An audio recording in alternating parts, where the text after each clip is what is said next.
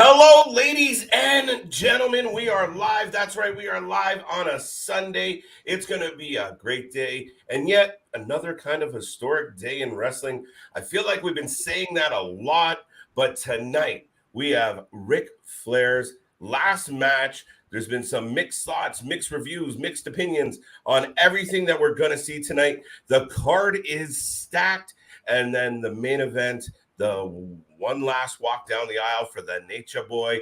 Let's find out what's going to happen. We're going to talk about it, and then we're going to kick off the pre-show, the pre-show, and the actual show. So stay tuned, folks.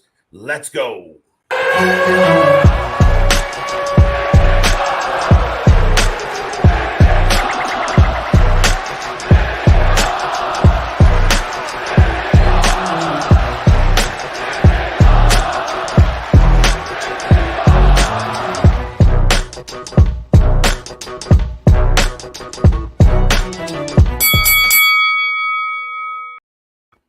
Ladies and gentlemen, we are live. That's right. We are live. The Wrasslin for Life Network is back at it again. 7 days a week. We don't stop. We're back tomorrow with Monday Night Raw. But before we get there, we have RIC Flair's last match, and I can't wait to see what unfolds tonight.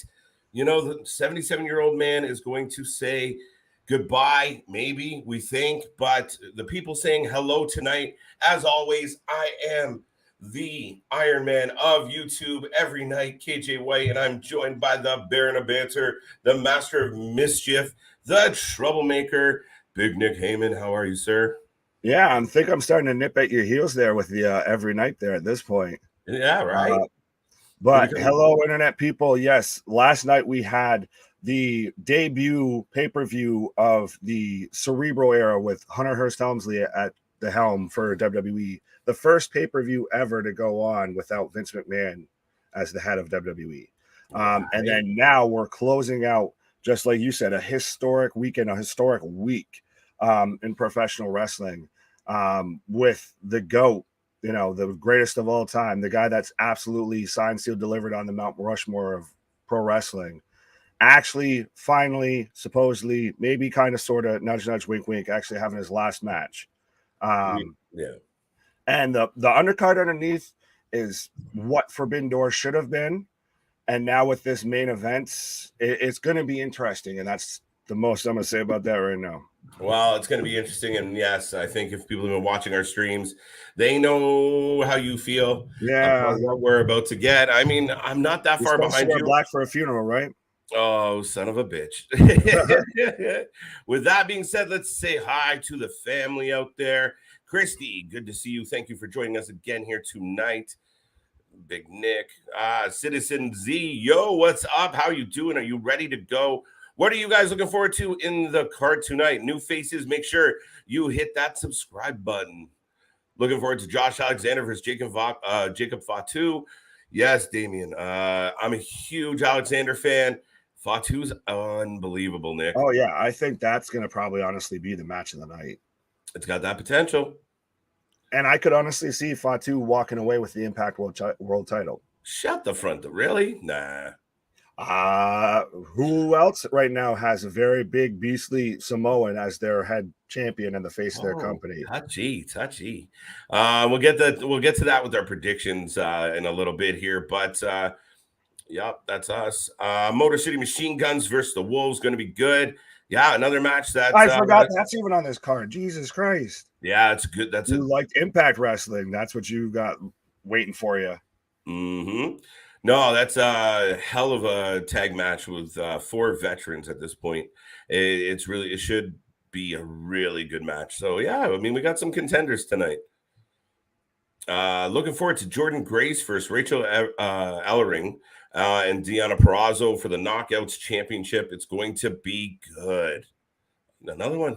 Names I like. Well, that's the thing. I know I have the card pulled up for when we kind of, get through saying our pleasantries of giving our predictions. But now that I keep looking at each match, it's like, Damien, wow, that's happened. Oh, wow, that's happened. Oh, right. Wow, that's happened. Yeah, no, Damien's pulling up a few here. Karrion Kross and Davey Boy Smith. Like, yeah, that's a tough one to call.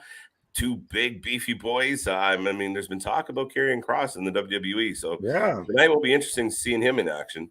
that could be his kind of, hey, Paul, hey, Papa Paul, come take a look over here. Hey, no, Papa Paul was very aware of what he had with Karrion Kross. That's why he pushed him so hard until he wasn't allowed to push anymore. Looking forward to the Briscoes versus the Von Erichs. The Briscoes are on the card. Yeah, I mean, it just keeps getting better. Yeah, they just had the best tag team match that I've seen that I can remember, honestly, with FTR. Mm-hmm. Yeah, they're unreal. I'm looking forward to it.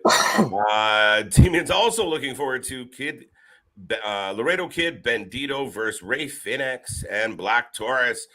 Yeah, it's going to be a Lucha spot fest. It's going to be a good one, though. Well, that's the thing. Like I said, that's why it's like the forbidden door that should have been, because there's a little bit of AAA, there's a little bit of Impact, there's a little bit of here, there's a little bit of there.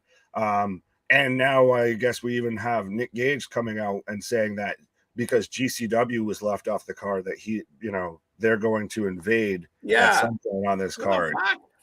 Well, I've said before that this has the potential to come off as very carny, very Vince Russo-ish, I'll put it that way.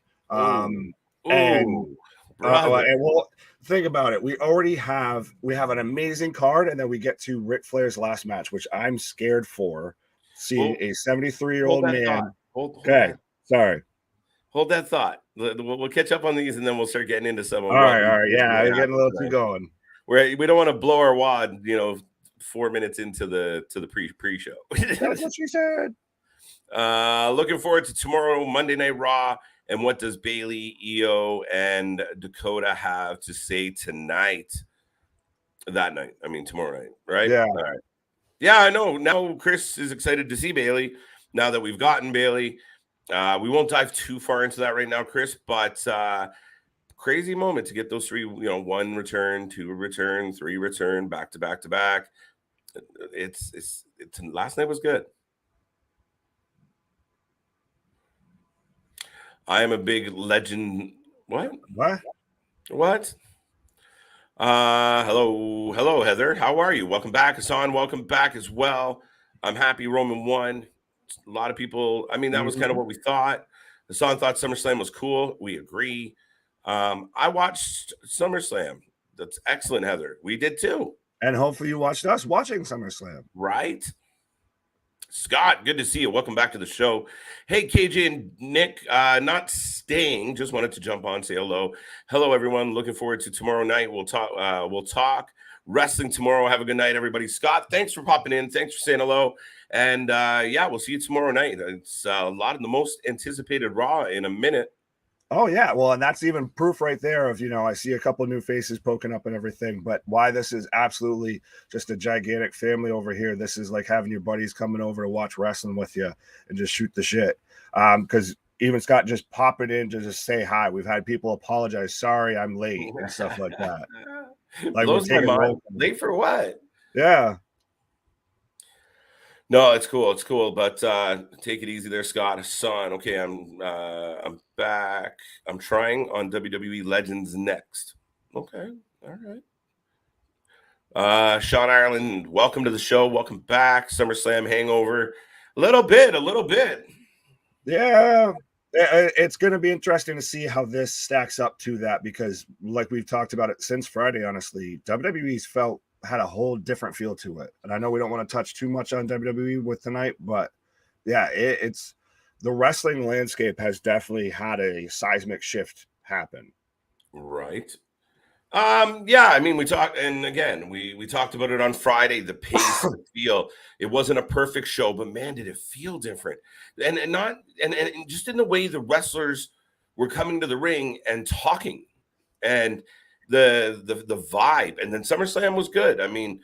Did we get all that we wanted? No, but then are we just being greedy at that point? Yes. Right. So we got a lot, and it was a good night. And again, the energy, the vibe, the crowd, it was good. We'll see where this goes.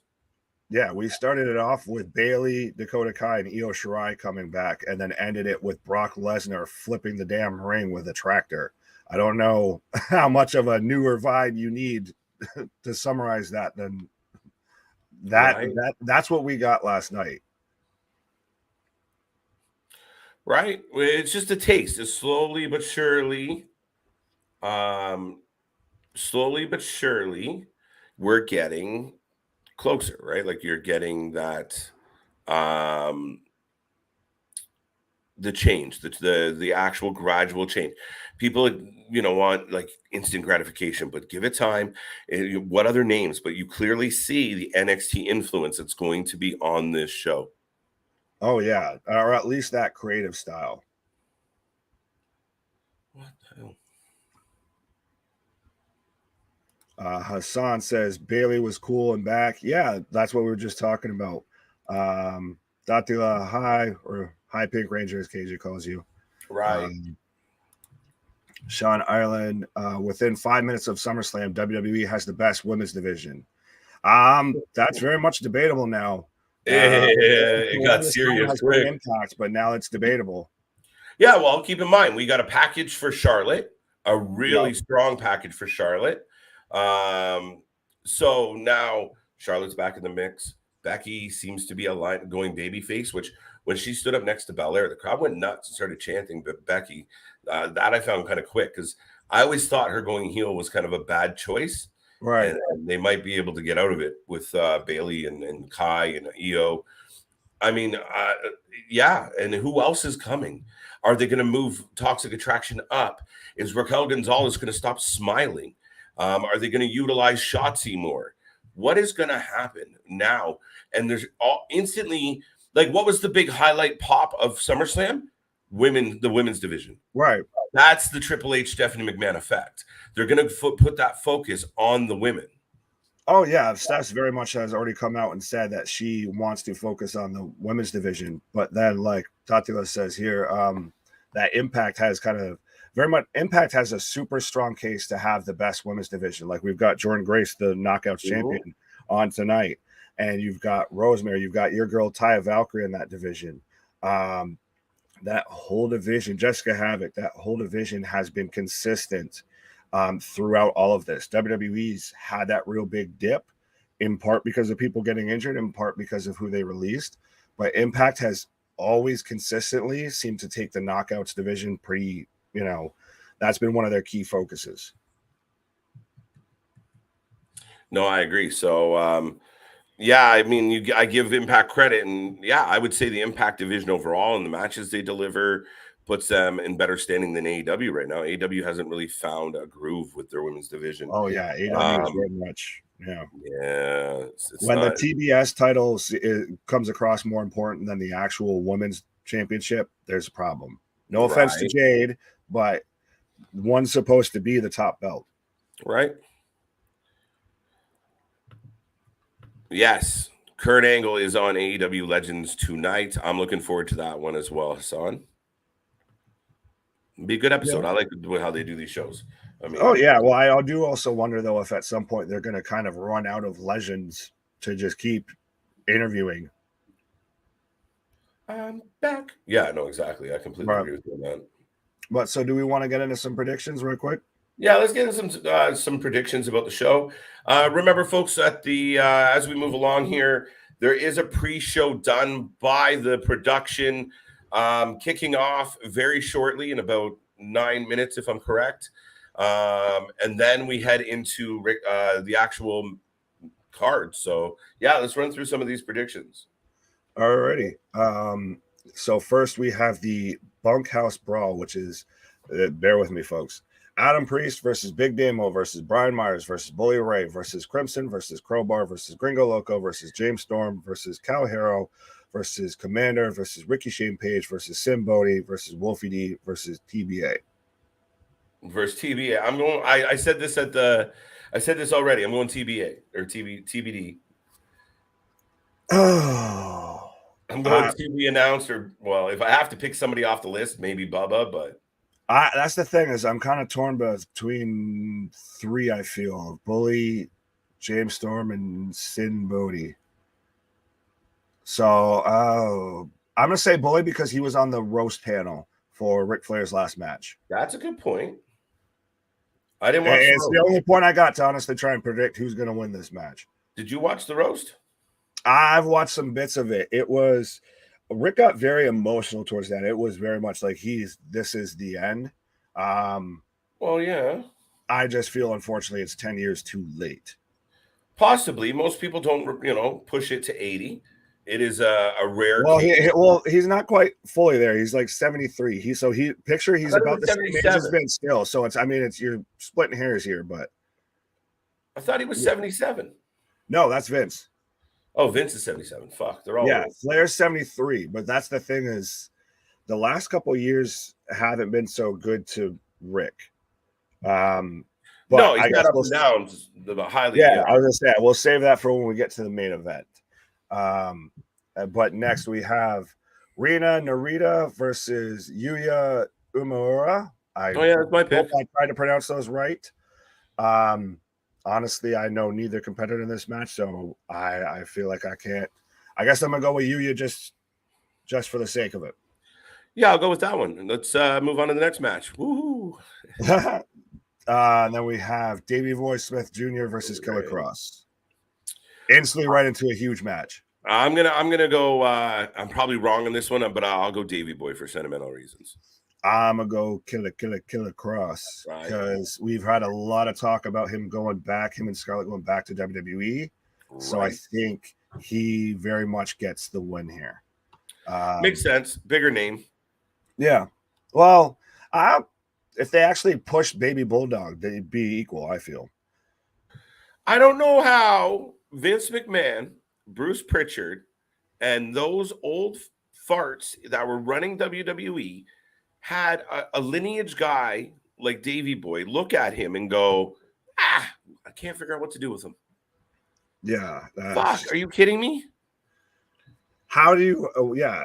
So he looks like a bigger version of his father, and you can't figure out what to do with that guy in the supposed land of the giants. Right. What'd you do with his father? Do the same shit. Right. And plus, correct me if I'm wrong, he's still holding on to the NWA tag titles with Commonwealth Connection, correct? I believe so, yes, sir. Right, with Mr. Williams? Yes. And then now, speaking of tag belts, tag teams, we have the Von Erichs, Marshall and Ross versus the Briscoes, Jay and Mark. I'm going with the Briscoes on this. They are one of the hottest tag teams, if not the hottest tag team right now in professional wrestling. Absolutely. Like they weren't already. Yeah, I'll go with you on that one. It's hard to go against the Briscoes or our FTR, who's 1A, 1B. I don't know how you want to look at it. I mean, other than the FTR going over a couple times. But they're neck and neck right there. Yeah, I'm curious to watch the Von Erichs. I haven't seen them very, very much. So, Sean says the Von Erichs are solid. So, yeah, I'm looking forward to seeing the Von Erichs in action. Killer Kross. Yeah, it's going to be interesting, especially just like we were talking about with Baby Bulldog, that lineage, that, family story is going to be interesting to see. Especially since this is under Jim Crockett Promotions. We're going old school tonight, folks. Right. A little bit. And then next we have the Wolves, Davey Richards and Eddie Edwards versus the Motor City Machine Guns, Alex Shelley and Chris Sabin. I got to go Motor City, right? Shelley's getting a push, a shine, a rub. Yeah, that's my vote. I'm going to take the Wolves just because, to me, I was a big fan of them in Impact, and I feel like Davey and Eddie, they haven't teamed together that much. I think we've kind of seen Sabin and Shelley be close recently. So I don't know. I guess I'm going to just go with my heart on this one and going for the Wolves. The Wolves, eh? We got some votes for the Briscoes, them boys. Then we got the Wolves being picked. MCMG. So see, kind of split. Well, that's the thing. That match could go really either way. Right. Well, a lot of these honestly could. Yeah, the only reason I think originally I thought that I went against the Motor City Machine Guns, but based on what's happening with Alex Shelley right now, let's say that's where we're going with it. Yeah, Carlos, I think you and I kind of flipped on that. What's that? Do you think we'll be going to 11 p.m.? I fucking hope not. Yeah, no. I'm thinking 10? 10? Well, I think the main event's supposed to start around 10-ish.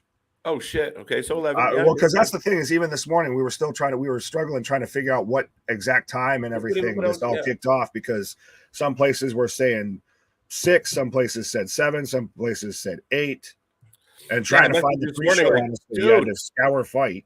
When the fuck is this shit starting off? Because like literally on the site, it was like starts at 7, and then it's like tune in at 6:05, and you're like, what? Wait, what? Yeah. It was all over the fucking place. Yeah, it's gonna be a fucking long one, and based on the card, yeah. I hope you like us, folks. I don't think that's in question. But so now we've got Rock and Roll Express, Ricky Morton and his son Kerry Morton versus the Four Horsemen. I still don't get why they're going by this name. But with Brian Pillman Jr. and Brock Anderson. Brock Anderson, who looks like he's the same age as his father. Brock Anderson makes me smile every time I see him. I can't help it, man. He just, I don't know. He looks like he should be working at Santa's help workshop or something. Like, he's just so friendly and cuddly looking. But I think he loses. No, the Horsemen have to win. Never mind. Horsemen have to win. I was going to say, I think the Horsemen win just because Ric Flair. Enough said right there. Yeah, enough said. I can't go against the Horsemen on Ric Flair night. Yeah. And then we have Alan Angels versus Takeshita versus Nick Wayne. And potentially I'm going to say Jonathan Gresham, because obviously we have the whole situation that's been going on with Ring of Honor and AW and Tony Khan. So I wonder, and he's going to be taking a break from professional wrestling. So I wonder if they're going to meet, if he's going to meet this obligation or not. I think he should meet this obligation. I think he will.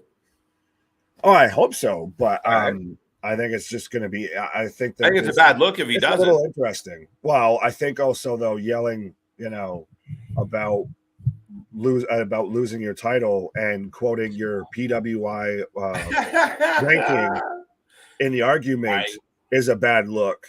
So I think this man's done a lot of bad looks lately, but I'm still going to take him in the match. If he's there, I'm still going to take him, because that's the thing is he's a phenomenal talent. I think he has a little bit of Bret Hart syndrome and takes himself too seriously.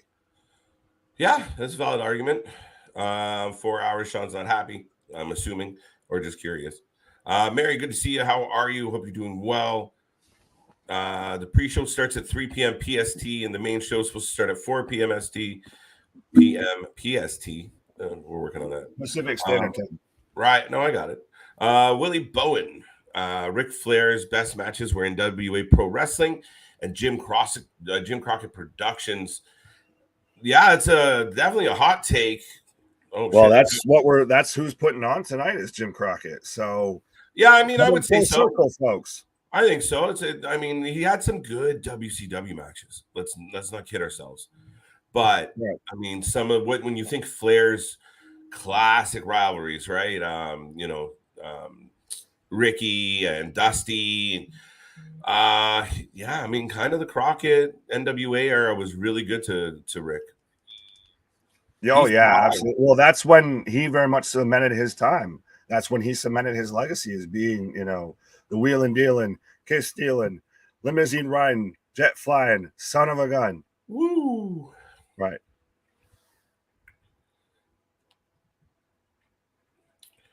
What's on the pre-show? I have no fucking clue what's on this pre-show. Yeah, I'm not sure if it's going to be a bit like WWE to where there is no match on the pre-show, or if I would assume, honestly, the New Japan match and the Bunkhouse Battle Royal would be on the pre-show. Maybe. It starts in 2 minutes. I'm hoping. Fingers crossed. The pre-show begins in 2 minutes, so we'll keep you abreast of what is going on. Yes. Your screen is black. Oh, turn it on. Well, that's because the pre-show hasn't started yet, but you can still keep watching us and then just keep us on in the background. That's it. What time is the pre-show? It's in 2 minutes. Yeah, it starts at 6:05. It's interesting that it starts on the 5 minutes versus just starting on the hour. I feel like GCW does that too at times. Like their shows start at like 6:07. Like you're like, what? This gives us a couple extra minutes to run through this. Listen, I saw that. Oh no, we'll get back. We'll get to that as we. You can go ahead. Next match. We have Bandito versus Laredo Kid versus Ray Fenix versus Taurus. This is a tough one. I have Bandito. I'll go Phoenix, just the biggest name in the pile. Yeah, I feel like Bandito, he deserves more credit. Like, I would love to see him in AEW. Like, give me him versus Penta in AEW. Absolutely. He was a big deal in ROH, and then surprisingly, when Tony purchased ROH, he kind of just let him go off to and just stay mostly with AAA and CMLL. Jason, are you talking AA Arn Anderson? S. What am I missing here? I don't know. Maybe he's just saying hi. Hi. Oh, hey, buddy. Hey. Hi. Oh, okay. There you go. Pre-show is on Fight. Yes.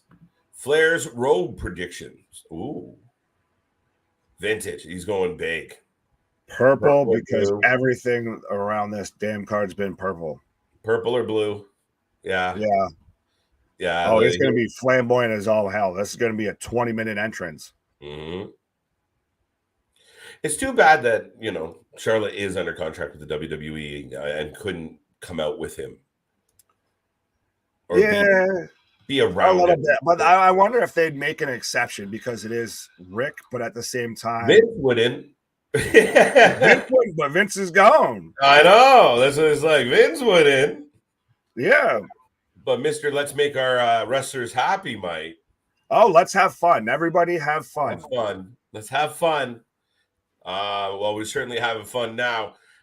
Flair's road prediction is the pre-show on Fight. Yes, it is. Okay. Jason, you lost me. How's everyone doing tonight? Gary Brown, good to see you. Thank you for being here. Welcome back. Some love for the fam. Black Taurus, Ray Phoenix. Damien with his picks. I'm back. Welcome back. I like when people come back. Welcome back. Welcome back. Welcome back. KJ and Nick, do you think Ric Flair will actually fight? Yes. I hope to God not. We'll get there. But yes, right, we'll get there. We're getting there. We're 2 matches away. He's going to surprise everyone tonight. In one way or another. There you go. And so it's going to be Jordynne. What we were thinking. Sorry. No, go ahead. It's just the same sentiment we had about, But new management might be a little more lenient. So we have Jordynne Grace versus Deonna Purrazzo versus Rachael Ellering for the Impact Knockouts World Championship. I think Jordynne Grace still retains. I concur. Jordynne Grace will not lose that title on this show, not on a Crockett show. If she loses the title, it'll be on the Impact show. Deonna Purrazzo is a great contender, but she hasn't exactly been in the title picture. This has kind of been, a name-based booking. Well, Deonna just had the belt, though, too. That's the thing. Oh, shit. Deonna just had the belt, and Rachel's just getting in there because of Ellering. Yes. So, I mean, I don't think Ellering's going to win it just because of I know we said, don't bet against that kind of thing tonight, but Jordynne Grace is going to hold on to this title. And, folks, our commentary team tonight is Tony Schiavone and David Crockett because the pre-show is kicking off right now, and they very much have the old-school Jim Crockett promotions. Like, if you've seen the old Ric Flair promos of, the Wheel or the old Dusty promos, Dusty baby. It looks exactly like that, and I love it. This is very much a classic wrestling event tonight. My shit doesn't want to play nice. All right, what else we got? Jordynne Grace, champ retains. Show is starting. Yes, it is, folks. Just so you guys know, the pre-show for RIC Flair's last match is kicking off. My Fight TV says no, it's not. Oh, we've got the Coke boys from AAA here too. Oh yeah, yeah. The Coke boy. It was one dude, and we don't know what that stuff was. It was pixie sticks, folks. Oh, and Ian Riccaboni from Ring of Honor is here as well. Like that. This is very much like I said. This is a classic style. Yes, let's go. I like Riccaboni. I think Riccaboni should get hired by AEW, or I could go with Riccaboni in WWE. Have him on Raw. Get rid of Jimmy. Jimmy, listen, I like Jimmy, but he's just a terrible fucking commentator. He's terrible for wrestling. He doesn't know that. He doesn't really call out the moves. Maybe he doesn't know what they are, but he doesn't really call out the action. But he doesn't like. Again, like it's that little thing. Like when you get a JR or a vet, and if anyone says Excalibur, I'll tell you to fuck right off. I don't want to hear that. Well, shit. That's who I think Riccaboni should replace on AEW. Yeah. But even like last night with SummerSlam, Michael Cole felt like an entirely different human being. He was fantastic on commentary. Him and Corey going back and forth at each other. Oh, I'm digging the music, the live. Yeah, right now Yuya is in the ring, so we are getting a match or two on the pre-show. There you go. Jonathan Gresham, Nick Wayne, Alan Angels, and Takeshita. It's going to be a good match. Yeah. Right now we've got the New Japan match, but so last two predictions for the tonight. Okay. Josh Alexander versus Jacob Fatu for the Impact World Championship. I got to go Josh, buddy. I got to go Josh. I know, Captain Canada. I got to go Captain Canada. So then I got to go Jacob Fatu because my other favorite, amazing, talented Samoan just won last night. So why not have it go back to back? Right. I wrestled as Captain Canuck one time. Captain Canuck. He was like a Canadian Kurt Angle knockoff. Like Lance Storm having every belt being the Canadian World Championship and this and that. Right, kind of. So. And then now, the main event, the reason we are all here, besides us two beautiful bastards, is Ric Flair and Andrade El Idolo versus Jay Lethal and Jeff Jarrett. I'm going to let you go first on this one. I think Andrade El Idolo gets the pin. That's what I think. Mm-hmm. I think we're going to get it at most a really good Andrade versus Jay Lethal match with maybe Jeff Jarrett doing some spots. I'm very concerned that Ric Flair's last. What do you have on your screen right now? I have Yuya and Ryu right now having a match. Right now they're in a headlock, and the clock timer is at 49, 15, 14, 13. I got 02, so I'm slightly ahead. I'm like 10 seconds ahead of you. No, you're fine. We're good. We're perfect. Okay.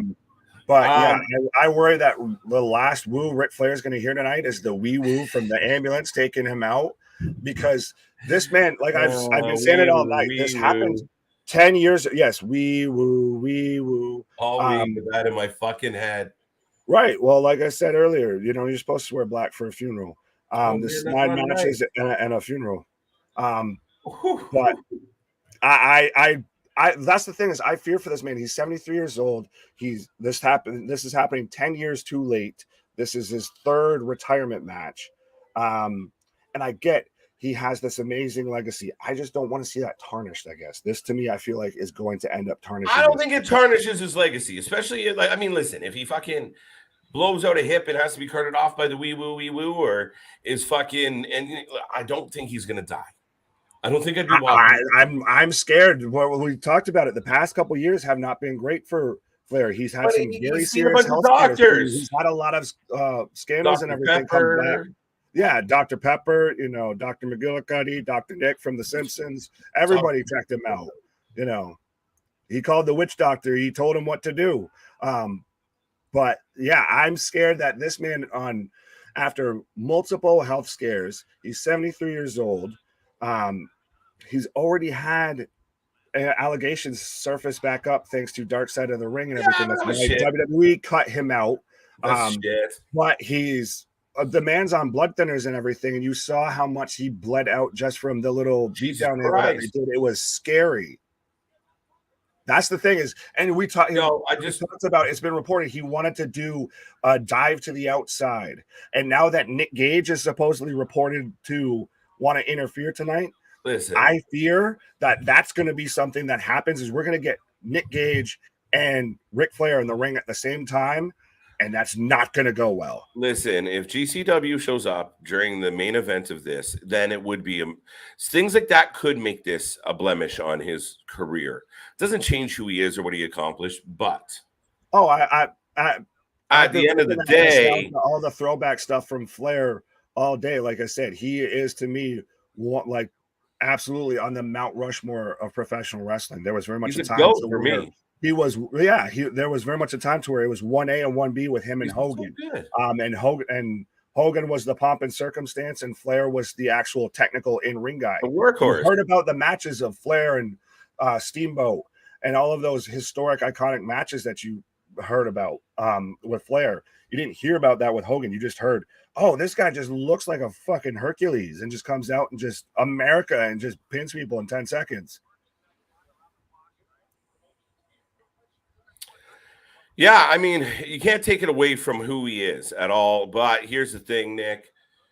I think the tag match insulates him, allows us to see a lot of action without him being involved in overly all of it. We're going to get a woo off between him and Lethal.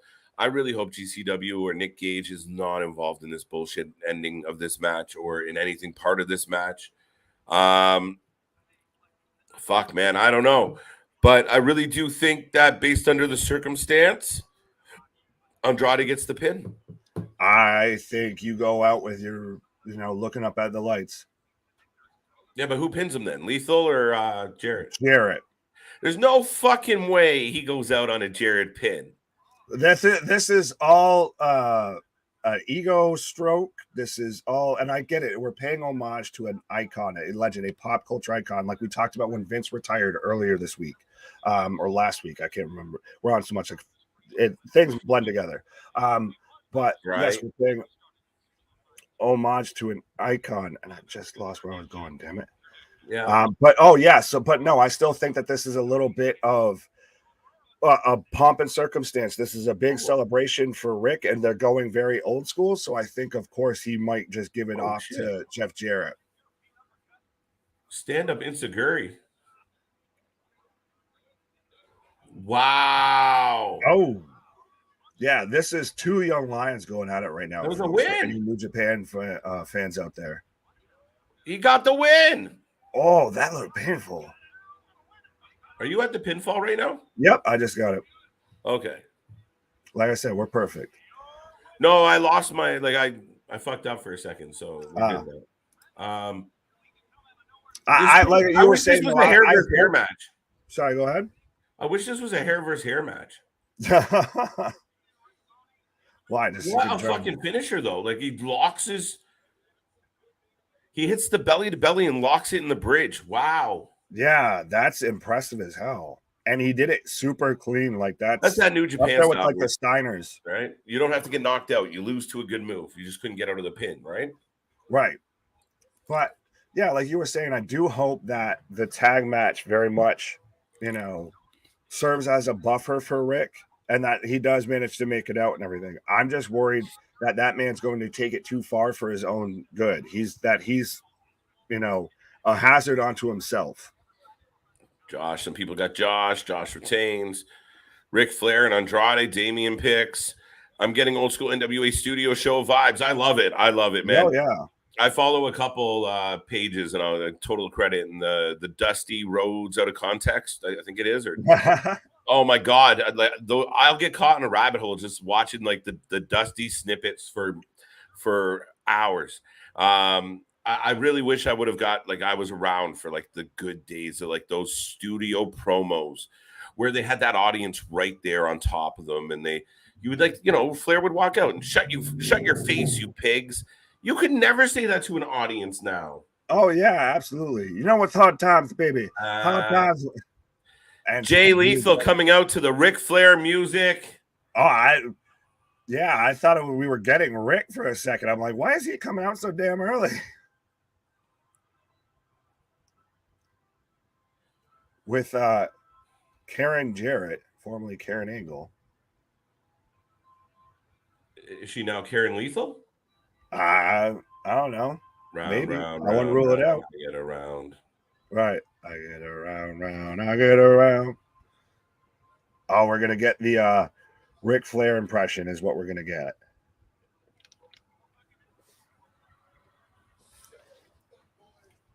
Right? Yeah, we're getting the Jay Lethal doing the Flair. Yeah, we knew this was going to happen at some point.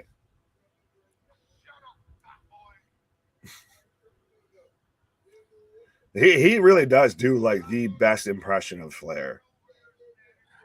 Listen, I mean, people hated it, but I mean, when he was when he did Machismo, I was down. Oh yeah.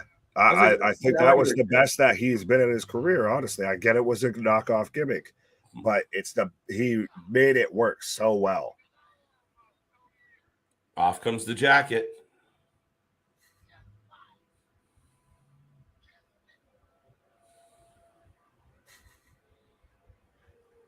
Oh, he's gonna elbow drop the jacket. Oh yeah, good thing you didn't no. do that on the stage. Probably would have broken your elbow there, sir.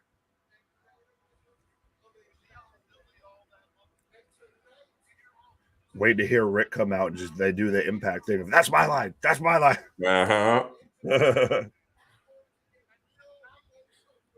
Rick. Oh, a couple of people agree with me on the whole Ric Flair and Andrade.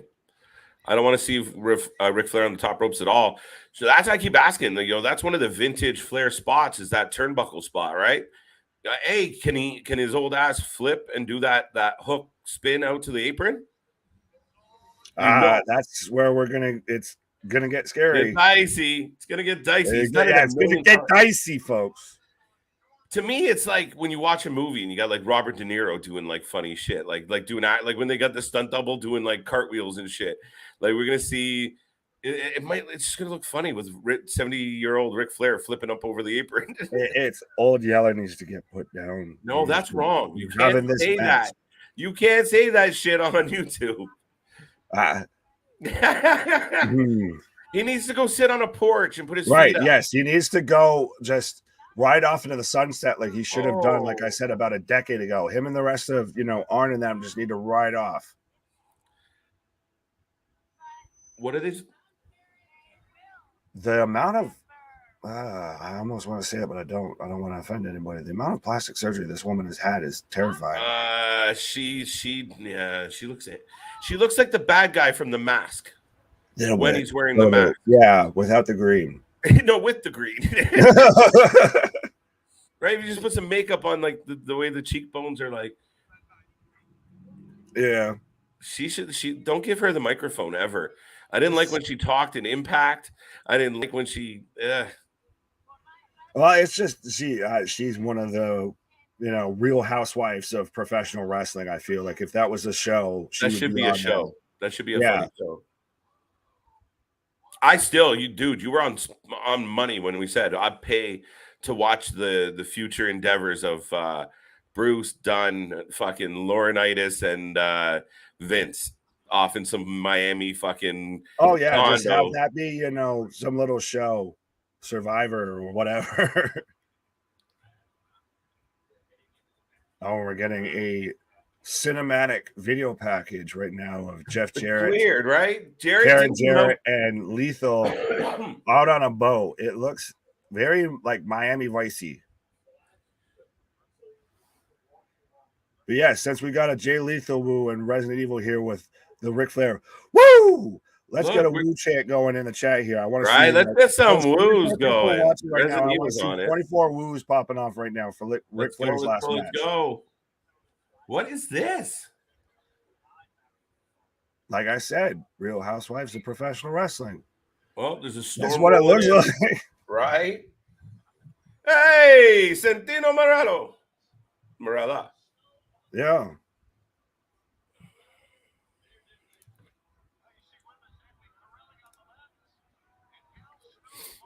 There you go. Good old Toronto boy. I see the woos rolling in. Fred the Clown. Frank the Clown. Did I say Fred? Frank the Clown. That's what I thought you said. There's going to be a very eclectic group of people here tonight. Oh, absolutely. Well, this is a very eclectic card. That's true, too.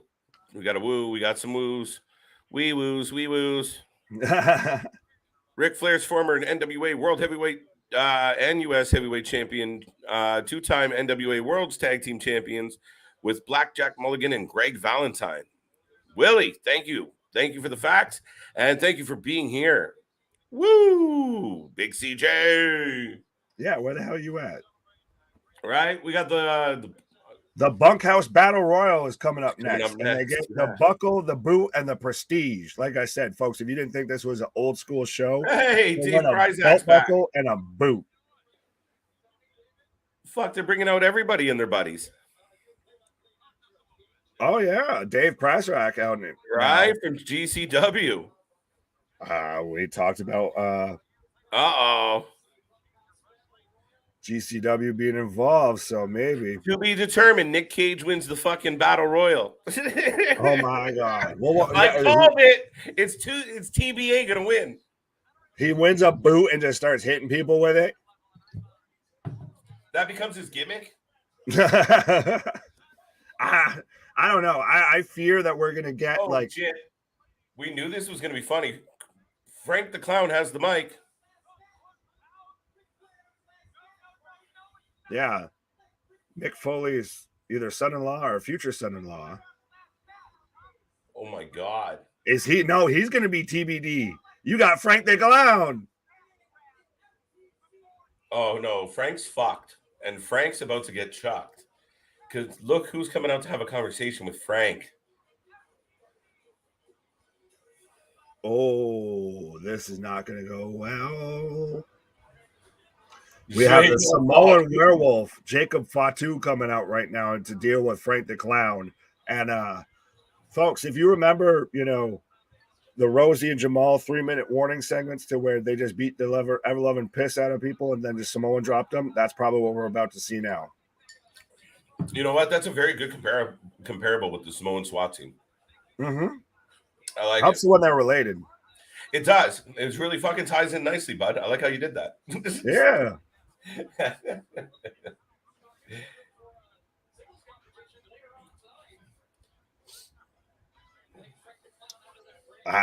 Yeah, like you said, though, I feel bad for Frank. He's about to just get thrown. Oh, yeah, we're not done with Frankie. Here comes the screen. Hey! Yes, it's Mick! It's your buddy! Actually, your wife's buddy. Yeah. No, my wife's buddy. Your wife's buddy. Yes. For those of you new tuning in, during one of our live streams, I think it was our podcast either last week or the week before, Mick Foley ended up happening to stop into my wife's work and ended up meeting my wife and everything. Got a picture with her. That your dumbass on stream talking to me live on stream while I'm sitting here talking about wrestling. She's meeting one of my idols. So you can see literally my reaction change pre, Mick pick. That's fun to say. And post Mick pick. Oh, and Mick's throwing Frank back in. Bang, bang. My favorite. Bang, bang. I had a friend that would do that everywhere we went. Have a nice day. Oh, super kick. Oh, no. Sorry, Frank. Yeah. Frank the Clown needs a new face. Aisle 1. Woo. I didn't even know y'all started. Dude, how do you... He's in the same conversation. Do you watch this right? stuff? Or are you watch this stuff? He's in the chat with us, right? This man's always plays ignorance. I didn't know what was going on. I don't read your shit. We love you, CJ. Get out here. And now we have Mick and Jacob hugging it out. So yeah, some hugs for us too. Willie says during Gray's first Brick House NWA World Women's Champion, Camille would be a great match. Yes. Camille impressed me last time I saw Camille. It took me a while to warm up to her. Dixie Carter. Yeah. Yes. Sorry. No, you're good. One of the, the three-headed monsters of, terrible professional wrestling, Dixie Carter. And Nick Aldis. JBL looks half in the bag. Trash! Oh, he absolutely is. He is 3 sheets to the wind. This man's eyes are more bloodshot than Cheech and Chong. Trish is talking. Be quiet. Yeah. Princess Canada. Yes. The Queen of Canada has spoken.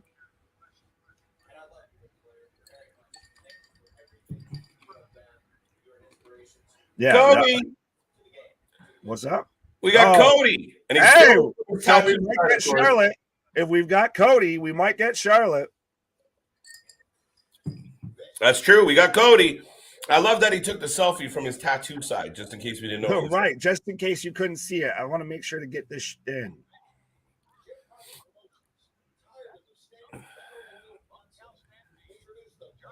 Laugh my fucking ass off. Nick, you got to answer some questions. Film Nation, good to see you. Welcome back. Thank you for being here. RIC Flair's last match. I don't believe he wants to wrestle for one final time. I don't think he has a choice, dude. Yeah, like I said, that this is this should have happened 10 years ago. That this is happening now. This is scary. That like this, it feels unsafe to me that he's going in at this point. So this needs to be, regardless of what he wants it to be, this needs to be his last match. It looks like there's going to be approximately 5 unknown people, but we have Demo in the ring already. We got, I don't know, we got guys in the ring.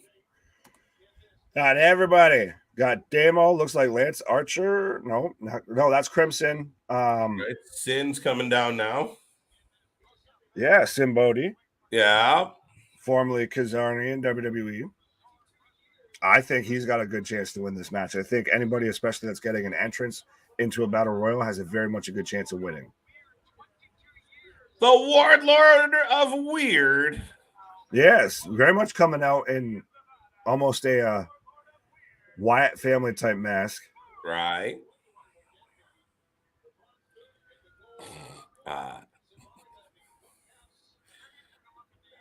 What else we got? Film Nation.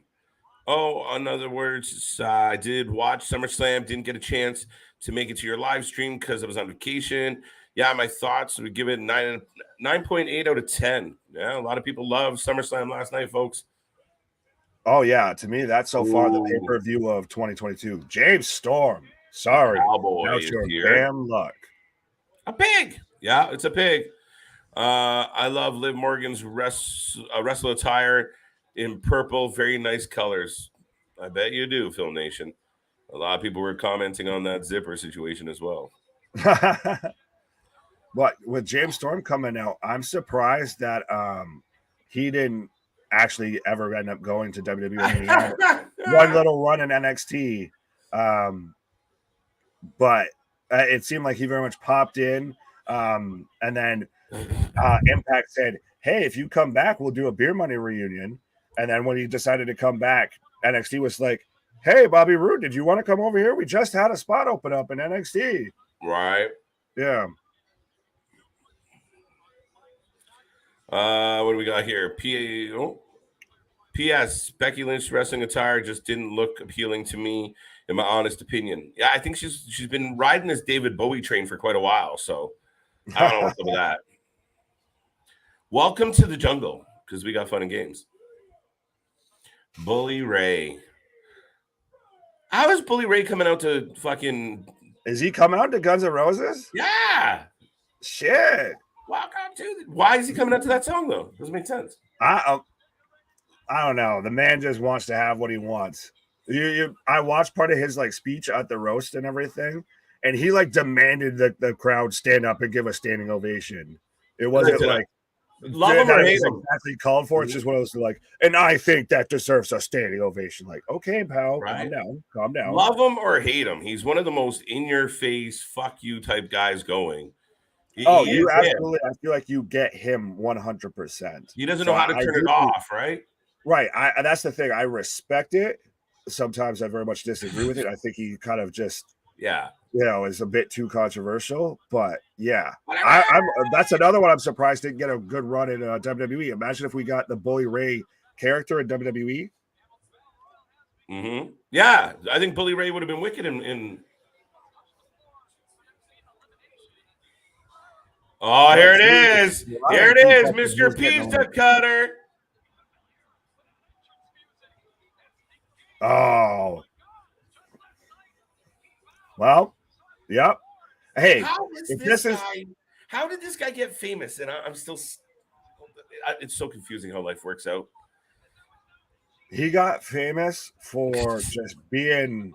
I gotta go back and start stabbing myself with shit. Nick, help me out here. The man's got such a criminal record and everything like that. Right? He's a super controversial figure in professional wrestling. I think that's what got him. Oh, I do like this though. I will admit it.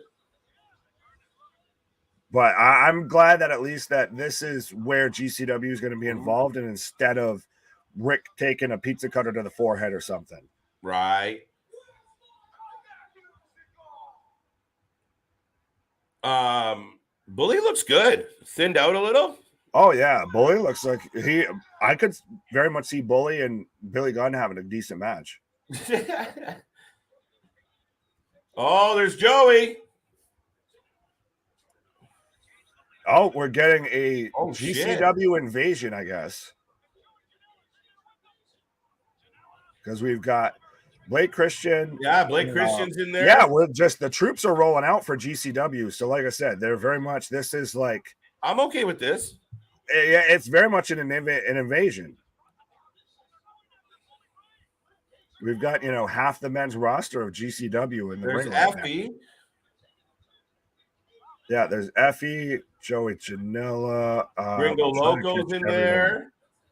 Blake Christian. This is like fucking name the guy. Like, right, where's Waldo? Game, right? Oh shit! Did Bubba Ray just? Oh shit! I thought he like literally just ducked his head into Blake Christian's. Oh jaw. Yeah, that's very much what it looked like. And granted, he did the perfect prop follow, falling completely forward, but it looked like that was just skull on skull. James Storm. Well, it made this battle royal fucking interesting. I'll give you that much. Oh yeah. Well, it's very much seems like GCW versus the world here. Mm-hmm.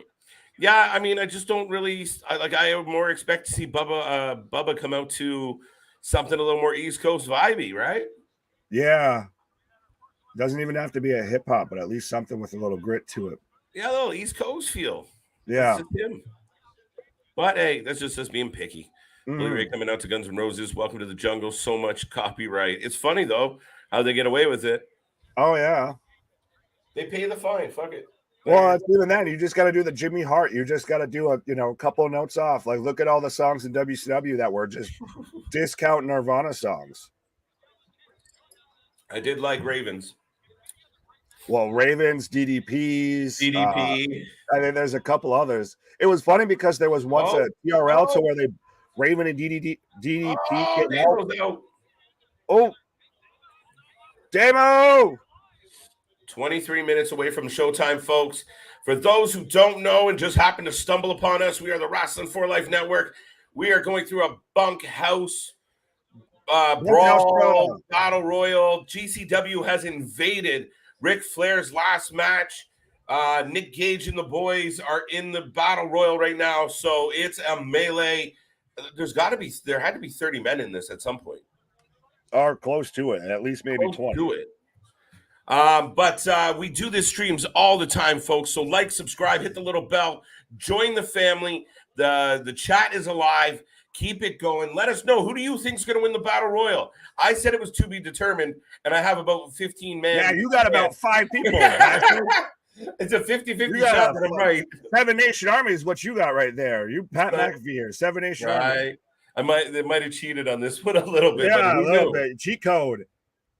Crimson right now just headbutting everybody. Eddie Kingston versus Bully Ray. Whew. Oh, please. Tony. Right.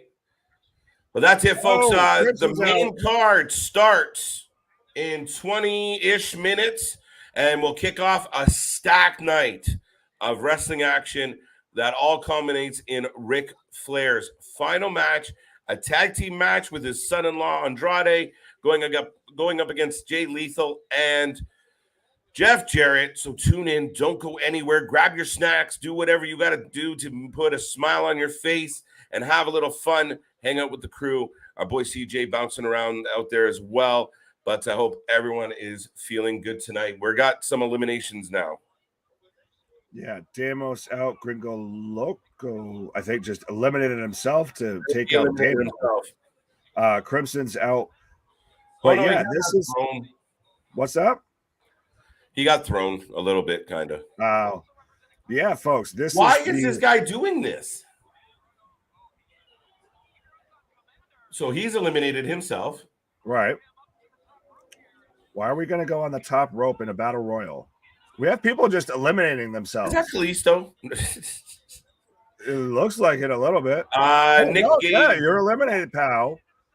Sorry you forgot the rules of professional wrestling. Is that Crash Holly in the middle of this ring? No. No, I know it is. Oh, God, not Gage. Yeah, some people are cringing right now. Yo, yeah, well, I'm glad, like I said, I'm glad that this is happening now on the pre-show and everything versus happening when Ric Flair's involved and he might try and just do anything he can in his last match. Wolfie D is out. P-Breaker news, breaking news. There's a problem with the there's problems at the production truck. I don't doubt it. Well, as you say that, we have Simboni taking out like ring ropes and just like hanging people with them. And that's the thing is like that happens. A little black screen in the corner kind of popped up. I was like, okay, well, Simboni's just dragging around power cords right now. Where did? All right, now wait. What? Oh, there goes Sin Bodhi by Joey Janela. No, we won't. I want to give this one to Ric Flair. He's going to win the match. Yeah, I think Andrade gets the pin tonight, guys. I really do. Wrestling fans, she ain't a part of us anymore. There you go. Oh no, that's guys, who cares? GCW Invasion. Yes, absolutely. Yeah. Dun dun dun. That reminds me of old school TBS Saturday night, doesn't it, Gary? Oh yeah, this is very, like I said, this is old school classic wrestling. This is, the 80s style professional wrestling. Effie just humped a man out of the ring. Just in the face.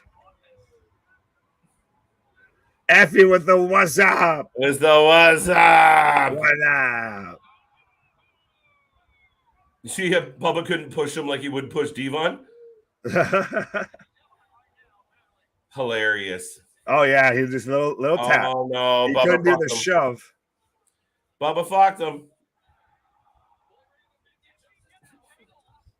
And then yep. The it's Cowboys out. Never trust a bully. Blake Christian's out. Justice. Effie Bully. Did you pick Bully? Yes, Bully on a tear right now. Just everybody from DCW. Bully Ray just eliminated like 6 people in a row. Shit. Oh, he just big booted Blake Christian right out of the air. And look at Joey Janela's eyes all fucked up from his last botcharama. Yeah. Oh, and so we down to Bully Ray and James Storm versus Joey Janela. And I'm sorry, I can't remember the fourth gentleman's name. It's Skin in the Cat. That's Storm. What's his face with the bandana? It's yeah. Man, that's upsetting. We have dual Skin Lance Warner. Lance Warner. Oh, and James Storm turns Joey Janela inside out with a. Oh wow. Well, dude, it comes down to you on this one. TBD versus Bubba Ray. Right now, just in rapid succession, we just got James Storm and Joey Janela out, and we're down to Warner and Bully Ray. Bully Ray. Lance. CJ, would you stop it? Let's go Ric Flair. Who was that masked wrestler that got eliminated? It's not Ninja Mask. Was that Ninja Mask? No, I can't. Shite. Kalisto? No. I'm trying to look Dragon through. Star. Commander. Camacho. Camacho. All right, Bubba got his own table. Oh, we're gonna get the powerbomb through a table spot. Right? Did it on his own. Hey! And just broke that man in half through a table. You still got it. I don't think he ever lost it. I love the fact that the crowd is chanting ECW in the face of what a lot of people, 2020. Oh, no way! Well, there you go. I was right. Yes. What? Oh, what? Why? What?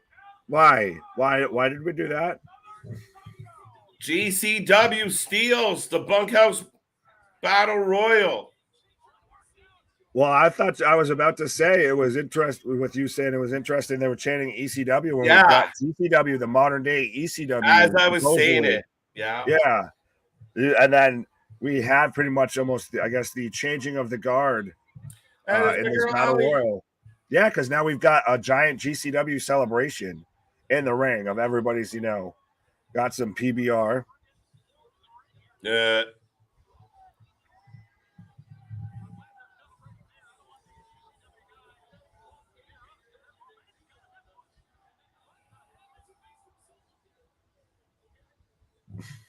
they just?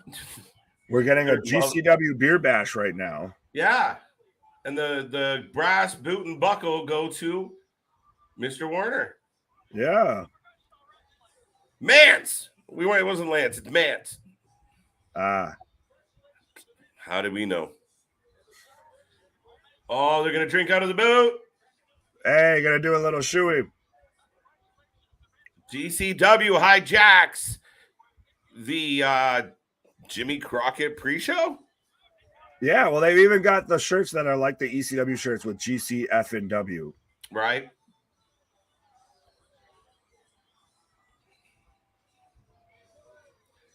Guys actually came with Mance cutouts. Who knew? I don't know, but I'm interested to see where this goes because, like we were just saying, of GCW very much is trying to be in that vein of ECW, just in the modern era.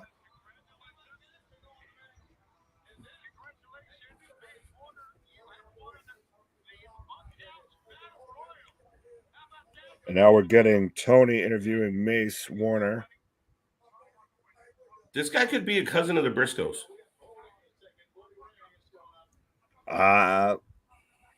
Yeah, maybe. I think it'd be interesting to see like him in a tag team versus them. Oh, Bully's already right back in his face. There you go. Some respect. I feel like it's too easy. No. Hand raise. Yeah, that was a quote unquote passing of the guard moment. There you go. They got ECW's blessing, I guess. There you go. I'm back. It's my birthday. I was eating cake and ice cream. Now, next year for your birthday, you put the ice cream and the cake together. But Mary, I hope you're having a wonderful birthday. I hope you have a big old smile on your face. And happy birthday to you. So folks, drop Mary a happy birthday. Yes, happy birthday. Just what was it? Last week was your birthday, KJ. That's it. Rolled right through. I still have a little bit of cake left. It's funny. Warner's crazy. Yeah, Warner was just in a match on one of the streams that we watched recently. Yeah, I mean, he's all right. Oh, yeah. Well, that's the thing is even like Blake Christensen, GCW does have some talent in there. It's just the guys like Nick Gage and Jordynne that give it a kind of a rough name. Boo. Fuck you, Tony.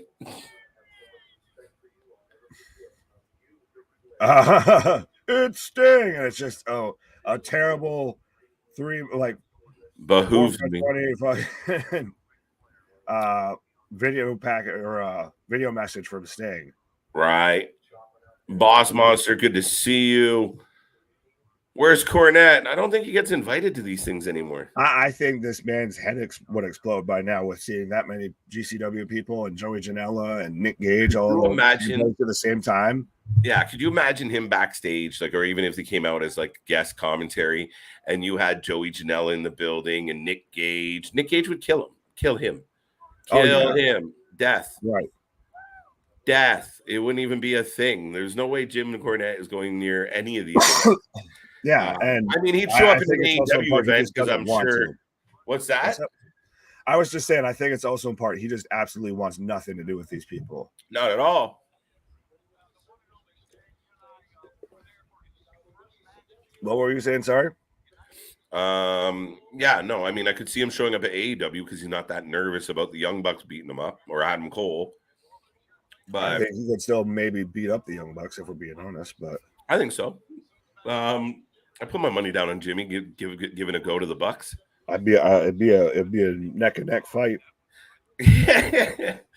But yeah, I don't see him showing up any place that you can find any of the GCW members. Yeah, nobody that could really cause some serious harm against us. Hey, it mixed in the crowd, man. Wardrobe changed super fast. Right? No, wasn't he wearing that? No, he had his the flannel. Oh, the plaid shirt. He switched into his Santa shirt. Yeah. Yeah. Woo! Cheers, folks. Woo! All right, what's next? What? I'll have to do the woos. Jim Ross. Hey, good old JR.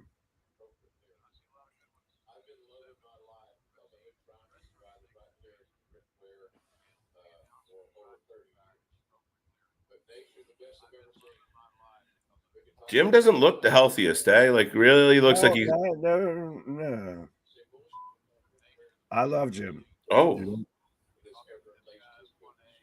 There you go. JR laying some truth down called bullshit. Yeah, they're having to bleep out JR here.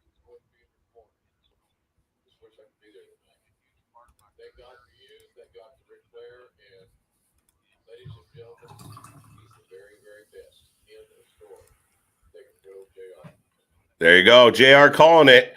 The Nature Boy Ric Flair is the best that ever did it.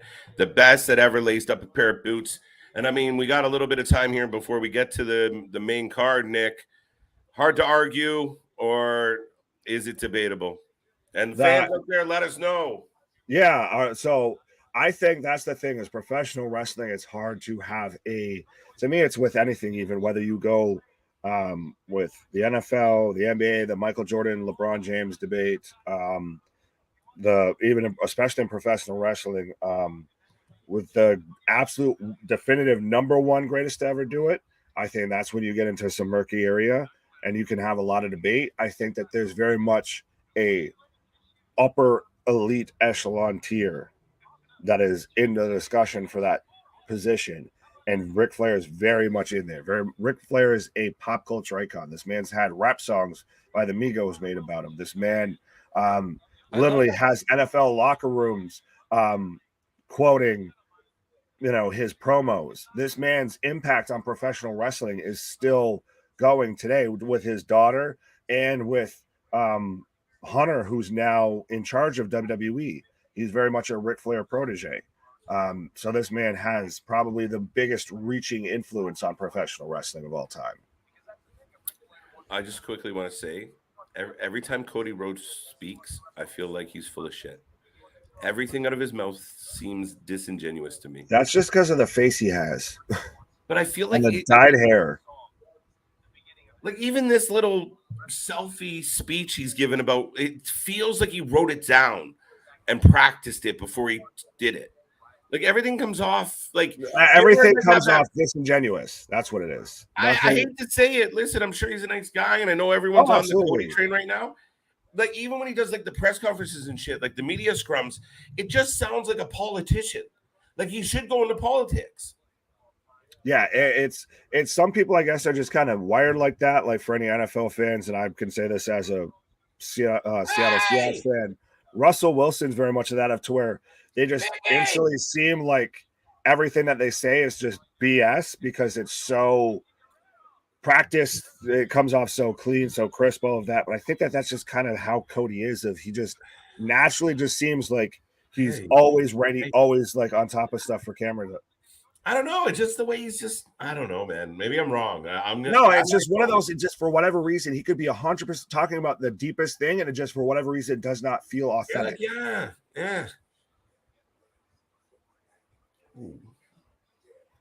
Oh, I think we're kind of getting a do not try this at home. Is that what we're getting? Video package. Yeah, because we're getting everybody, holding their knees, their ankles, their backs. No, we're getting a commercial for Emergence right now. The Friday, August 12th, semi pay-per-view by Impact Wrestling.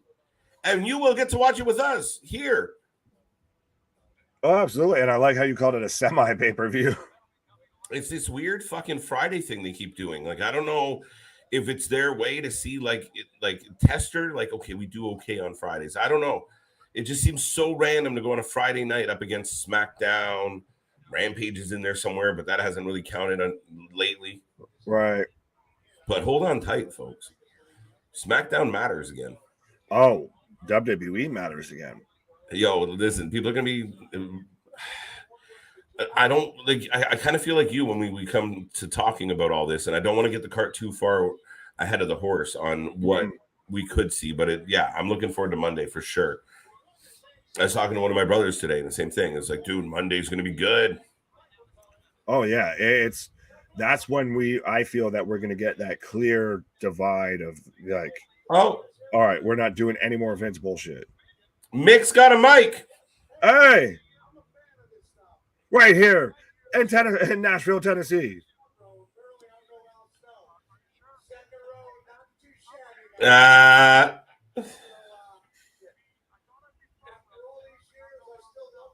got nowhere else to go. That's funny as shit. Al Snow in the front row. He's like, I got in the second row. Hey, Hugh.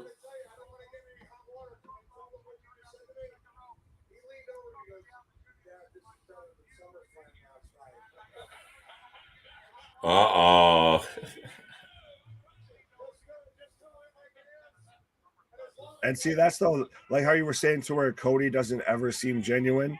Nick's the exact opposite of that. Of he just always, no matter what he's saying, you fully feel like that's from the deepest parts of his heart of what he's saying.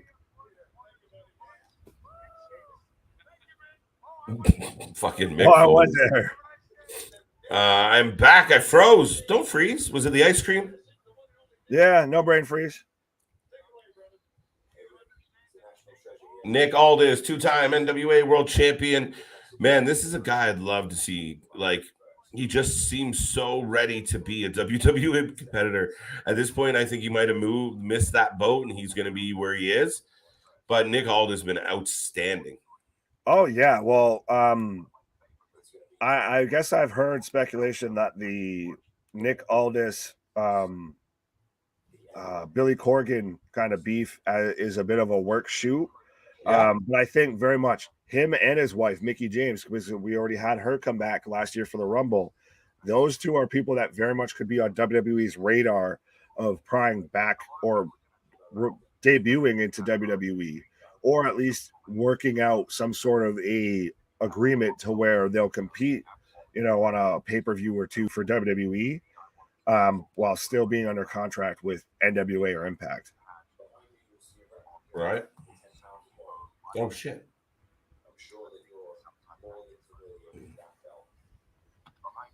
All right, folks. We're coming up. I'm coming up.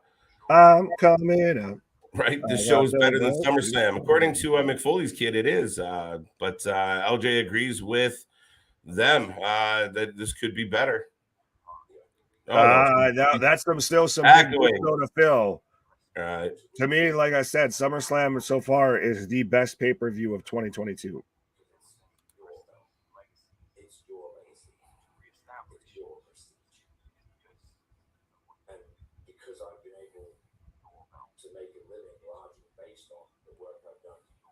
Wow, Nick Aldis seems to be trying to fill up all of these last minutes here because this is a little long-winded, sir. Yeah, but Nick is, I will say, he's a little teary-eyed. It's definitely from the heartfelt. So we are rolling along, folks. Just keep in mind at the top of the hour, we will be bringing you, actually 5 minutes after the top of the hour, we will be bringing you RIC Flair's last match, the card kickoff. That one's, oddly enough, starts on the hour. So on the hour, 2 minutes should be. There you go. Fuck me. No, you're fine. It's because of, I have the timer right now on fight. So in 2 minutes and 12 seconds, 11. 2 minutes and 12 10, seconds. If you want to try and sync up with us, I'll try and make that happen as best I can without getting an issue. But yeah, oddly enough, the card starts on the hour, but the pre-show started 5 minutes after the hour. There you go. So with that being said, yes, Mr. Hardcore Country, Nick Aldis, is this is long-winded as shit. He's going to kill the last 5 minutes. And I say that as someone who's long-winded myself. Right? No kidding. How has the show been? Good. We got the GCW boys hijacking the Battle Royal. And then we had one other match that I really didn't pay attention to. I'm not even sure who won it. Yeah, we had a New Japan Young Lions match. There you go. So far, I have the cards. Let me see if I can. I wasn't able to listen to you all last night. What did you think of SummerSlam? Gary Brown, I gave SummerSlam pretty high marks. I mean, I know I was in the 8 region with out of 10. Nick kind of overshot his wad and gave it a 10. No, 10 on 10. That was the dawning of a new era. That's the first pay-per-view in WWE history that did not have Vince McMahon at the helm. And it very much felt like it. Like I said, it was bookended with Bayley, Dakota, and Io coming out as a new faction. And then Roman retaining after Brock Lesnar flipped the damn ring with a tractor. Right. And Paul Heyman took an F5 through the announce table. So that's very much... Yeah, Logan Paul did a frog splash through a table onto the Miz. Right. So that's very much not the Vince way. No, I mean, overall, it was a great show. I'm not taking anything away from that show. But, I mean, I think for me, it's hard to give out a 10 out of 10 on that. There was definitely a lull in the middle that I wasn't a big fan of. So, I mean, it was a good night, though. It was a really good night, Gary. And 8's still reasonable. I think it's more of just the high spots that won me over. I happen to agree with our buddy here. Sean, a little bit. And like I said, that's coming from two gentlemen who very much like to talk. Ladies and gentlemen, what? I said, and that's coming from two gentlemen who very much like to talk. Wow, that's not what I heard at all. But that's good. I'm glad I heard it proper the second time. With that all being said, folks, we are ready to kick off RIC Flair's last match. The card is stacked. If you haven't told everybody you know to show up here, like, subscribe, and enjoy the fun, then what are you waiting for? Let everybody know. We got RIC Flair's last match. We're running through and we'll let you know exactly what's happening. It's going to be a crazy fucking night, folks. Happy Sunday. Happy RIC Flair Day. Let's go.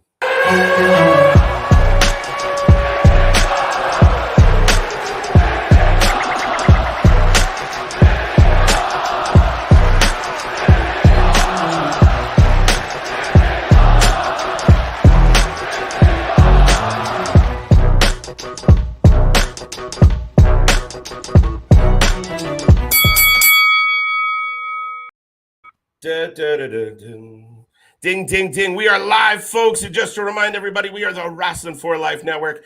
I am KJ White. That is Big Nick. We're here and we're rolling through a live stream. We may not be alone all night, as we might have another member of the family popping up at some point. But with all that being said, we can't wait to bring you this insane card. We don't know what's going to happen. We already had GCW win the Battle Royal. We thought Bully Ray might take it, but to be determined was the right answer on this one. And ding, ding for KJ. But that all being said, we do have a stack card. We have Josh Alexander, we have Jordynne Grace, Deonna Purrazzo, Jacob Fatu, and the list goes on. The Wolves are here, Davey Boy Smith's here, and it all culminates in a tag team match, which will see RIC Flair say goodbye to his wrestling career once and for all. We do believe at his age and health that this is his goodbye. And Nick, are you ready to go? Oh, absolutely. I just like Jean Paul's comment here of, he wasn't able to get the show itself. So he's counting on us to be his wrestling Sherpas. And folks, you are in no better hands than mine and Mr. Every Night. Yeah, fucking pause. Mr. Every Night, KJ White, the Iron Man of the internet. And I am the Rolodex of wrestling. I like that. Yeah. So trust me, there's nobody else. There's no better people that you want to be hanging out with. There's no bigger channel or channel that's blowing up right now on YouTube talking about wrestling than us. So like, share, subscribe, absolutely, be a friend, tell a friend. And we are kicking it off with the Motor City Machine Guns versus the Wolves. Now, folks, if you haven't been here before, like, subscribe, join the family. We do this all the goddamn time. If you like wrestling and you like all different types of wrestling, this is the place to watch it. And this is the place to get the news, updates, and live reaction. We don't mind marking out. We don't mind being wrong. We love talking wrestling. We want to know what the fans out there think. Give us your predictions. Opening match tonight, Motor City Machine Guns versus the Wolves. Who do you have winning? I mean, that's Sami Callihan and Davey Richards. It's a good tag team. I mean, Eddie Edwards, not Sami Eddie Callihan. Eddie Edwards. I know. I got where you were getting that, where you got your wires crossed because of their feud over the baseball bat and all of that. But yeah, this match is going to be, if you liked, oh my God, a little bit like mid or like early to mid 2010-ish Impact Wrestling, then you're going to love this match because this is what I know for Impact Wrestling. This is two fantastic tag teams that have a history, and this match is not going to disappoint no matter who you think's going to win. Right. Alex Shelley right now is, I believe, next in line for an Impact World title shot. Yes, he is. No, he's definitely getting a little bit of a rub. And I mean, a lot of people talked about everyone made a big deal about Gargano being on Impact, doing the little package, saying out to the, giving a big shout out and a big rub to his buddy Alex Shelley. I mean, was it 17 years and he's getting his first title shot? Well, some people just are kind of more meant to be tag team wrestlers, and that's not a knock because look at FTR. FTR is the most amazing tag team in professional wrestling, and they need to stay that way. They don't need to break off and be singles competitors and have the world title and everything else too. You need a strong tag team division. Right, and that's funny because now that the people kill me because now that FTR is hot already. Well, Dax is better. They should split off. Dax could have a heel turn. Just let him be a fucking tag team. Right. Well, I feel like that's what a little bit like what we got with the Street Profits. To me, like I get Montez and Dawkins could both be single stars. Montez has a super charismatic. Dawkins is a powerhouse, but the WWE doesn't have a great tag division. Just let them be a good freaking tag team. Yeah, there used to be guys like the Road Warriors, Demolition. Fucking even remember when you had the Hardys, Edge, the Dudley Boys, the APA, the New Age Outlaws. You had literally 5-10 teams that could all hold the belt at the same time. You even had the Rock and Sock Connection. You had Mick Foley and the Rock as tag champs at one point. When's the last time you saw anyone close to being a main eventer that was involved in a tag team match or for the tag team belts? Been a minute, right? Yeah. Looks professional and fancy. Thank you. The Wolves for the win. Anyone else got a prediction out there? I got the Motor City Machine Guns. That's as our pre-show said.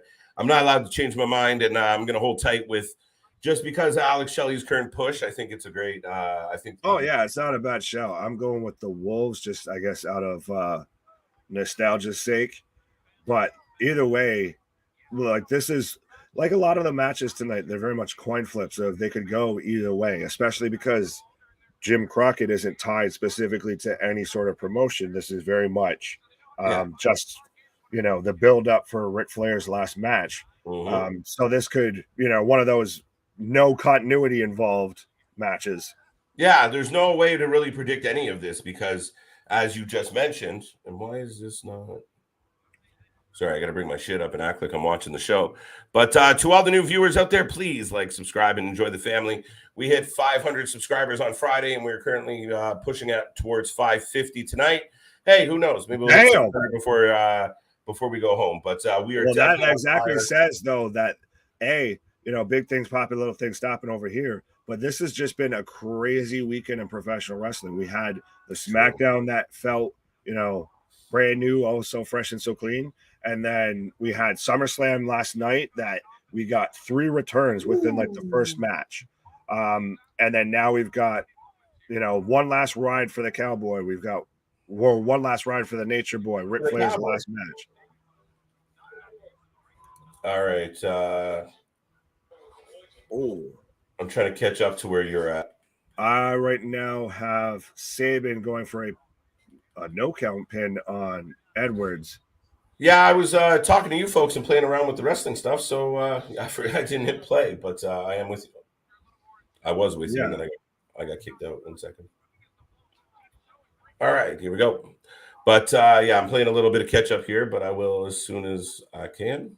Yeah, right now I have Shelly going for a roll up.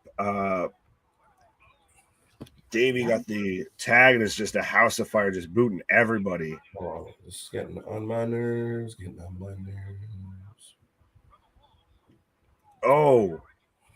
Oh, back-to-back elbows. Oh, just smooth tag team wrestling from these guys. That's the thing, is these guys have, both these teams have such history, A, between each other, and B, just together as teams, that they're just super smooth. They know each other inside and out. Oh, absolutely. I mean, it's going to be smooth, and the action's going to be great. If two veteran teams, and yeah, I mean, setting the tone. I thought last night should have started with the tag team match, so I'm happy to see that I'm getting it tonight. Well, do you say that still now after what we got to start off? Yeah, because I didn't love the match. I still think you could get that back, the Bailey moment later in the show. Yeah, true.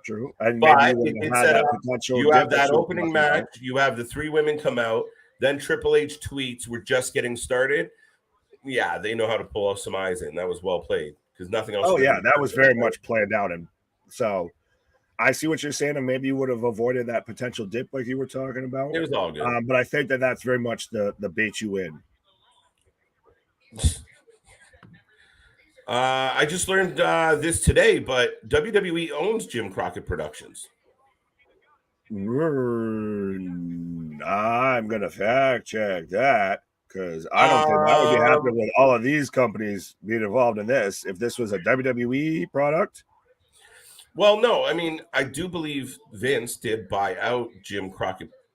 No, he bought WCW, but I don't know that he came from Jim Crockett Promotions. Yeah, I can't see this being an offshoot of. Yeah, I don't think he owns the trademark. No.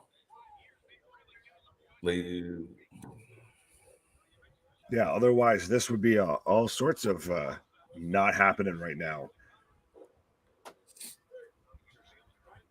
But right now, Eddie tags in Davey, and they are just taking it to Shelly. They got Shelly in the corner. Shelly's right now flat on his back in the middle. Yep. Outside of the ring now. Oh, nope. Right now, I have in the eye. Just a Greco rope with a big boot to Sabin. He was bouncing off both ropes for some reason, but just a big boot to Sabin, and now Shelly. Oh, big elbow. Maybe I haven't caught up. Oh, yet. Ankle lock. Davey's got an ankle lock in. All right, let me see if I can find that. Motor City for life. LJ says. There you go. Can't go wrong with Motor City Machine Guns. Oh. And we know that got a single leg crab and an ankle lock right now on both members of the Motor City Machine Guns. And Shelly's literally grabbing the ref's hands like to hold on so he doesn't tap. Yeah, okay, I'm with you now. Now I got both men rolling out. Yep. Davey in the corner shaking the cobwebs. Motor City trying to get their shit together. What else we got? Also, you guys need merch. Hey. Speaking of merch. I like merch. Right. I agree. I have merch. You have some merch. There he goes. Yeah. Big Nick breaking out his merch. Unfortunately, green doesn't work with the background, so you can't exactly. Yeah, right. There we go. Just for those who want to see what it looks like. Our first official T-shirt through All Wrestling Tees. We got some more special editions coming your way, but do go check it out, as well as his whole catalog of amazing T-shirts. I just got my Zad Mode one. I was pretty pumped about it. But yeah, go check out Alt Wrestling Tees if you need to. It's in the ticker below. And yeah, give them some love. We are digging our special edition Pro Wrestlers Beat Up Sports Entertainer Wrestling for Life edition T-shirt. And yeah, we'd love to sell a bunch of them. So go check them out.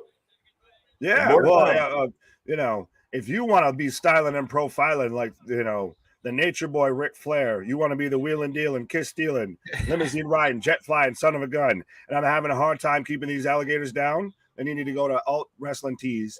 and grab yourself, not one, not two, because, you got to wear those a couple times. Some might get worn. You got to have one that's for your going out shirt, one for your staying in shirt. So you grab yourself a couple of the Wrasslin for Life Network t-shirts. Absolutely.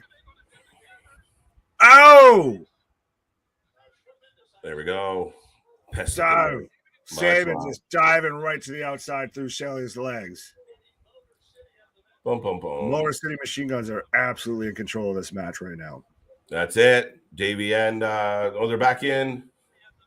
Let us know, folks. I see lots of faces in the viewership, but I don't see a whole lot of predictions and thoughts. So light up this chat. Don't be a stranger. Let us know what you are thinking.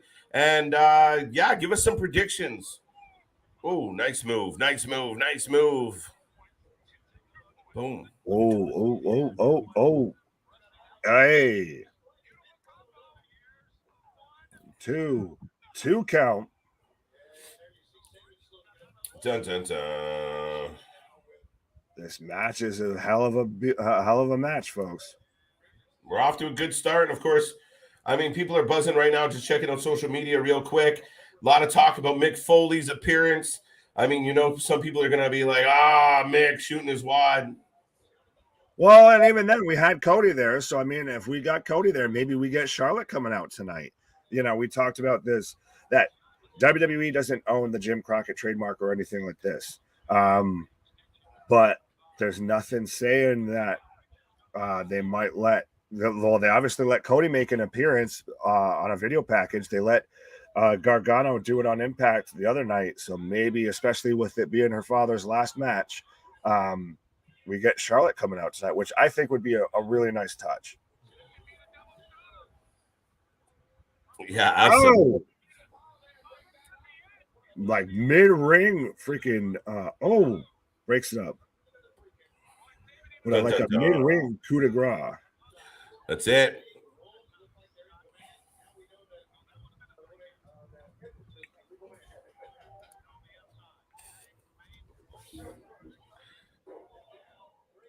All right, big kick. Let's see, folks. Come on. They're fighting through it, ladies and gentlemen. Is anyone even watching this at home? Are you currently? Who out there took the time to try and find this? Either buy They're it. Watching us, which is. I know you're watching us, but I'm curious. Anyone actually? Oh, cutter! Saban with the cutter on Eddie Edwards. Love it. Now that's good. Now that is good. That one's for Wow, just rapid fire, right, old school Motor City. Wow. I'm still surprised that neither of these teams ever made it to WWE.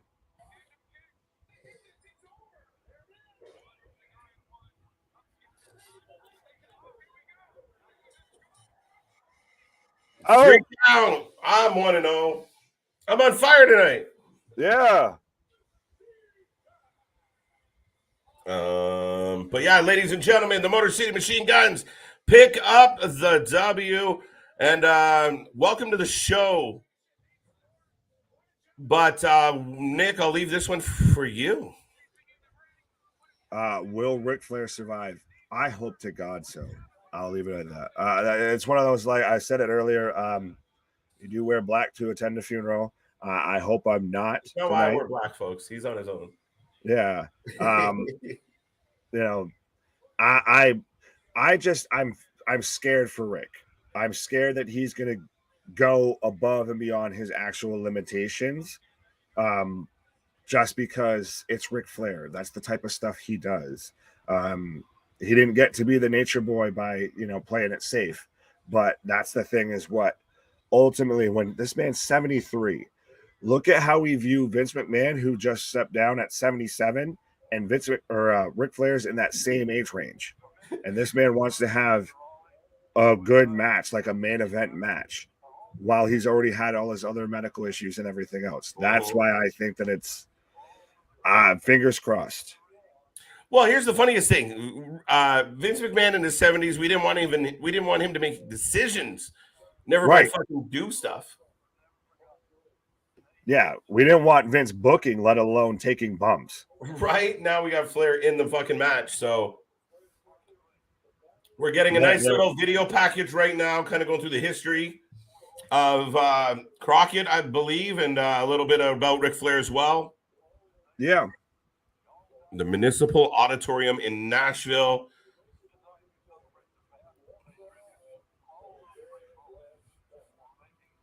There we go. There we go. It is coming full circle, folks. And if you guys don't know the history, it's really cool to kind of go look back at it. But, I mean, there is a sense of coming full circle. Oh, yeah. This is one of those of, I'm coming home. I'm coming home. Right. Especially with this being under Jim Crockett. This is in Tennessee. This is very much, this is Rick put together this card, or at least people around Rick put a good card around him. Like you've got the son of former Horsemen members on the card wrestling as the Four Horsemen. You have the Von Erichs children on the card. This is very much that Mid-South 80s style wrestling. Davey Boy Smith Jr. is on his way to the ring. Speaking of lineage, Baby Bulldog. Baby Bulldog is on his way out, folks. Do you see that? I love the jacket. He's wearing his, like, the old Heart Foundation jacket with jacket. Yeah. Oh, it's always great because he does that combination of, you know, the just true British Bulldog and then the, you know, Heart Foundation Bulldog. Yeah, like this guy was on the WWE apron. Like he was at main event. He was working dark matches. Yeah, he was working dark matches. Holy shit. Joe Dombrowski's back on the announce table. He's looking like Cornette too. Yeah. Hey, Jim, somebody's copying you right now. Right. Somebody file a trademark or a cease and desist. But I like that they're doing kind of the rotating third man in. Yeah, it's good. It's actually been really good. We just had Scott D'Amore for people who didn't catch that. Scott D'Amore was on commentary for the last match, and they're acknowledging the companies in which they're getting the talent. Oh yeah, well, it's very much this is like if you're watching a super show. Ooh. Sorry, Scarlett. Yeah. Scarlett and Karrion Kross have made their way into the arena. And, man, they've been missed. Yeah, and Kross actually has hair. Kross with hair is a weird thing for me.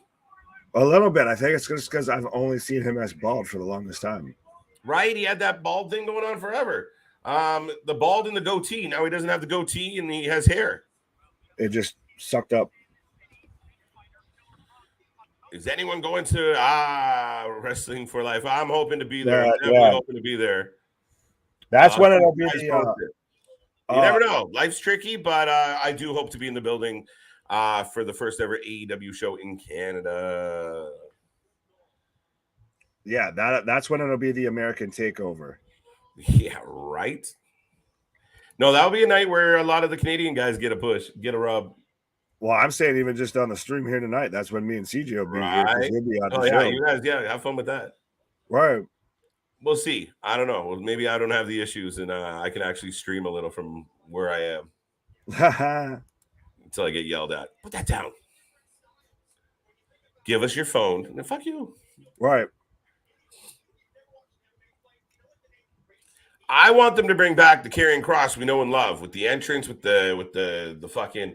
He was good with the fucking hourglass in the sand and fucking Scarlet coming out, and that entrance was unbelievable.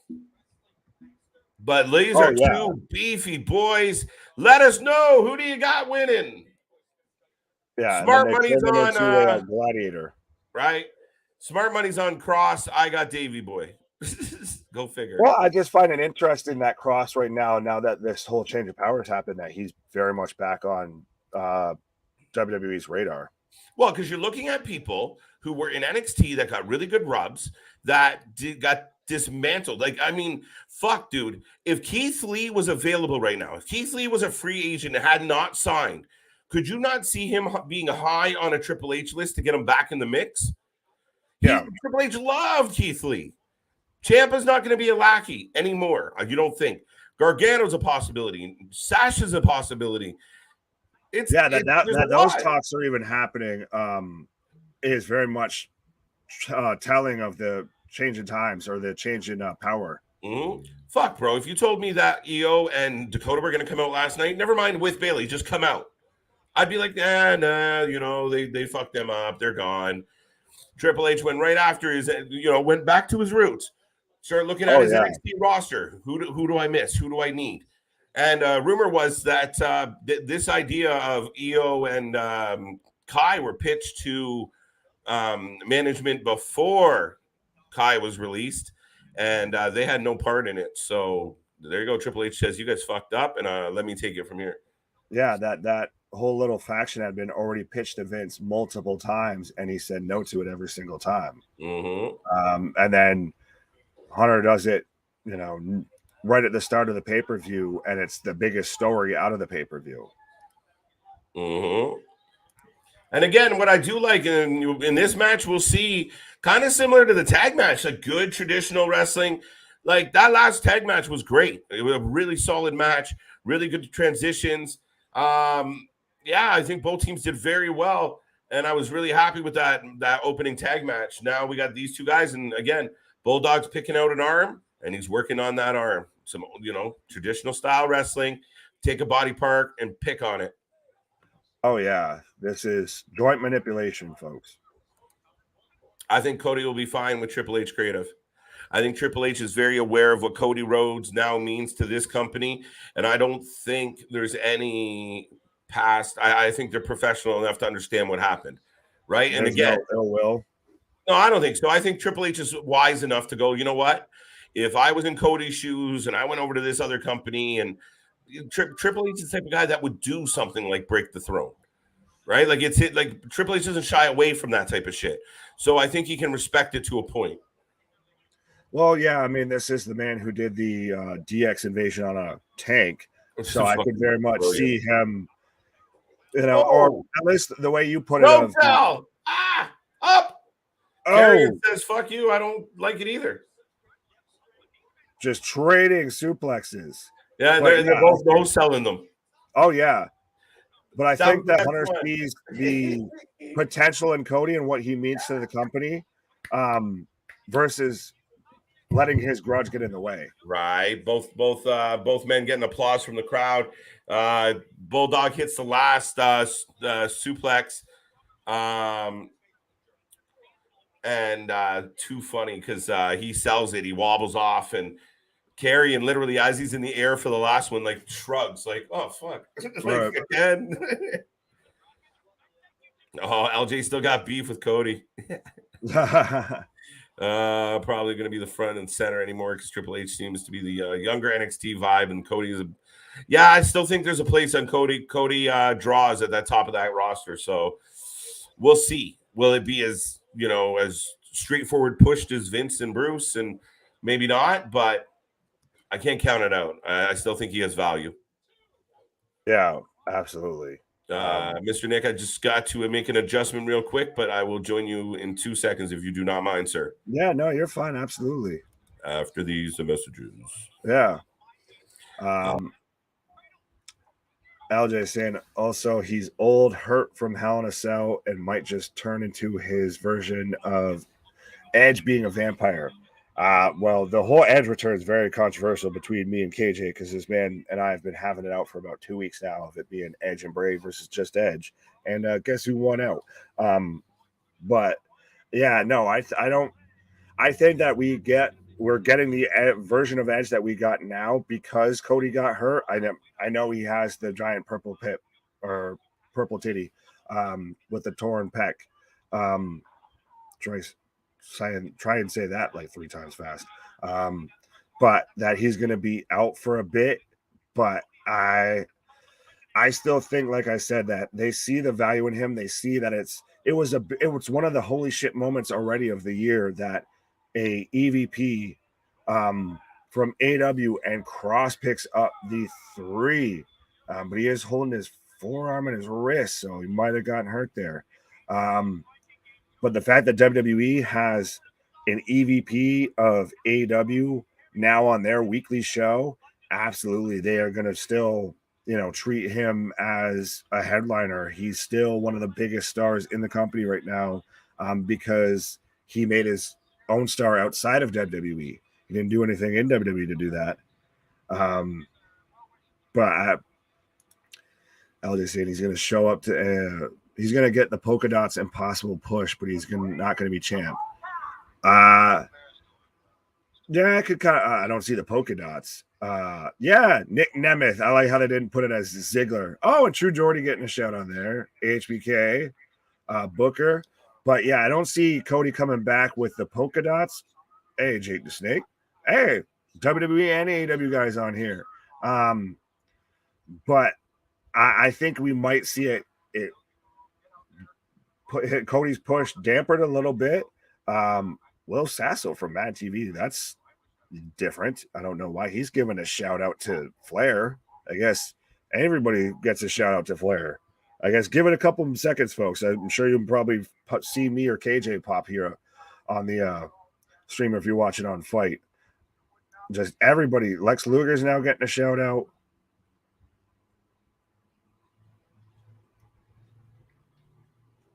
What match are we getting up next? But yeah, what did you guys feel about the Kross Davey Boy match? We kind of had a little stare down towards the end of, maybe a bit of a show of respect.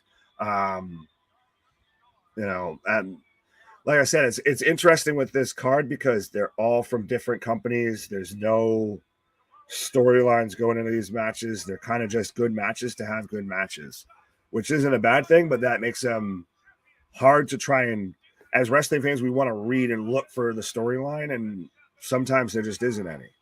But right now we have, I guess, the four-way, because I have Takeshita. I'm sorry. I'm trying to say this man's name right, but the only way I can, thanks to the lovely Jim Cornette, the only way that I can manage to say his last name is Takeshita.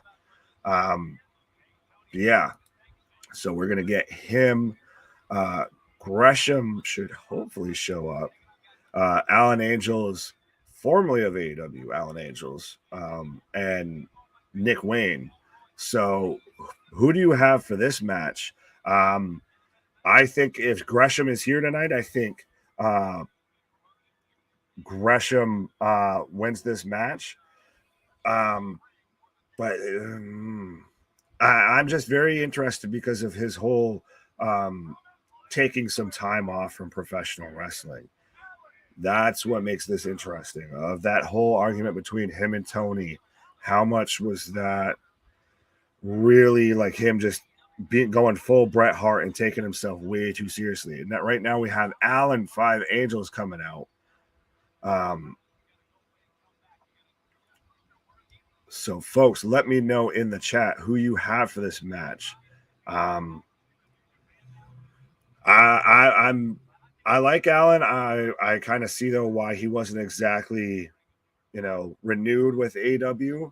I think that I say Nick and my own name is Nick Wayne's coming out, but I think the Dark Order, it's kind of gotten a bit too long in the tooth, especially with them just being stagnant. So I think you're going to start seeing, especially with this influx of talent and people coming up, that you're going to see people, bounce around. You're going to see people that were there to start that don't stay on. So Nick Wayne is out right now.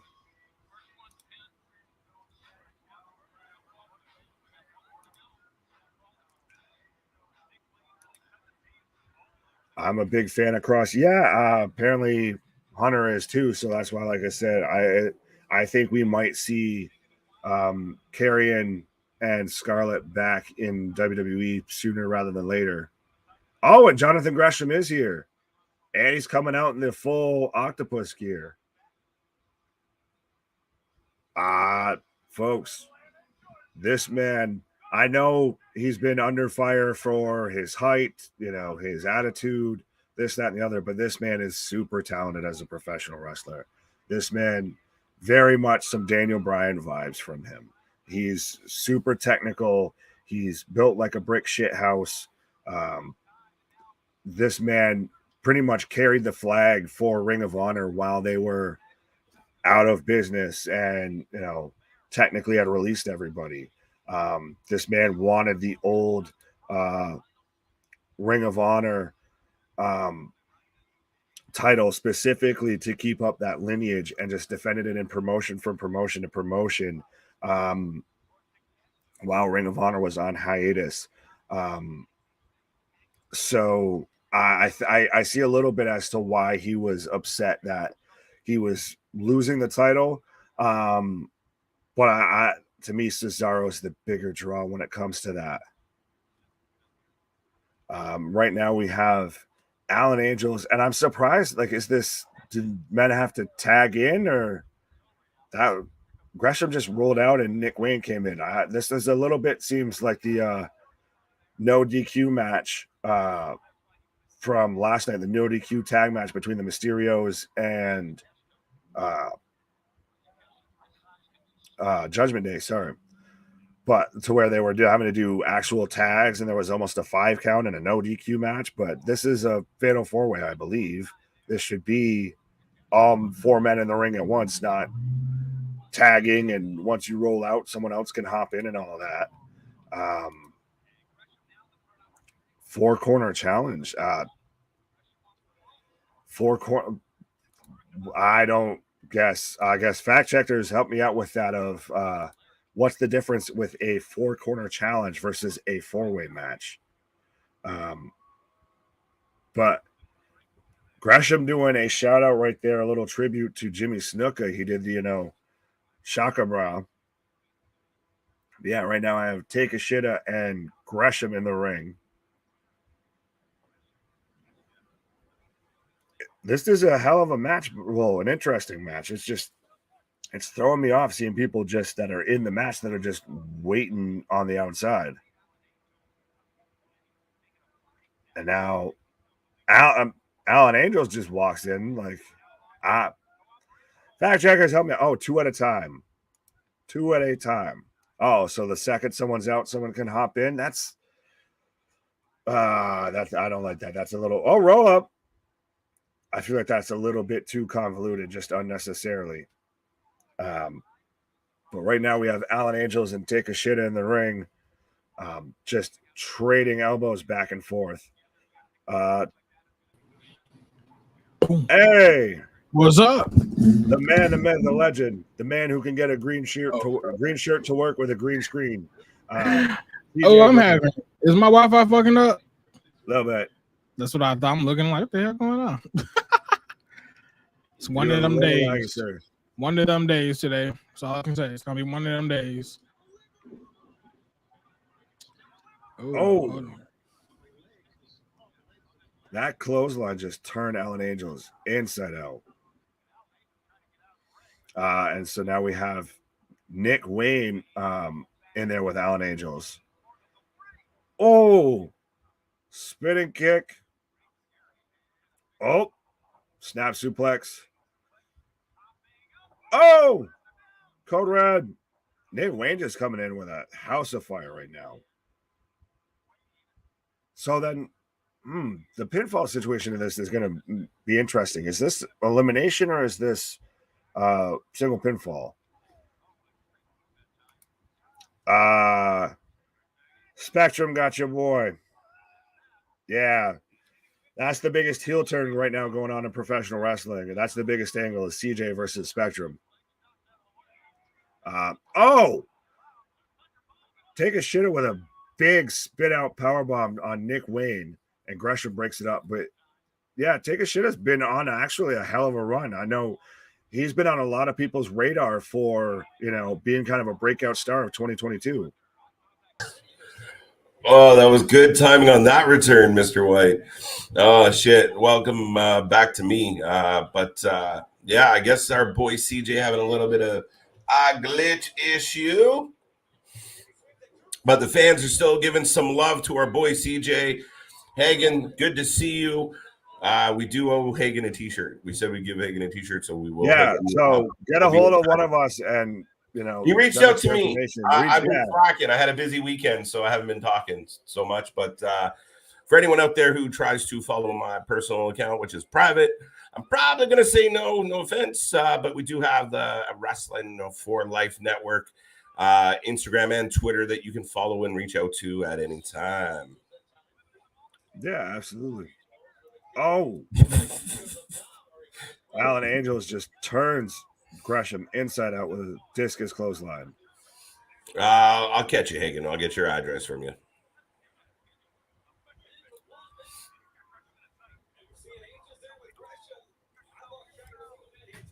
Oh, cutter by Gresham.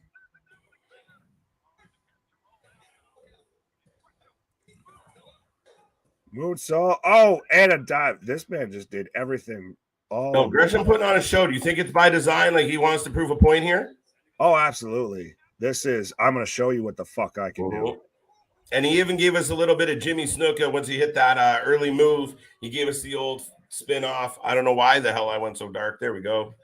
Let there be darkness. Let me in. Oh, the bridge pin. 3 count.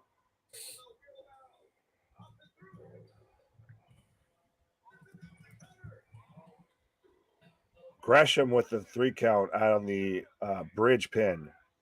The WWE changes wrestlers' names all the time. I think sometimes AEW should consider doing that, or New Japan or whoever, because if it just translates to take a shitta, if it's Takasha, just change the spelling a little. We're too immature not to handle that. Yeah, well, especially though when they adjust the SHIT specifically in his last name and everything like that. Like they literally made that on a smaller font so it was noticeable.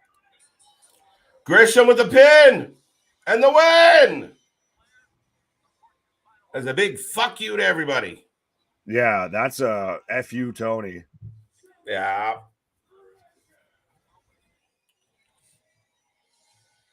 You feeling pretty good coming off the loss the other night? I guess I'm in production. Again, another video package from Cody. This man is all over this tonight. I don't know who's, show this is more, Cody's or Rick's. Jonathan Gresham for the win. There we go. There we go. There we go. Gresham, the real deal. Just like Purrazzo, just bad TK booking on both. Listen, I don't think it was bad TK booking with Gresham. And it's not a knock on Gresham. I was a big Gresham fan. I am a big Gresham fan. However, Cody again? Mm-hmm. Who the fuck is this guy? You think he was fucking Rick's kid? Oh, absolutely. Well, his daddy ain't there no more. We've had all this talk about daddies and everything lately in wrestling, so. Right. No, like, fuck. But for me, Gresham, I mean, he was just in a bad spot. Like, he held onto that belt. He did a good job. He kept it semi-relevant while the company itself was down and out. But for me, Nick, Cesaro was the better man, the better choice, the better optics, the better everything. Yeah, well, that's the thing is Gresham did have an amazing run with the belt, but that's the thing is this is the new Ring of Honor. This is new ownership. You have to make a big splash, and what bigger splash to make than having Claudio Castagnoli, Cesaro, one of the most talked about free agents coming out of WWE, in there as your Ring of Honor World Champion. The man's got the right? Cesaro section and everybody else behind him. Oh, we're getting Nick Aldis is coming out right now. Nice. Undertaker is backstage here tonight. Thank you, CJ. That's I mean, Ric Flair and Undertaker have some ties, pretty good ties. Oh, absolutely. That's the thing as a young wrestler. Sorry, this is if there was a Hall of Fame like match card. Like if when they did Hall of Fame inductions, they actually put on a show and I would like that. Their last match. That's what this is. I would fucking like that. If they did like a little like this, and like the nominees got their fucking trophies and their kudos in between. They had a little match. Yeah, and then, like or come out, cut a promo, do their speech. Yeah, like a couple modern wrestlers kind of paying an homage to whoever's up next. Right. Now, one thing we forget about Nick Aldis is Nick Aldis, while he has done stints on commentary. So we're getting the Rock and Roll Express. So we're getting another tag match right now. Folks. Yes. Now, speaking of people that are going to die in the fucking ring, well, Rock yeah, and Roll Express continue to roll on. Yeah. See what I did there? Oh, I get it. The Ricky Morton there, like the man's hitting Canadian destroyers and everything. Still, it's just it's a little too much there. Like it's like Sting taking all these dives off balconies and everything. Like you need to just kind of slow it down a little bit, please. Steve, good point. Absolutely, and that's a tough one. I mean, I'm a big fan of Martinez, but Purrazzo, and she's got a sentimental place in my heart. But for me, Purrazzo losing that belt at the time she lost it was a little surprising. And that was simply, you know what, I want the belt on somebody that's under contract to me, an obligation to me. Yeah, Purrazzo is not mine, and sorry, Purrazzo. But if the politics weren't there, I'd go Purrazzo for sure. Yeah. And now we've got, Arn's backstage, and they're wearing the old school Horseman shirts. I like those. Bum, bum, bum, bum, bum, bum, bum, bum, bum. Well, Mr. Nick, we'll see you in a moment, sir. Boop, my turn. All right, folks, you are up with me. I will remind everybody while the boys are on break, or at least one's on break and one's trying to figure life out. Wrasslin for Life Network is here every single day of the week. We've been on a roll now. This is 8 days in a row, I believe, but we haven't stopped, folks, and we will not stop. I don't know if we've announced what's coming up next weekend yet, but stay tuned. You will see the thumbnail, so make sure you like, subscribe, hit the little bell so you know when we're going to pop up, when we're going to be rocking and rolling through the shows. Tomorrow night, we have Monday Night Raw. It's going to be a crazy Monday Night Raw. Lots of rumors, lots of speculations. Holy shit, who can return? What may happen? What kind of fallout from SummerSlam are we going to get? What's next for the undisputed Universal Championship? Rumors of Bobby Lashley and Brock Lesnar. What else does Triple H have in store for? Listen, Nick was right. I'm going to eat some crow. Nick's on break, so don't tell him I said any of this if you do see him. But Nick felt like it was just Edge. And I think I was in the majority of people that felt like whatever they were doing couldn't just be Edge. And I haven't given up that all. Like, is it even better that, all right, Edge came out and guys like Nick are like, see, fucking told you. And then tomorrow something happens. There's more to this story. I don't know. If it's just fucking Edge helping out the Mysterios, who gives a fuck? I mean, it's not the best way to do this. But, yeah, look. The man's letting me know he's on charge, right? But Bayley returns. She will address the crowd, I do believe. Of course, you get Io and Dakota Kai with her. Who saw that coming? It was crazy. And I watched some of the videos. I found it very interesting how empty that place looked at times. And some people had horrible fucking seats where they could see like the entrance, that first initial walkway before the turn. And then like you would lose the wrestler. You didn't even know where the wrestler went. You could barely see the ring. Some people had some shitty seats at that event. Now, as far as what's going on here tonight, RIC Flair's last match. We've made it to a tag team match. I see Brian Pillman Jr. and Arn Anderson Jr., Brock Anderson. Every time I see Brock, I chuckle. To me, he looks like he's 55. It's the funniest shit. And then they're going up against the Rock and Roll Express. Actually, they're going up against father and son, I do believe, in the Mortons.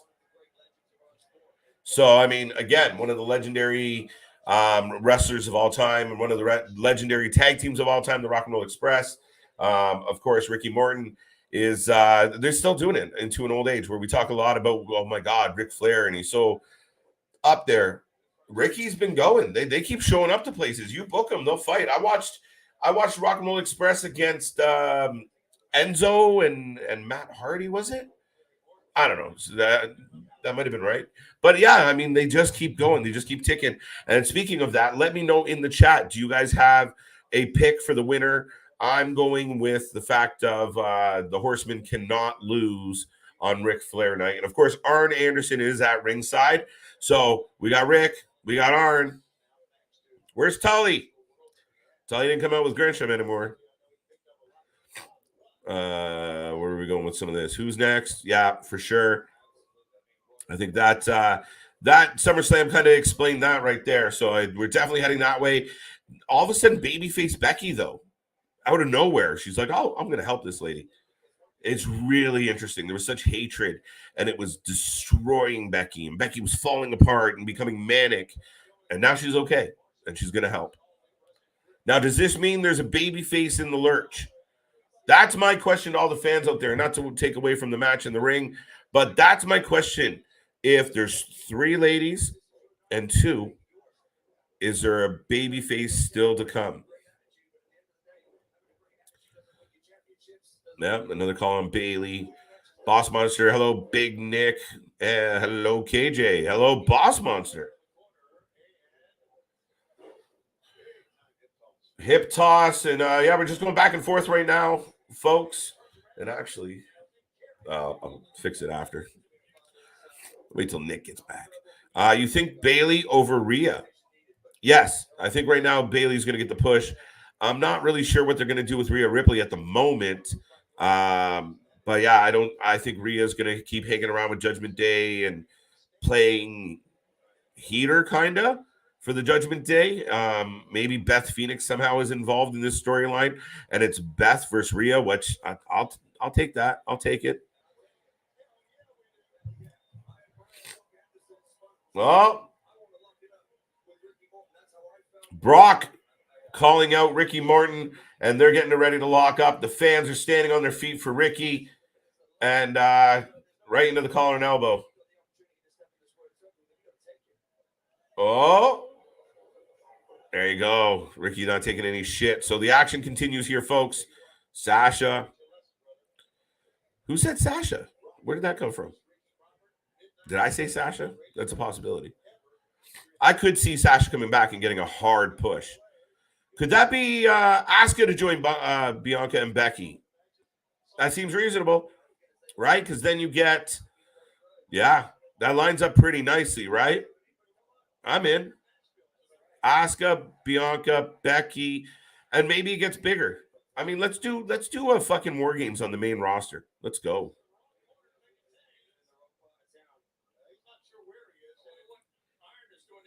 The Rock and Roll Express are currently in control. Double drop kick. Ricky's still throwing drop kicks. It's impressive. I'd rather see Asuka joining Io. I think that's the natural inclination of a lot of people. Maybe it starts out this way. Maybe Asuka joins as the baby face, and as it plays out, Asuka joins the dark side. That's pretty formidable, right? Now you have a legitimate pair to reclaim the tag titles. Steve G says Sasha joins Becky and Belair. It's possible, but what does it do? I almost feel like Sasha and Naomi are going to come back together. Perhaps, maybe not. I could be wrong on that, but what do you guys think? If Sasha comes back, is Hunter going to push her big time? I believe so, Damian. You keep in mind, this is a girl that had very few title defenses ever. Took her a while to even get a title defense. I think Hunter's going to give her better treatment, and that will be the conversation with her. It's like, listen, even if it's a conversation of come back, reclaim the tag titles, we'll make that women's title division matter for a little bit, but you're going to the top. We're going to push you. You're going to get the title. You're going to get a legitimate run as a champion. I see that being a possibility.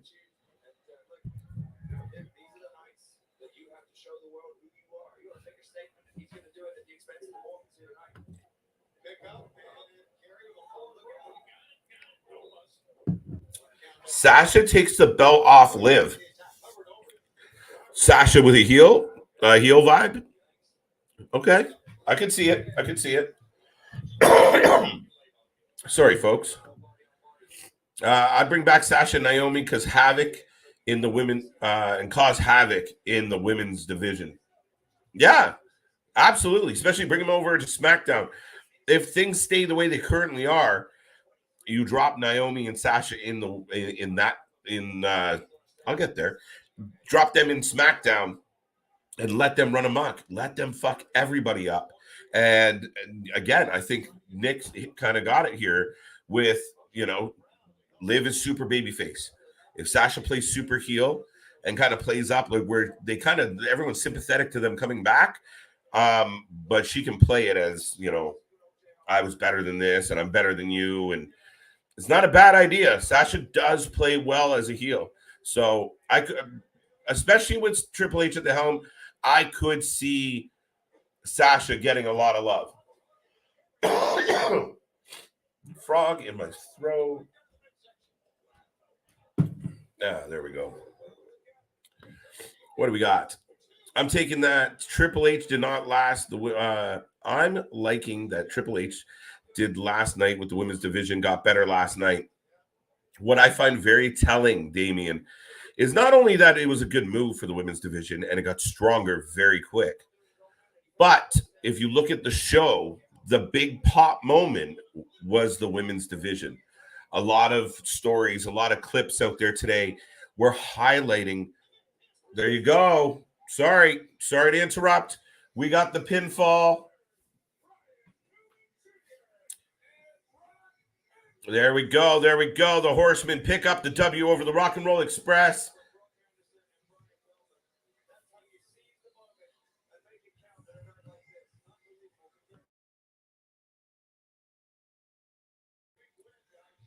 But yes, so we got a W here. All right. Another match in the books. Is it just me, or have all these matches been short? They've been there was several quick, but again, it's like that old style wrestling match where they are quick, and a lot of them didn't end on, like, we've come to know you had to like knock out or debilitate your opponent to get the win, and sometimes, like we saw earlier in the New Japan match, the Young Lion match, where he hit a really solid move, and that was just enough to catch the guy off guard, and he was stunned and lost. But he rolls out, and then they kind of give each other the stare down. So, I mean, yeah, some of these it's got that old school vibe where a lot of the matches didn't go for more than, 8 minutes.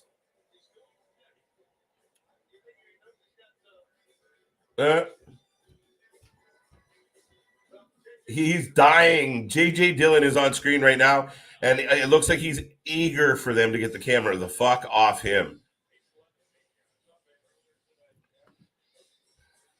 They are not the horsemen. They are the horse boys.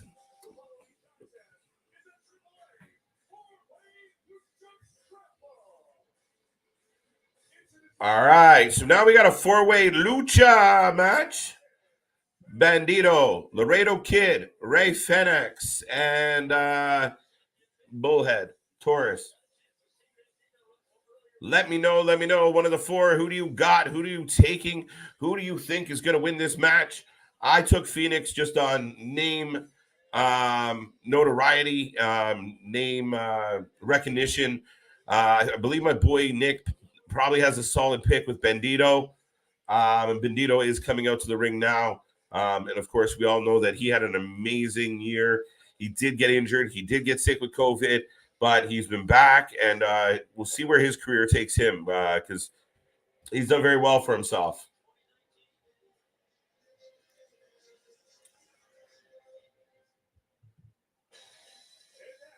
Taurus is like, it makes me think if Rhino was born in Mexico, he'd be Taurus. There's some love. Rick is one of the best in the game. Los Angeles, thank you for being here. Look, it's simple for me. Ric Flair, to me, is the best pro wrestler that ever lived. Were some people more dynamic, more high-flying, stronger, bigger, faster? Yes. But throughout that man's career, and again, the longevity, the crossover thing, I always joke, and it's actually a Joe Rogan joke, that Ric Flair's the only guy on the planet that if you were in any room anywhere, if you went to the grocery store right now, and as you were walking through just said Ric Flair out loud, you'd hear a woo somewhere in the fucking store. Like, it just happens. Like, happens all the time. So, I mean, what his legacy is It's crazy, but he is like the Mick Jagger of wrestling. Like, not all the stories about your faves are all pretty. He's had some blemishes and some ups and downs, but as far as strapping on those boots, being in that ring and delivering a performance, delivering believable. Those fucking promos were mint.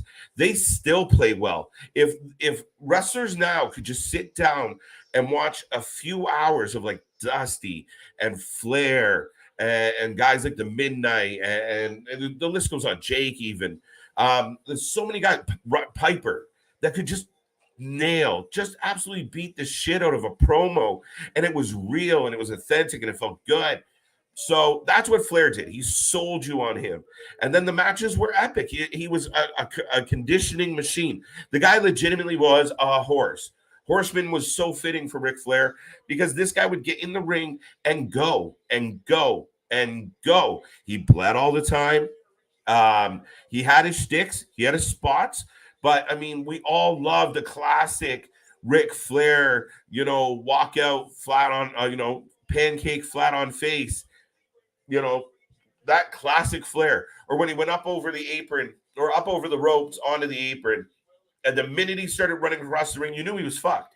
You knew something bad was about to happen to Rick, but you still went with it every single time. And then even in, like, it's funny when you say, like, later in his career, when he's like 50, he's grooming a guy like Sting and having amazing matches with guys like Sting. And the guy stays relevant, right? You look at 92, welcome back. I was letting you go. Right? Well, I figured let's talk about the man, right? Everyone's talking about absolutely. The Barney side of you were it. singing this man's praises. You were just giving that man's whole bibliography. Right. But yeah, that's the thing is that, like you said it, that man is one of the GOATs of professional wrestling. And yeah, man. I'm just concerned that he's always wanted to go at a certain level. He's always wanted to compete, and he's always been the center of attention, wanted to be the star. We had the whole situation to where he was getting into it with Becky Lynch over the man trademark. Right. So that's why I'm a little bit worried with tonight he might see all these young guys, all this, speaking of which, we have just a missed corkscrew moonsault followed by a bandito clothesline. Right. Oh, that reminds me. I want to refresh, man. I want to change up my shit.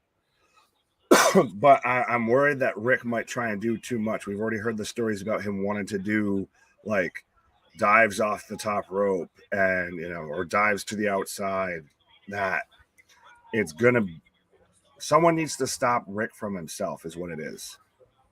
Mm-hmm. No, I couldn't agree more. Yeah, sorry, I'm just getting my shit back on. But yeah, no, Ric Flair is genuinely like, dude, you can't really argue with the body of work. And I know you said like you might go too far, but again, that's why I think if he was being stubborn or outside of his mind and like, I'm going to do all the things and I'm going to be the Ric Flair I always was, then there was no way this would be a tag match. There's no way that they would talk him into. I think that the fact that he agreed to, the fact that he talked him into a tag match, and we're like, this is probably the best way to do it. And he was like, yeah, I think he realizes his limitations, and I think he wants to put on a good show. I think he was always a showman, so I don't know. I mean, I could be wrong, but I think he really wants to put on a good show. Well, I guess it's a bit like with when you were talking about like the whole Edge and Bray Wyatt thing. Yeah, I heard you. I was still watching. But it's one of those that if you prepare for the worst, then if it's at least passable, then you're winning, I guess, is one of those. I don't wish any ill will. I don't wish anything bad to happen in that match. I hope we just get a standard, okay professional wrestling match and Rick can go out, on at least a C+ note. But right. I'm still worried that knowing Rick, that it could go sideways at any moment. Well, I know any 70-year-old man who decides to wrestle, I mean, has the potential to go sideways very quick, right? Yeah, like Vince did going sideways too fast on that stunner. Yeah, and on every paralegal that worked for him. Right, exactly. But that's the thing, right? Like, I always feel bad. It's like when we watch fucking Snoop Dogg trying to do a splash off the ropes and it looks fucking horrendous. I always feel bad. Like that's horrible. Like, that looks terrible. I feel bad for you. Yeah. But I do think that at some point, Ric Flair, you just hope he has some sense. And I know your argument is keep it or not, but yeah, well, that's the hope. And speaking of looking good, we have Bandito just going around and around and around and around and around. He's busy as shit. Yeah, on Torres. No, this is you knew you were going to get a. We knew we were going to get. I like this. You're getting a little bit of here, a little bit of there. You're getting a little taste of this style of wrestling, a little bit taste of that style. It's very much, it's what wrestling should be at best, as a variety show. Yeah, no, it really is a good taste, a good mix. And like you said, it definitely has that Forbidden Door vibe, right? Like it really, really does come off like, we got a bit of lucha. We're getting some AAA. We got some GCW here. We got a table broke. We're okay with that. We got several things already, like as far as even where the fans said, well, a couple of those matches were quick. Well, yeah, they were kind of those classic matches where back and forth, guy wins with a move. And you're like, oh shit, right? Like that's it. Right? Now we'll figure out where to go from here. So yeah, we got a couple quick matches, but I got a little taste of everything. Oh, absolutely. That's the thing, is you also, like I've said, you have to remember there's no real storylines going into any of this. These are good matches to have good matches. So you're not going to get, a 60-minute Broadway, hopefully, in any of these matches. You're going to get, wham, bam, slam, thank you, ma'am, but it's going to deliver. Oh, and Torres with a dive outside. Everybody. Where's Excalibur when I need him? I don't know what to call this. That was a tope con Toro, I guess we'll go with that. Right. Screwero. Bailey should be the Raw Women's Champion, and Dakota Kai and Io should be the Women's Tag Team Champions. I mean, that's the natural inclination when you see a 3-person setup. Why not? I mean, you're doing it, but they have to have tag belts for them to win them. Well, yeah, those are sitting at Johnny Ace's, kitchen counter, just collecting dust. Right. 2 count. Right now, Torres is in charge of this match. Right. Throwing out some headbutts. Let us know, folks. Who do you got? Who do you got tonight? Who are you feeling in this match? Who are you hoping to see win? Let me know. Let us know. Let us know if you're enjoying the show. I know, not everybody's cup of tea, but it really is a stacked card, and I've enjoyed the wrestling so far. Well, this is if you want to get someone into professional wrestling, you show them something like this, because there's no storylines that you have to, there's no lore you have to know. And okay, well, they didn't like the GCW, the hardcore stuff. Okay, well, coming up, we've got a lucha match. So what do you think about that? What did you like about that? Okay, you didn't like that? Okay, well, we've got 2 big powerhouses having a match right now. Mm-hmm. Oh, okay, well, you kind of like that? Okay, well, we're also having, 2 brother tag teams have a match coming up. So there's a little bit of, this there, for anybody to really get a gauge on what you like, in professional wrestling, get a little sample of what else is going on in professional wrestling outside of WWE. Right. And AEW, honestly. Mm-hmm. Won't let me jump my shit. Ricky, where are we going? Right now, I just had Torres with a superplex. There we go. Power slam. Like he just caught Bandito off the top rope and just slammed that man damn near through the ring. Ricky Steamboat versus Ric Flair ruled Mid-Atlantic Wrestling. It really fucking did. And I mean, actually, Boss Monster, someone earlier said most of them. Oh, why would it do that? It's so bullshit. Bandito setting up for a dot. Oh, that did not go that well. Oh, shit. Torres caught Bandito in almost a Styles class, and Phoenix just dives on him. You can't even get the description out before you get one out. The next one's coming. Oh, right. Shit. Exactly. But Bandito did a dive. Torres caught him in a Styles Clash position, and then he rolled it over into basically oh, goddamn. See, they won't let me talk. Into a Canadian destroyer, and then Fenix came out with a corkscrew flip off the top, and then now Christ, what's his name? I feel terrible. Laredo Kid just came out with twisting corkscrew off the top rope onto everybody. It's just been one crazy after another. It's been chaos. And I don't see enough predictions in this chat, folks. If you're watching right now, you should at least be telling us who you think are going to win these matches. Don't be shy. Don't be afraid. What's your prediction? Yeah, there's 27 of you watching. I should see 27 predictions right now as to who's going to win this match. I mean, you got four choices to choose from. You got a good percentage winning there. Well, no, you only got 25%. Well, no, you see, you can diversify. Right. But let us know, folks, what is on your mind tonight? Oh, Fenix and Bandito just going at it. That's a match I wouldn't mind seeing in AW. Oh, and just Torres just suplex that man across the ring. This is awesome. Oh, pump handle into a pile driver. Wow. Oh, and Fenix with a coup de grace on the back of Torres, now going for the cover. 1, 2 count. Dos amigos. Dos. I picked the guy in the mask. Oh, Gary. Oh, gee. Thanks for being descriptive. Right. Jason's got Torres. I mean, he's the powerhouse right now in this match.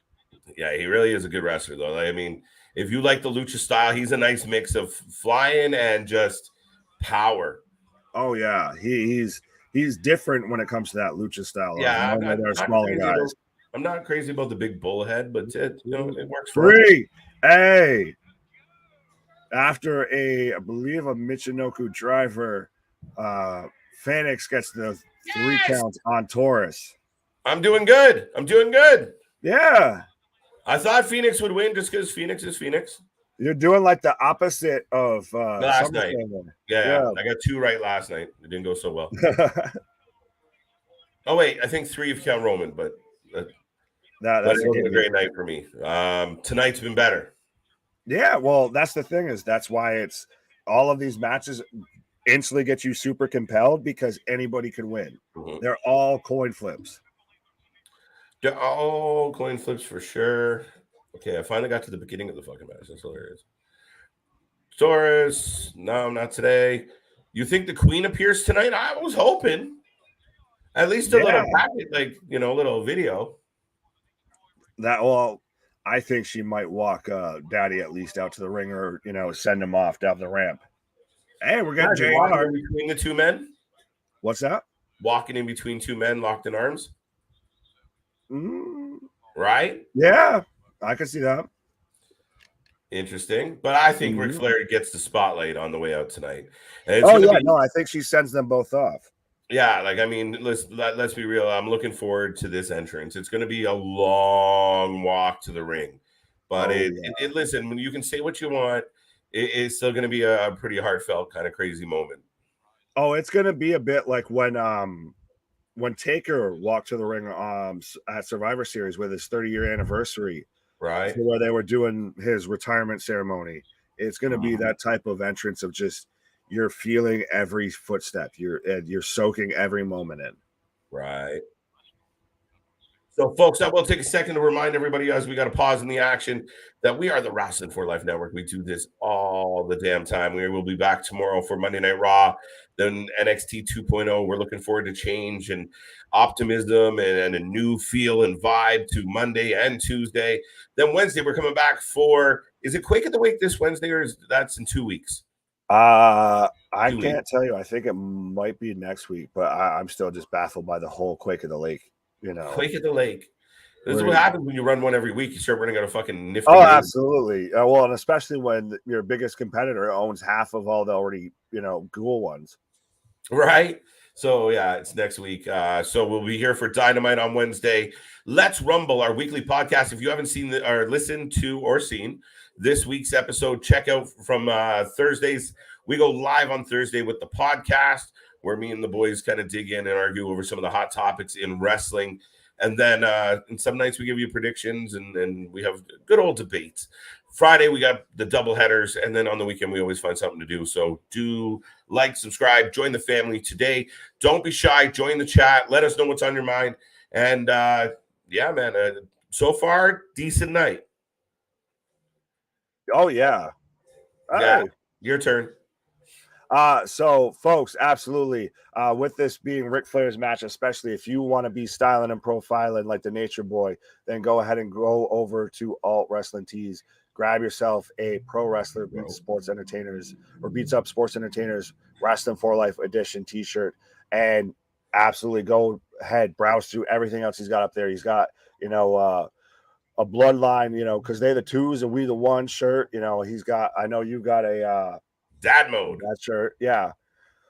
He's still even got a Foley is God t-shirt up there in the old Cactus Jack style. So go and check them out. That's what we're all about here, is just power of positivity. One giant family, just shouting, a bunch of creators and everybody that works with us out. What do you got on your screen right now, real quick? Sorry. No, you're good. I have Fatu coming out right now. Okay, so I think I finally caught up or whatever when I jump my stream like to the screen. Yeah. For whatever reason it starts the show over. Like that's what Fight's resetting it on me. It's weird. So I had to like literally skip up to the point. So I got Fatu coming out to the ring now. Yeah. This is going to be a good one, folks. Josh Alexander versus Jacob Fatu. I need some predictions in the chat. Like Nick was saying, check out our t-shirt and check out our shows.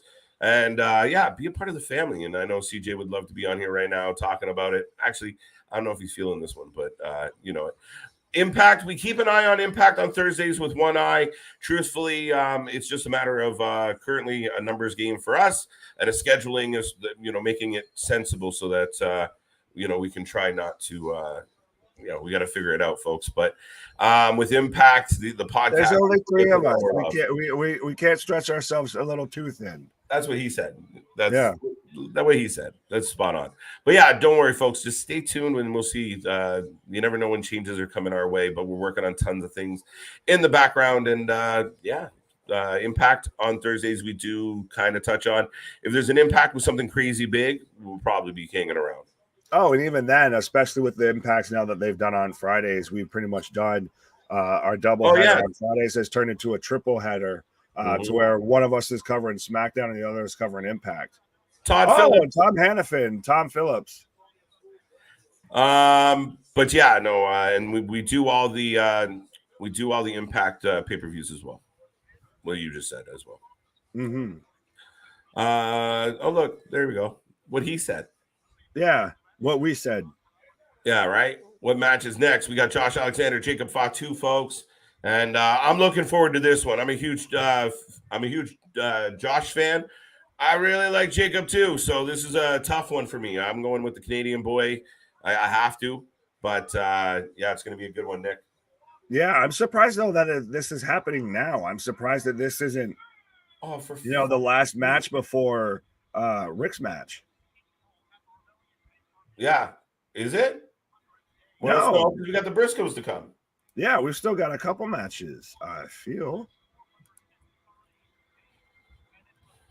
Unless we are really moving through this card. Yeah, no. Well, yeah, we still have the Von Erichs versus the Briscoes, and we've still got the three-way for the Knockouts Women's Championship with Jordynne Grace, Deonna, and Ellering. So we've still got two matches besides this. I'm surprised. Well, maybe they go world title. Do the Briscoes? Are they the co-main underneath Flair? That'd be interesting. Why not, right? Right. Especially with the you know, I mean, the heritage of the Von Erichs and what the Von Erichs have meant to wrestling could be Right. part of it. And what if, hey, maybe the Von Erichs steal a win? Maybe the Briscoes are respectful enough to be like, you know what? I know we're hot right now, but that would be interesting. Oh, big back body drop. Big back body drop. Josh Alexander for the win. Yeah, there you go. There you go. Who do you guys got? What is your pick, your prediction for this match? I got Josh. You got Jacob. Yeah, I think I'm the only one so far that's got Jacob. Right. I just don't see Josh losing the belt, but I mean, shit happens. I want to see Jacob on a bigger platform, honestly. Yeah. No offense to MLW, but I want to see him on a national televised stage, whether it be AEW or WWE.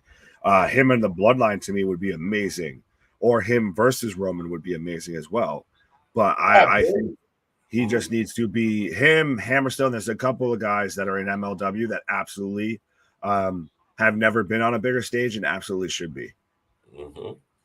Yeah, I mean, it was really interesting. I know we're going to see the Von Erichs as well tonight, where a lot of people are fans of what the Von Erichs can do. But I mean, again, you don't see much of what they can do on, you know, where they like to do it, right? So, yeah, for me, the Fatus, the Samoan, help me out here, squad. The Samoan SWAT team? SWAT team, there we go. Yeah, I mean, all of them. I mean, I'm all for, you know, let's build Roman a fucking army. Like let's make them run amok, run the whole fucking show. Yeah, absolutely. The Bloodline right now is one of up there with the DXs, the NWOs, the, you know, most dominant factions to be in WWE. So absolutely, just make that a little small army. Go WCW NWO with it to where you have, you know, this whole little squad of the undercast. So when Roman's not there every week, it doesn't feel, you don't notice it as much. Yeah, absolutely. Right. Absolutely. Is Ellering there tonight? That's a good question.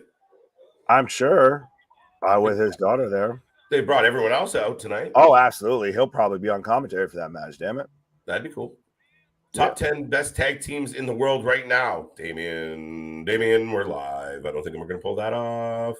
Yeah, not quite.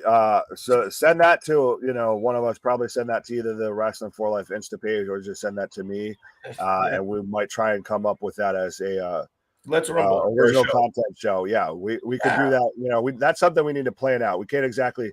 I know we're good. Like I said, I know I call myself, you know, the Rolodex of wrestling. I'll call like, I mean, that's still a little too. We can run through, like, I mean, I'll tell you right now, FTR is number 1. Fucking Briscoes are number 2. Usos are number 3. Yeah, we're good. Yeah, there we got through the top 3: gold, silver, and bronze. We're good. Right, but yeah. Let us know anytime you guys want to drop us a line and give us an idea for one of our original shows, especially on a quiet weekend. We love jumping on here and doing some of the original content as well. Yeah, absolutely. Like our 6 months awards. If you haven't checked them out, if you haven't checked out the 4 Lifeys, do so. The golden KJ. Maybe RIC Flair will walk off tonight with a golden KJ.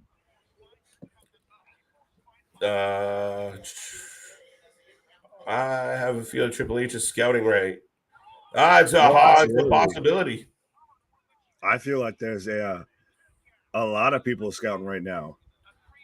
Absolutely. And I really do think now, like, and I think we talked about this, the war is on. Like, they're ready to go. Like, this is different now. Triple H will be competing with Tony for some of these talents, where for a long time you had Tony just skipping along, picking, you know, the cherries that he wanted. Right? Yeah, he could just pick and choose as to who he wanted. Now it's been reported that Hunter's actually come out and said that he's going to be intense when it comes to signing guys from AEW, signing guys from other companies. So especially with that kind of bank account behind him, it's going to be hard to beat. To me, it's like I said, it's really much the big bad bully finally will realize that, you know, he's getting poked at, right? Yeah. We're under new management, so we got new plans. So, and that's the thing, like, you ain't gonna keep fucking with us, right? Even someone like Dakota Kai was rumored, like, oh, you know, AEW is going to get Dakota Kai. She'll be great for AEW. man, not happening. Yeah. Well, even now with Sasha and Naomi, they were very much speculated to be going to AEW. Now that looks like they are going to end up staying or going back to WWE. Yeah, I mean, that changes the game, right? We talked about Gargano. Oh, is Gargano going to be in the Owen Hart? Is Gargano going to be the mystery opponent? No. Oh, yeah. Now we're all like, when is Gargano showing up on Raw? When oh, is yeah. Oh! Are you getting the moonsault? Moonsault. Wow. Wow. Huge, that's the thing with amazing. A guy like Jacob is he's big, but he's extremely athletic. He's like a Samoan Keith Lee. A Samoan Keith Lee, I like it. And he might be actually a little more, high flying than Keith Lee in that way, but good comparable, Nick. And for me, yeah, it is impressive to see such a man, like just for him to bounce. A man that could literally throw you across the ring is still one that could literally springboard across the ring, hit you with a front flip. Right. Ankle lock by Josh. Yeah. Big boot. Clothesline. Now let's talk about my boy Josh Alexander a little bit, folks. If you're not familiar with Josh Alexander, the current Impact World Champion. Wow, was that high, dude? Like he landed high, did he not on that?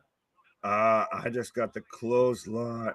Oh, landed high. Yeah. Oh, no, okay, my bad. The angle of the camera looked like he landed on like the shoulders. I didn't realize he hit him with the knee. It was just the angle that first, just like he still kind of took okay. My bad. It was a backbreaker instead of a but that backbreaker was still that looked super painful. That looked like it was in a rough spot to take. Yeah. But Josh Alexander's had a great career. I mean, he was tagged with Ethan Page for quite a while. They dominated. But since then, I mean, he went to X Division. And as a big guy himself, not really your prototypical X Division-ish divisioner, got in there and he beat everybody and anybody. Even had a wicked match with Charlie Haas. And then he just hands over the X Division title and says, "Here, you can have it back. I'm going after the other one." And the whole angle with Moose last year was amazing. Like Moose screws him over, cashes in on him in front of his family when he finally did win the belt. Then he speared his wife. So it was good. It's been a really good story. He got deported. Who gets deported to Canada, by the way? He got deported or at least refused back in. He got all his paperwork figured out, wins the belt, and I think he's going to be a champion for quite a while. Yeah, like I said, you're not wrong with any second of that. I think, again, it's just going more with the, hard over the head of picking Jacob. Because, and also, Tremel's talking about right there of just WWE already had one, powerful Samoan win last night. So why not have two win back to back? You know what? I wouldn't even be mad about it. To be honest, I'd like to see him on a bigger stage is really what it is. Yeah. No, I mean, you're not wrong. I mean, the man is unbelievable. And the man just hit a moonsault in the center of the ring. Yeah. But so Damien asked if Alex Hammerstone was a free agent, who would sign him, WWE or AEW? WWE. He doesn't fit in AEW for me. So yeah, no. We already saw what happened with Brian Cage, and he's a huge guy. He looks like he looks like the 2022 Hulk Hogan. Oh, not saying he is in personality, but I'm just saying the way he looks. Jacob, did you see that? Oh, that was huge. Oh, he just smacked his ass. They give him the claps because he wouldn't fucking let go of the ropes. He got a pop out of the commentary team. I liked it. Oh yeah. Oh, what a fucking drop. Buried him with that. Action is picking up, folks. Every match has been just a little bit better and a little bit better and a little bit better. I said I was looking forward to this match and potential match of the night, and right now, so far, so good. Oh yeah.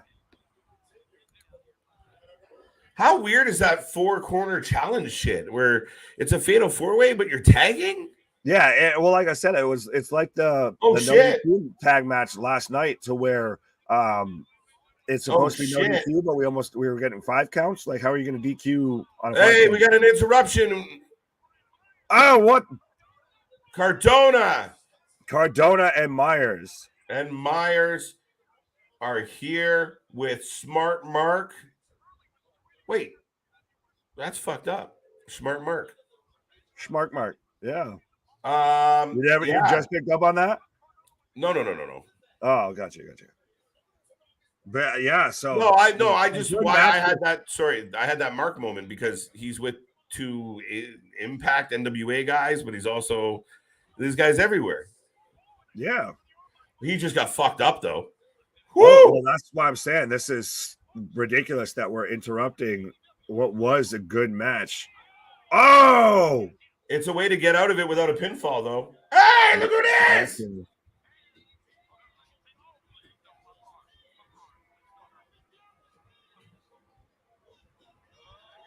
DDP. Hey, feel the bang. Bang. I think he missed his spot though because he hopped over, sat down, and then realized, oh shit, now I got to hop over the guardrail. Am I supposed to go? Oh yeah, diamond cutter. Yeah. There we go. Big moment. Josh Alexander with DDP. Ladies and gentlemen, a legend in his own right. Mr. DDP is in the house, and he nails Cardona. We got our semi-Nirvana song. I like it. I think Hunter could do better with Hammerstone than Tony Khan. I agree with you completely, Floyd. But at the end of the day, I take the money if I were Hammerstone. Listen, Hammerstone doesn't fit AEW. Could he be a WWE guy? Yes. But here's the fucking thing, Nick. This isn't Vince McMahon's WWE anymore. So maybe a guy like Hammerstone doesn't really fit that. But Hammerstone versus Karrion Kross, if you get them both backs, and if you get Karrion back in the mix, you have a guy like Lashley that I think would match up well with them. He's more of a WWE guy, if anything. Oh, yeah. Well, that's the thing is even if it's not exactly the Hunter, the Papa Paul stereotype, for a guy like Hammerstone to be there, Vince has still got the blueprint of how to get a guy like that over and how to use him right. As far as on television, just kicking around. Jarrett. Absolutely, Paul could pull that out. And he's like what we were talking about with Bray.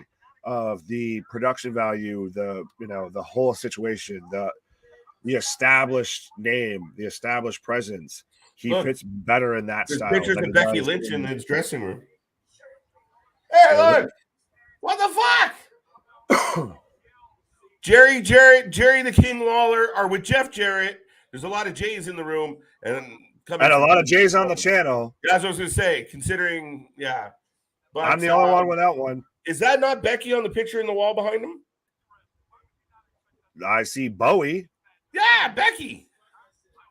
I see what Becky looked like last night. Oh no, she looks like a poor person, a poor man's, Lady Gaga. Yeah, Bowie. No, I'm just kidding. Alex Kane is a star. Where do you think he would end up, WWE or AEW, as a free agent? I don't know Alex Kane a whole lot. Alex Zane, on the other hand, could fit either. I mean, he's more of an AEW fit for me. Yeah, if we're talking, well, Alex Zane, yeah, he's a bit more of an AEW fit, and I think even if we are talking Alex Kane from MLW, yeah, he's again more of a AEW fit. I feel like that's the thing is you have sports entertainers, and with a bit of pro wrestlers to WWE, and you have pro wrestlers to AEW. Right. All hail the real king, Gary Brown. I knew I liked you. No, I completely agree. Jerry the King Lawler is here. And, man, I think guys should watch Jerry the King as a color commentator. He was fucking phenomenal. Ignore some of the old 90s sexism bullshit that he... Well, and even that, you should still watch his stuff with Andy Kaufman. That's the whole Man on the Moon movie was built around. Right. you should watch all of his stuff from Mid-South Wrestling. Like, this man is called the king and is looked at as an icon for a reason. Right. He managed to turn the simplest stuff and get it over. Right. Just through his sheer power of charisma.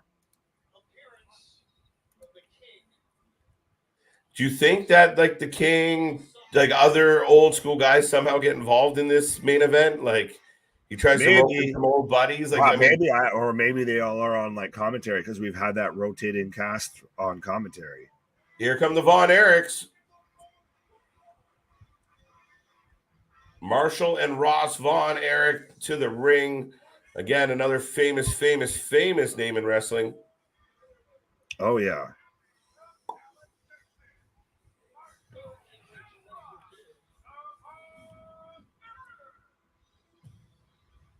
I'm interested to see how these guys are, just because I haven't seen enough of them.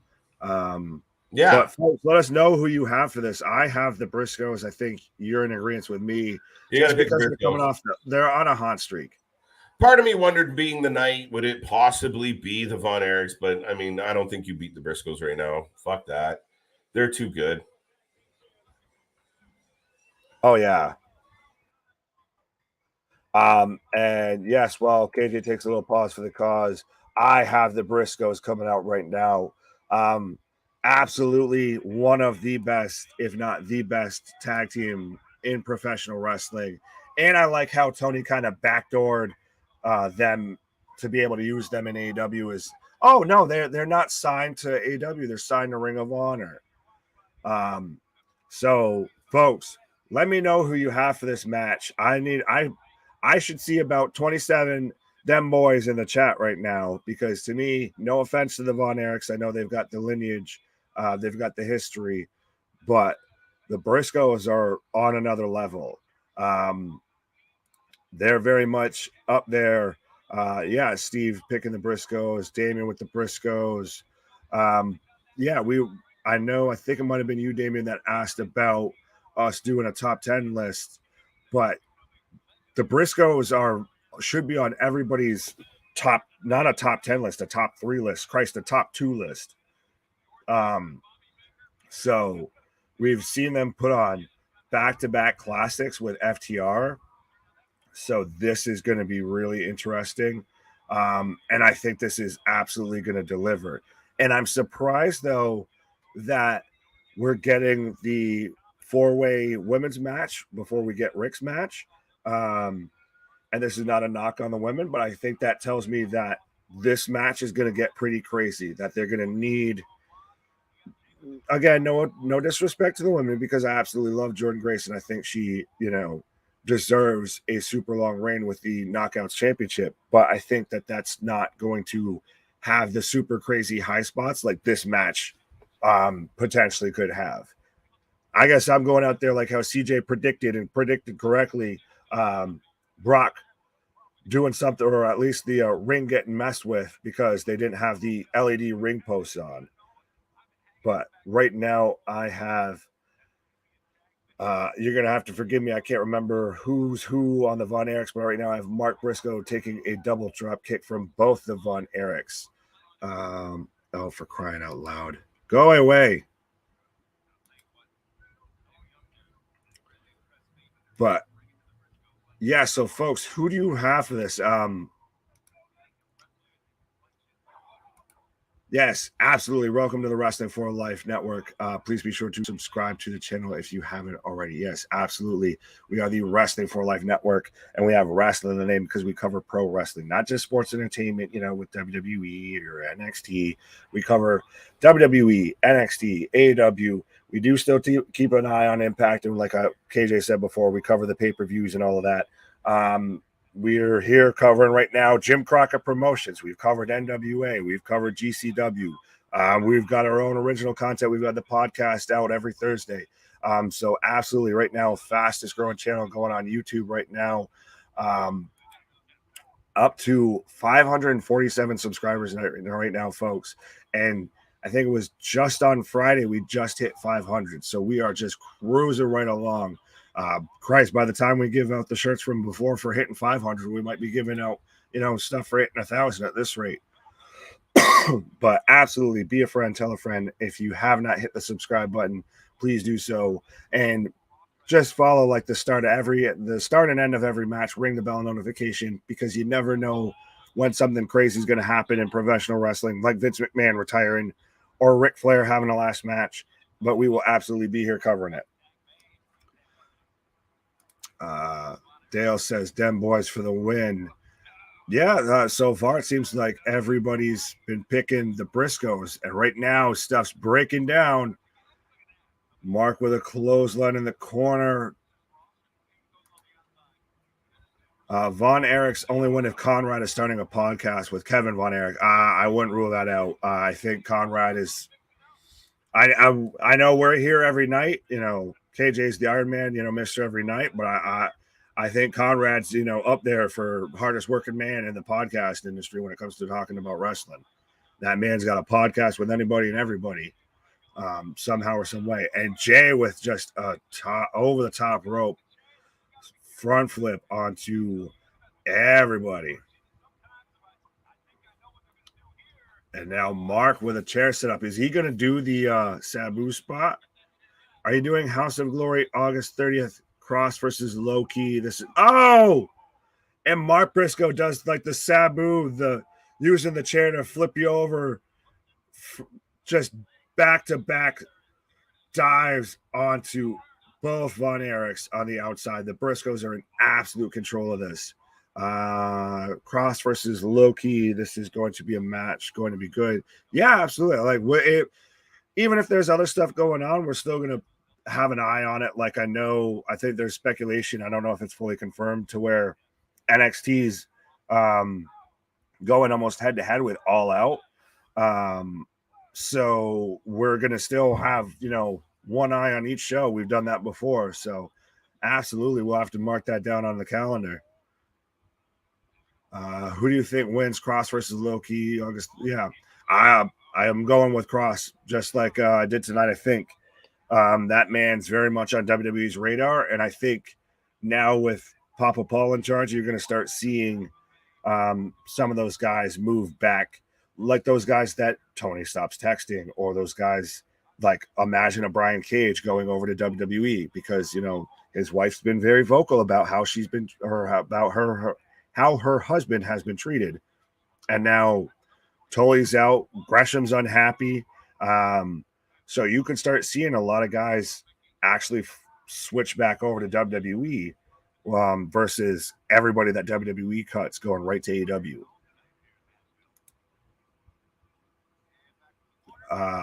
Any Sasha Banks fan is a moron. Well, that's your opinion, and you're fully entitled to it. I like that name. I like it. Welcome to the show. Welcome to the show. All opinions welcome and friendly. Yeah, power of positivity, folks. I don't like her, so. Oh, really? Okay. I don't love her.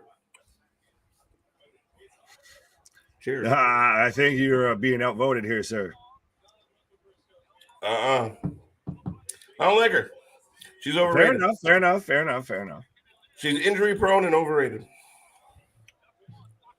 Been doing the same exact thing for so long. I don't care. I'm sick of boss time. Right now, Mark is just taking it to both Von Erichs. Just hitting one on one side, turn around, and smashing the other.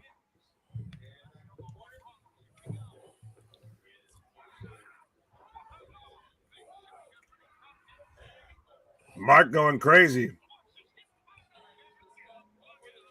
Mark's on fire. Did he lose a boot? I wouldn't be surprised. Did Ross just lose a boot? Not Ross, the other one. Ross still in the ring. Yeah, absolutely. Man got the bare foot out. Going half Matt Riddle. T-bone suplex. They got him up. Not today. Bam. The claw! The claw! The historic Kerry Von Erich claw.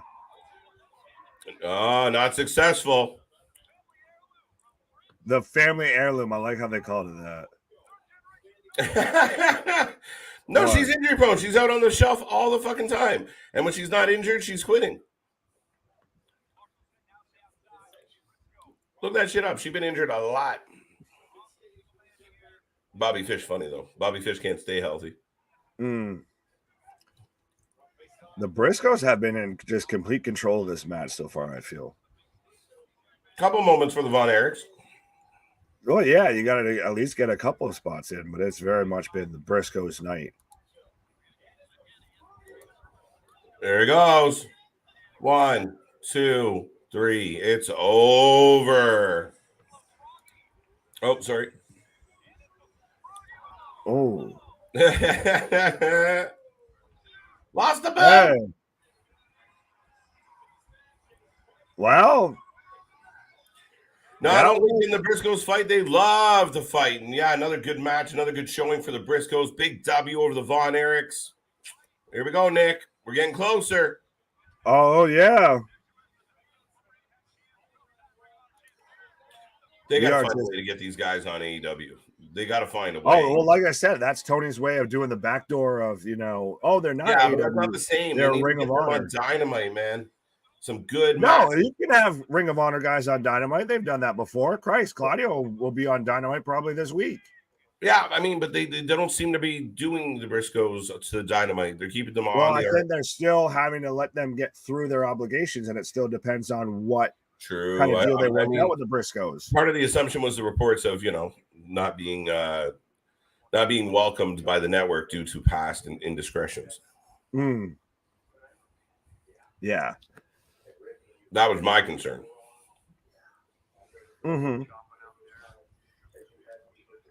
It's Sting, by the way, folks. Sting giving a big shout out. We talk about Ric Flair, but you look at wrestlers like Sting, you look at wrestlers like Jeff Jarrett, the guys that did the strut, or guys that have a version of the strut. To this day, there's wrestlers out there that woo, and it's all an homage to the Nature Boy. Oh, yeah. Well, and is it me, though, or are we kind of just getting the same video packages, like, over and over? We got a bunch in the pre-show, and now they're playing them during the main card for those who didn't watch the pre-show. Yeah. Right now, I'm getting a video package for the Knockouts Championship match with Jordynne Grace. They referred to Rachael Ellering as robust. Was she a coffee? She's got a dark, rich aroma. If that's the first thing they use to describe you, there's something going on. She's robust. That means they can't think of much to describe you. Right? She's all right. She's got a great personality. Got a lovely last name. She's got a nice smile. Yeah, I thought, no offense to the woman, but I feel like this does kind of come down to either Jordynne or Deonna. Yeah, no, it really does. And I mean, I don't see Jordynne giving up that belt right yet. I mean, Jordynne, unlike her hubby or her dude, I mean, she's at the top of the pecking order, and for all the right reasons. Oh, yeah. Well, are you surprised, though, that it feels like we've been kind of flying through tonight? Like we're already at the second to last match, and we haven't even touched 9 o'clock yet. It's been like we had all this chat at the start of the show and everything of, it's going to be 4 hours unless Rick's doing a 60-hour Broadway, or unless they've got he's doing a 60-minute. He's going Iron Man tonight. Yeah, or unless they've got the pomp and circumstance, the end all pomp and circumstance, then this might be a nice, easy breezy, beautiful night. Ladies and gentlemen, out comes the virtuosa Deonna Purrazzo heading to the ring. Brian Dunlop, only one word. Woo. Folks in the chat, give us some woos. Let's go. Let's get a Wu-Tang going. We're on the precipice of RIC Flair's last match, so we need a Wu-Chain going. Wu-Chain ain't nothing to with. We no, that's the next match after this. We woo. Do you have any final words for RIC Flair? We woo. Brian caught your Wu-Tang. Yeah. See?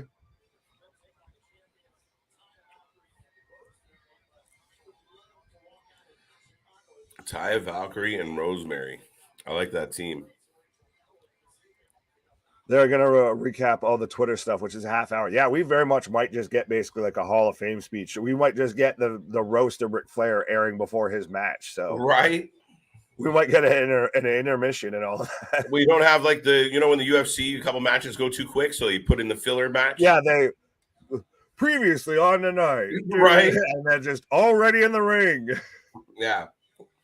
Support women. I don't know. I was trying to read her jacket. You moved. Rachael Ellering coming out to hit me with her best shot. Support women's sports. There you go.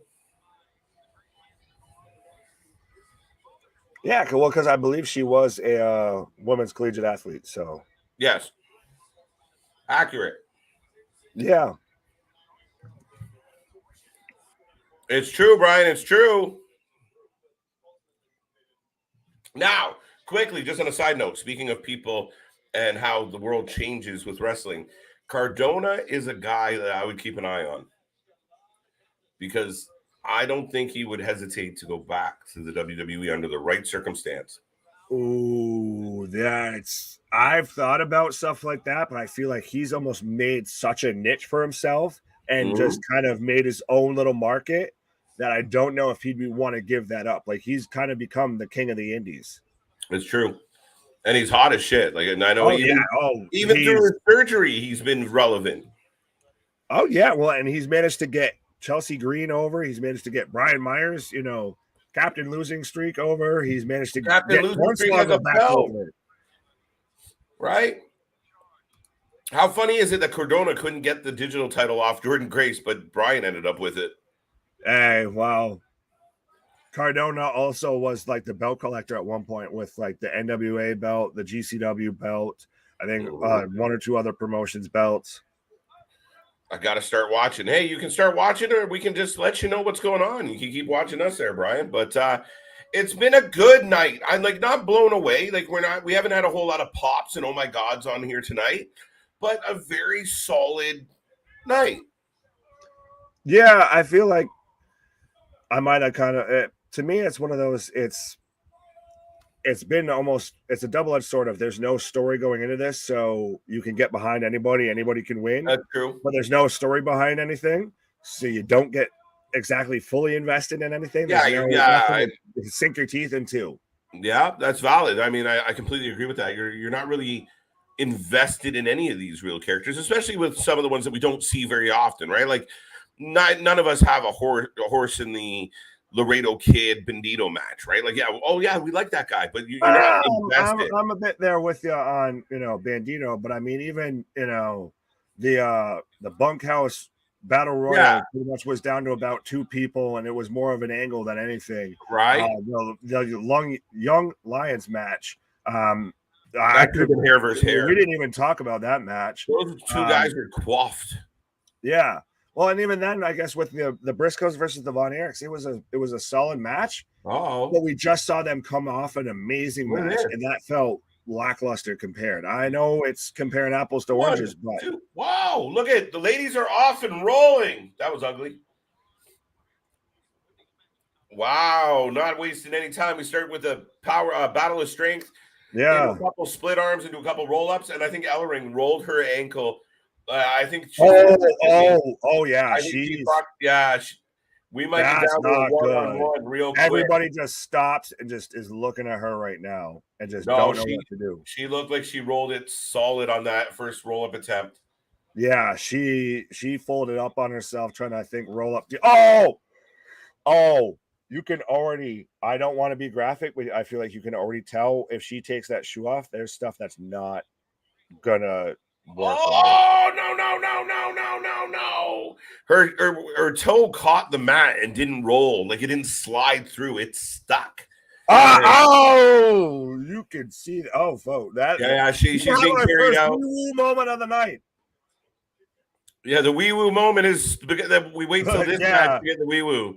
We knew we were going to have medical people on standby. So now, that being said, we're down to Deonna Purrazzo. That's still a hell of a match. If anything, wait. This might be a better match. Oh, wait a minute. No way. Ellering's trying to go on the little bit of a handshake. She's saying, sorry, I fucked up your ankle. She did. Oh, wow. And she picked her up. So maybe it was just maybe it's it's when you're doing something like that and you're all playing, pinocchles and you all want to, try and roll each other up. Yeah. And somebody's going to get folded up on somebody. Yeah, it was just kind of unfortunate. Like you said, her shoe kind of grabbed the mat instead of sliding through. So it ends up behind her body, and it wasn't a good look. Oh, there you go. Wow, Jordynne Grace skinning the cat. But Ellering looks no worse for the wear. She looks like maybe it was just like it might hurt later, but she didn't break anything by the looks of it. That's good news. Yeah, because trust me, it looked very much like she might have had one of those moments like you've seen with Anderson Silva or Chris Weidman, to where she goes to put some weight on it and it's not there. Good recovery by Grace as she slipped a little. 2 count, 2 count, 2 count. Woo! I like it. Think Deonna can be the next McIntyre. I wonder what sense, Brian. Like, I don't know. Right, to return to kind of like to leave the company as a nobody and come back as something big. Yeah, I could see that.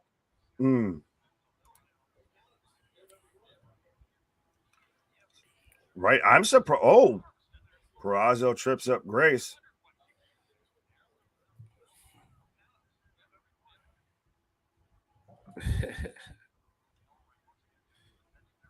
Big elbows.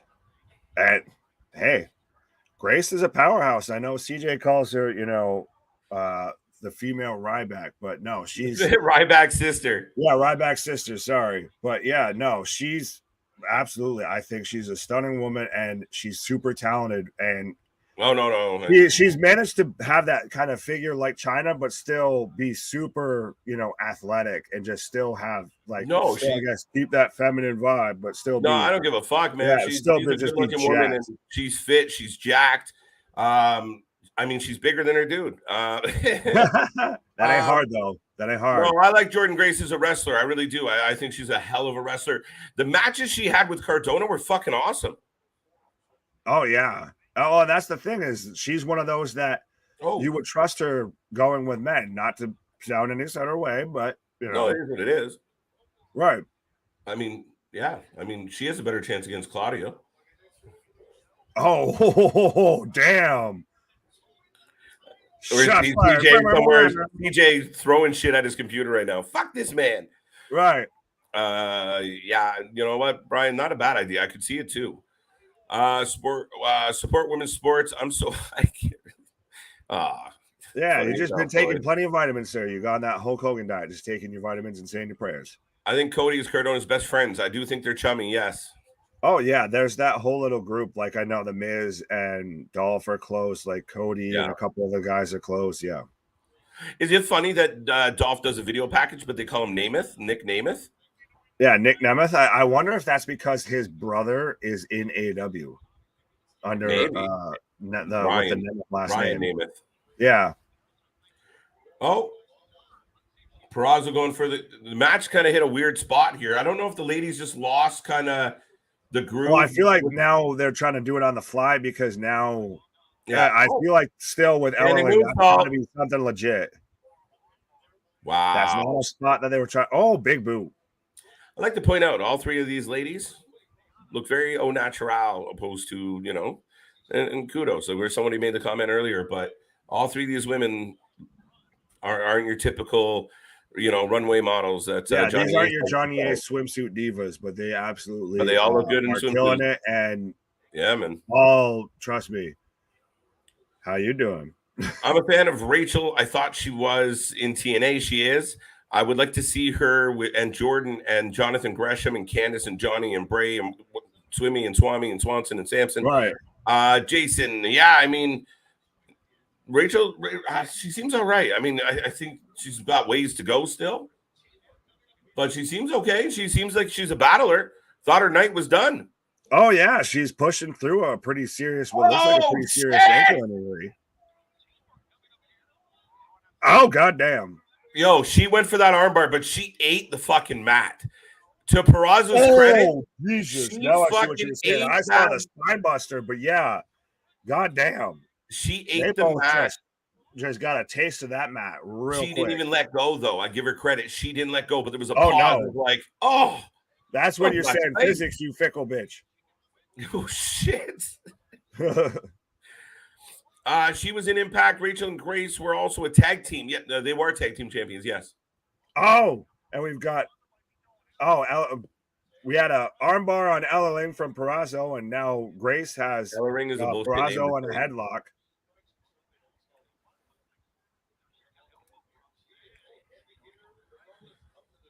She was in Impact. I got that one. Purrazzo, I always pick her. An early wedding present. Steve G going with Purrazzo. I got Grace to retain. Yeah. Decent match. The match is picking up again. Big power bomb, superplex combo off the corner. Oh, yeah. All the three ladies are down.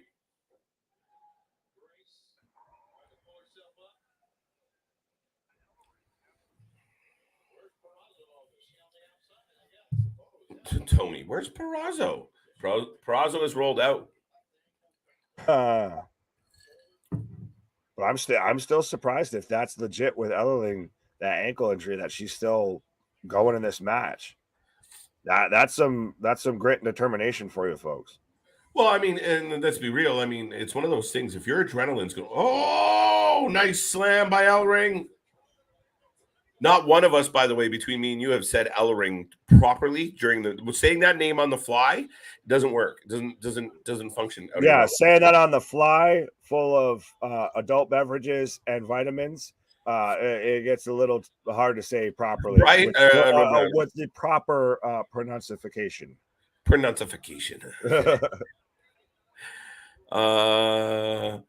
Is 30 years old too old to become a pro wrestler? I say no, Brian. AJ, nothing but number. I know some of the practices in places like the WWE have told that.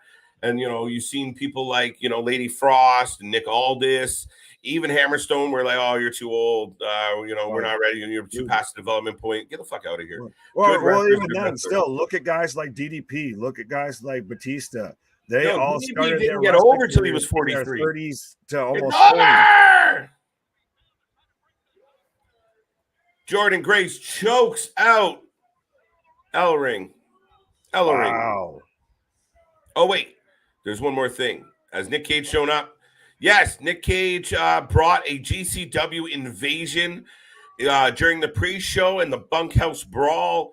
And part of that chaos was about 15 GCW members joined the Battle Royal, and Mance won.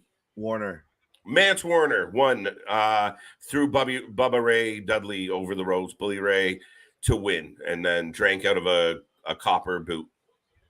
Yeah, did a shoey.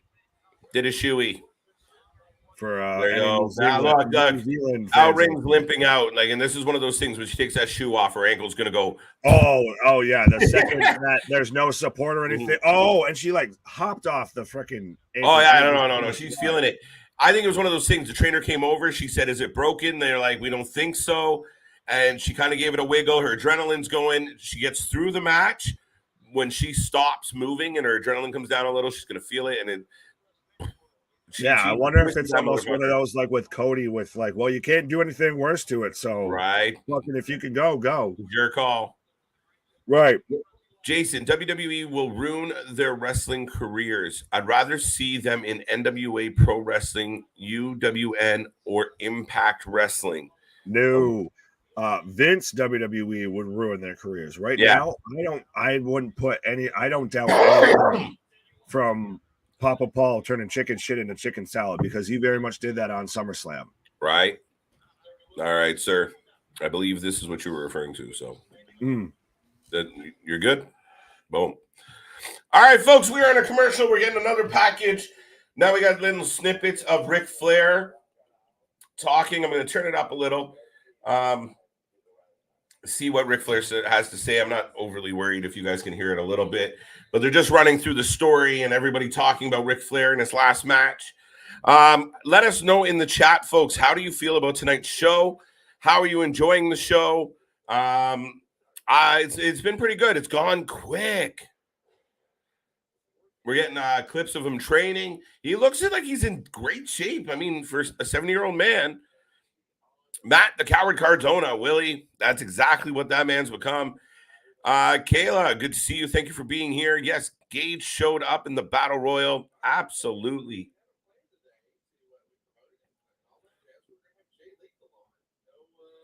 Well, there we go. The woo-off. There you go. I'm about to do it at 42, bro. Do it, Floyd. I mean, shit, I never thought, in my 30s, I'd be talking wrestling on YouTube with people and watching analytics, hoping that this shit pops off. But, yeah, man, chase your dreams. It's nothing but positivity. And, yeah, man, give it a go. What the fuck can you lose? At least you gave it a shot. And that's all you can do. Every day, wake up and give it your best go. So all the thoughts and well wishes to you as far as chasing that. And yeah, I mean, as Wrestling for Life, we'll be here to cheer you on, and you can keep us up to date on your progress and how it goes, man. And you never know, maybe we'll be live to catch one of your matches if you get into one.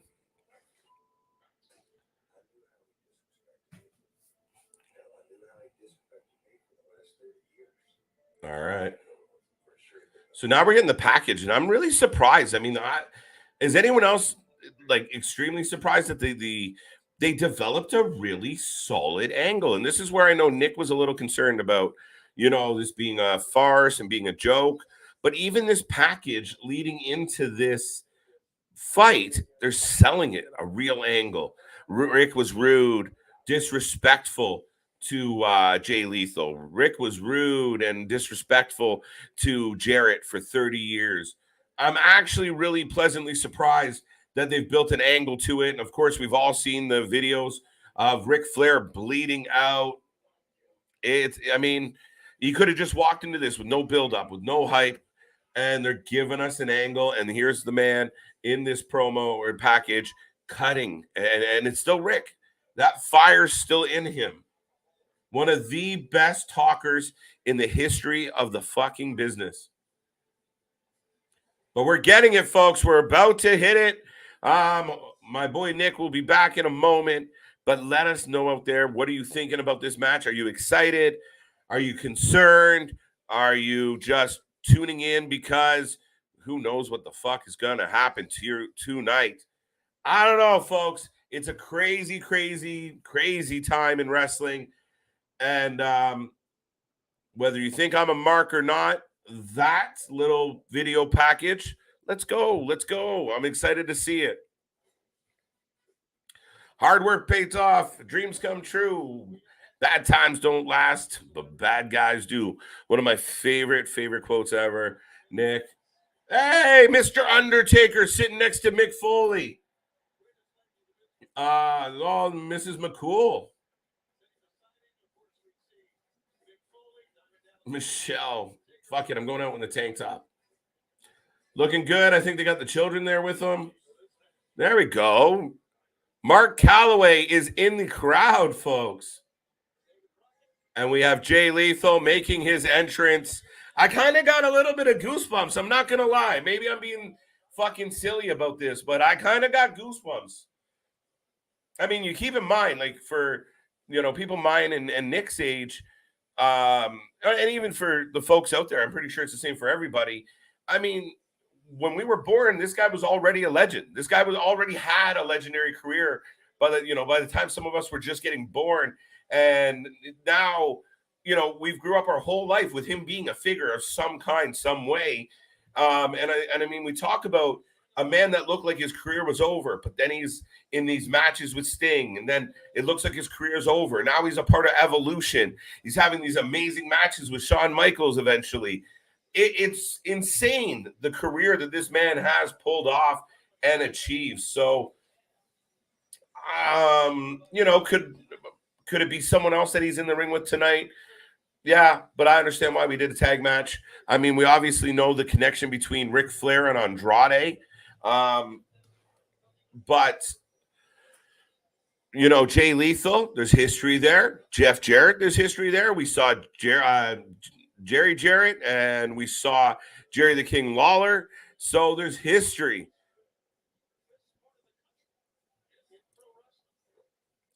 But I can't help but think that everybody in the wrestling world right now is paying attention to what we're watching.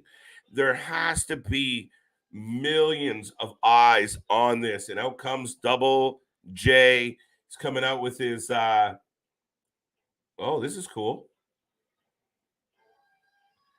This is cool as shit. I agree with Tony Schiavone. For those who aren't watching, we're getting a Jarrett entrance, but it's like it's cool. It's drawn out. It's a bit of a remix.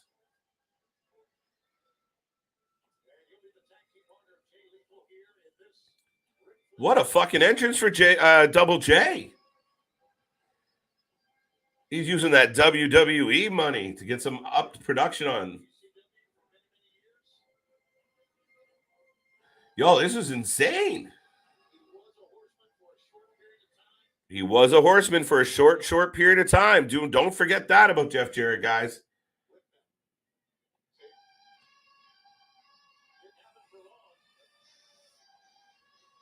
Nice.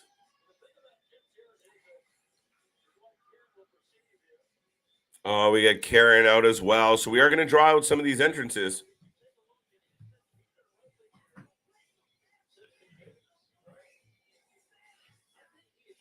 Wee woo. It's funny. Jeff Jarrett's music sounds like wee woo, wee woo. Wee woo. Jeff Jarrett looking good. Remember, folks, I got 30 names in the watching right now. I got 30 people on this stream. Let us know who's winning. Is Ric Flair going out a winner, or is he going out on his back? Let me know. I got my money on Andrade getting the pin tonight. I don't know.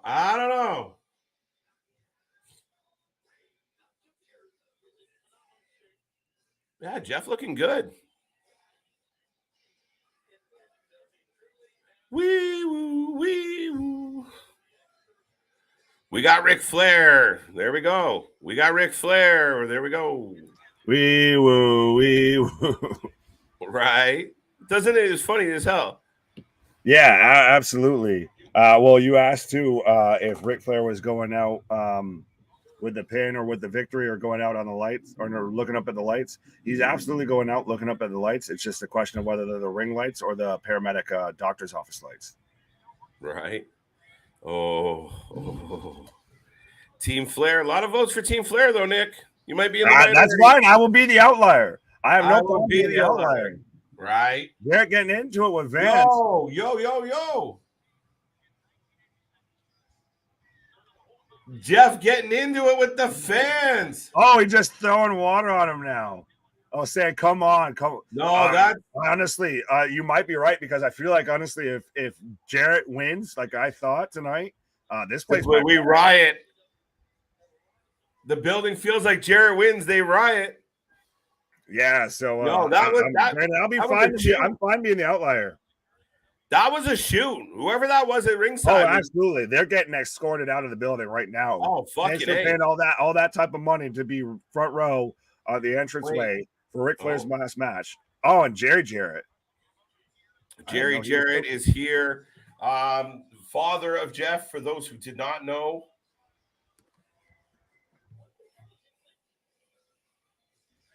I can't click off. I got it. CJ, if you hear, if you guys can block that. I can't take off what I'm doing. I at least put them in timeout to set an error for the block. Yeah, just remove the comments. It's fucking stupid. How you know you're on a grind and on a hustle. Exactly. That's how you know you're moving and grooving. Big. Now we gotta fucking deal with bots. Yeah. When you start getting the jackals and the hyenas nipping at your heels and everything, is how you know you're making moves. Right. Jeff Jarrett looks like he's genuinely not fucking feeling it. So, I mean, it definitely got fucking rubbed the wrong way. Big hug between Lethal and Karen. And now we're going to get El Idolo probably coming out alone on his own entrance. Yeah.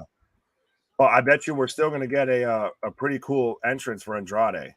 Listen, I was talking when you were on break. Like, I mean, it's really cool to me that they did develop somewhat of an angle. I know you were a bit concerned about the bleeding, but at least they went into this with a feel. Like it wasn't just like There's you watch that package. Hey, Kid Rock, 2 nights in a row. Make out with that girl. What's wrong with you? Yeah, I didn't know. Well, and even then, I didn't know Tammy Sitch got front row tickets to WWE. That was not Tammy Sitch. Oh, she close. No, that's not nice to that lady. It's not nice to either one. Well, I mean, Kid Rock sitting next to Lady last night and did one of the most disgusting things I've seen. Oh, yeah, he went full Fred Durst and flipped off the camera, too. So I'm sure it'll be a long time before we're hearing Kid Rock as any pay-per-view theme. Nice mask, buddy. Oh, yeah, that looks super cool. Now, I mean, I really wish we can find a groove for Mr. Andrade. Fuck, he might request, like, can I go work with Triple H again? The last time I was good. And Zelina, I mean, my wife's over there. Zelina, my former manager's over there. Sorry, Malachi. I know we're buddies, but thanks, but no thanks. Right? Heat stroke. Get your blade ready, Rick. Yeah, I have a feeling. Well, did you see that his wife gave him a golden razor blade to wear as a necklace? Right? I mean, fuck. I mean, yeah. Yeah, the man loves to do a blade job. Oh, here we go, folks. Lights are down. Lights are down. I might turn mine up. Fuck. I do. I got goosebumps. I'm not going to lie. People can call me a mark all they want, but. My good sir. A little loud on your end, I believe. Yeah, that's definitely loud. But no, I tried to. I'm less worried about Crockett finding us than I am at when the WWE. No, you're fine. I was more just trying to turn it up just so I could hear it. No, I know. They're dragging us down. It's so cool. Lights completely out right now. Just nothing but cell phones. Make them wait. Shut up, announcers. Shut the fuck up. Let the moment breathe. Oh, absolutely. The commentary needs to shut the fuck up. Well, Tony, likes to talk, and I mean, you can't just have dead silence, but it would be more poetic. There we go.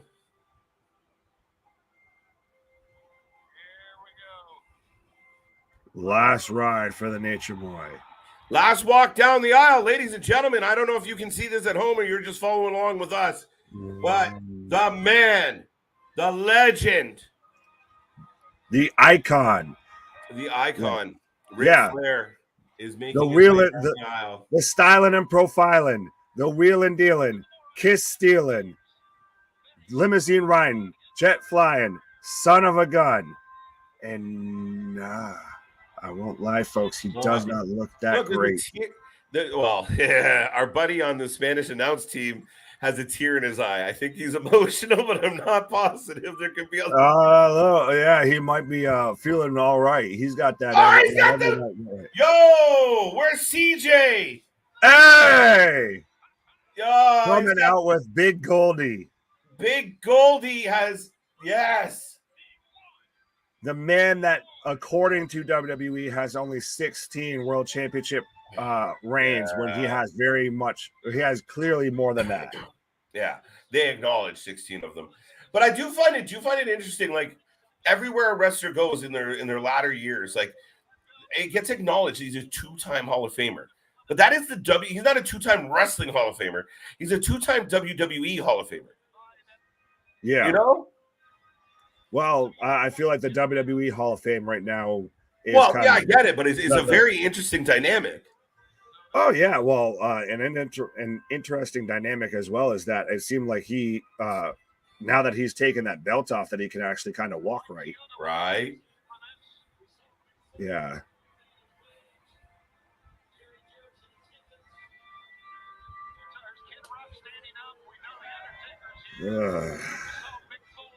Kind of looks like Dustin Hoffman could have played him in a movie. Yeah, maybe. Just dying blonde. Yeah, I could see it. Woo, definitely woo.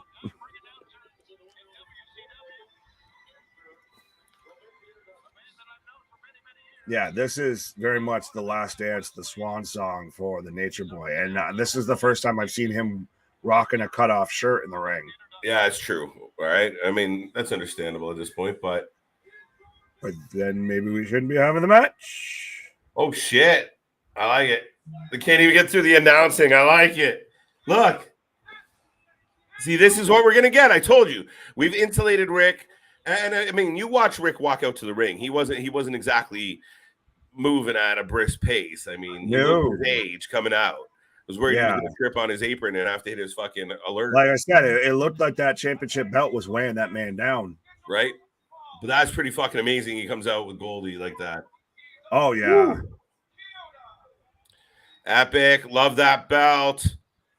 Oh, yeah. That's the best championship that has been made. I'm surprised WWE hasn't kept that and used it. They should have kept it. When they had it going, then, like, I mean, it's so nice. Oh, yeah. That should be the belt that Roman has right now.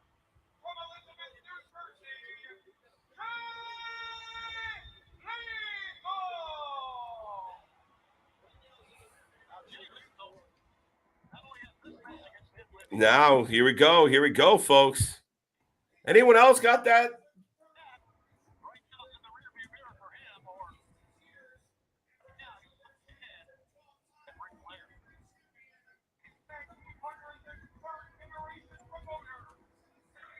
A third generation promoter. That's how they introduce him. Not, former WWE Intercontinental Champion, not former Impact World Champion.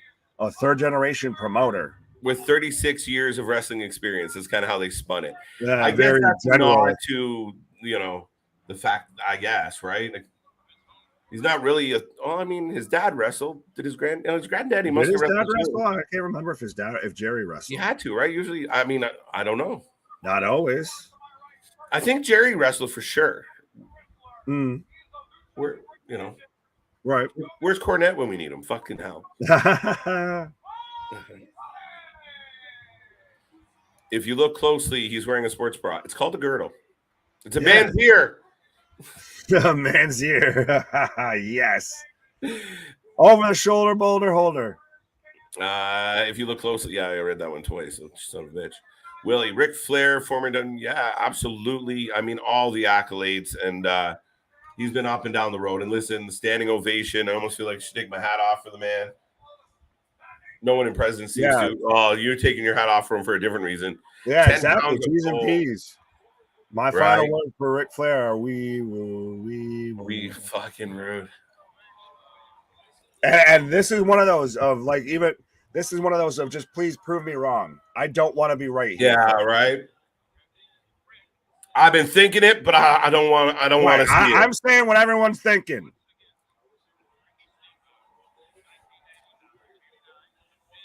I like the fact that they're selling this as a grudge match. I like the fact that this isn't just a gimmick. You know what I mean? Like, it's not just show up and wrestle. We talked about a lack of feel in some of the matches earlier. They are what they were. A good card, a good delivery of the card. But the fact that there's an angle and there's hatred and there's anger and, Jarrett, Jesus Christ. Well, hurt your wife's on noticed TV. Too that Mike Chioda's the ref, but think about this for 2022 in professional. Mike Chioda gets to be the ref is amazing, by the way. Oh yeah, well I'm surprised Lil Nate is in there. Yeah, but that would have been too perfect. And surprisingly, we didn't get Charlotte, even though we got Cody. But that's the thing is, like I was saying, let's look at this year so far in professional wrestling. We've had Cody go from AEW to WWE. Vince is out of WWE entirely. Steph, Nick Khan, and Paul are right now in head of the company. And we're having Ric Flair is still having his third last match right now with Jim Crockett Promotions. And Jeff Jarrett is still in the WWE and Vince isn't. Yeah, it's fucked up, right? A little bit. 10 pounds of gold. The NWA World's Heavyweight Championship is the best pro wrestling belt ever. Or title in pro wrestling. It's a good one. It's the most storied, I'd put it. Yeah, I don't aesthetically. I mean, it's not my favorite. Aesthetically, it's a little clunky, but that's what they had for the time. Now we've got the new age, and we're getting Flair and Jarrett to start this off, and we're getting pretty much just a lot of. Oh, we got the tag out in and out. Oh, hey, get the off. Lethal and Flair. I mean, these two guys were the ones training together. Mm-hmm. I feel like, and maybe I'm wrong, but I feel like Nate is a little more reserved than I expected. Well, A I little don't think that's quieter, my like a choice. little. I really do think this is a big moment for him because he doesn't like. He's not out strutting hard. He's very much. Oh, here we go. Here we go. Well, no, it almost like, looks like, all right, let's get this over with. Yeah, like very serious though. I mean, well, this is, you know, the one last run it. This is the last song and dance for an age. Oh, and folks, Ric Flair has just taken a bump. He just took a. It went well. It was very. He still made it. He's made it through one bump. Right. We should have a tally going in the corner of how many bumps Rick actually takes. Right. You still got it. Oh, that's sweet. No, you don't. He doesn't. But it's sweet. It's sweet. I appreciate the sentiment, folks. He throws one, though. He throws one. Clean. Ladies and gentlemen, if you're just tuning in, we are the Wrestling for Life Network. This is Ric Flair's last match. He's in the ring. He's in control. He's got a side headlock on Jay Lethal. Yeah. Woo! The winged, I like that belt. I do. Oh, that belt's a classic belt. That's very 90s era. Yeah, give me that one. I'm down with that. I like Goldie. I like big. Oh, Goldie works in any time, any.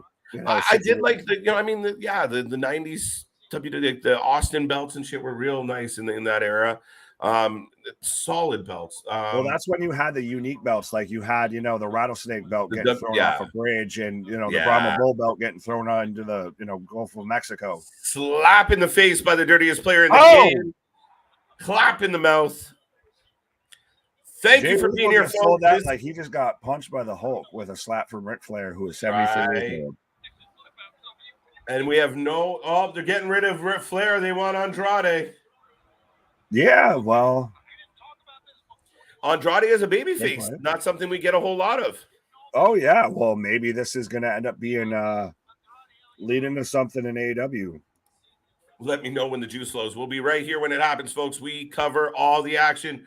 We'll keep you up to speed on what is going on in the ring. Right now, it's Andrade and Jay Lethal. With business is about to pick up a little. We got our couple little friendly, headlocks with Ric Flair, taking one, giving one. Now he's going to stand on the apron and catch his breath. Yeah, he did 2 bumps. That's probably his quota for the night. There we go. Oh, shit! Jay Lethal with the fucking pop European. Just traded big strikes back and forth. Oh! Nice. Boys are coming to play. Oh, huge boo. Jeff Jarrett looks like he can hang a little. He looks like he looked pretty, fit and trim, even with the segment on SmackDown, and then even on Saturday when he was the special guest referee. You know what? The modern wrestlers, the youngsters who are wrestling now, have to watch guys like Jarrett, watch old guys like Flair. When they throw a fucking Dax is a good example. Dax Hardwood, right? When they throw a punch, their whole body's into it. Their foot hits the mat, it's a whole thing, and it looks good. Oh yeah, that's one thing that you miss now, and that's why you see guys get clipped with actual punches, because they don't know how to actually throw a wrestling punch. Nice. Jarrett wants no part of Flair tonight, ladies and gentlemen. Flair takes the tag off of Idolo, and Jarrett goes back to his corner and says, no, not yet. Not yet, wise one. Oh, maybe. They're circling. It's making me think that Jarrett's taking the L tonight, buddy. Oh, well, like I said, once I saw that whole fan interaction, that I kind of almost wanted to switch sides, because it feels very much like if Jarrett wins, they riot. But I still I think you said it, of that we're still going to get that, figure 4 spot. We're still going to get a woo and chop spot. We're still, I feel, going to get those callbacks to the signature Nature Boy matches, but this is very slow paced whenever Nature's in the ring. It comes to a screeching, but right. I love the Nature Boy just as much as the next one. Yes, but sorry, I like Jarrett. I hate to say it, but I like Slapnuts. No, you little strut. Hey. But Ric Flair is very conservative. Like, I mean, even you look back, like, you know, the Ric Flair that we currently see in commercials and shit, this is a little bit of relax. Well, I think that's more of because he just can't. This match should not. If it, as long as he makes it to the finish line, I'll be happy. Right? But this makes me feel sad because he can't go any way, shape, or form. There we go. Yes. I don't give a shit. I'm happy. I'm marking out. I don't give a fuck what anyone says. I'm loving this.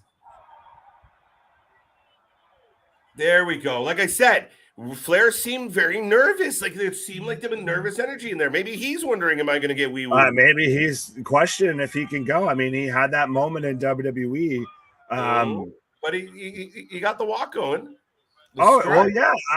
Like I said, if this was built to be just kind of like a Hall of Fame thing of here's a tribute night, and you know, he comes out, just hits a couple spots, hits a punch, and then that's it.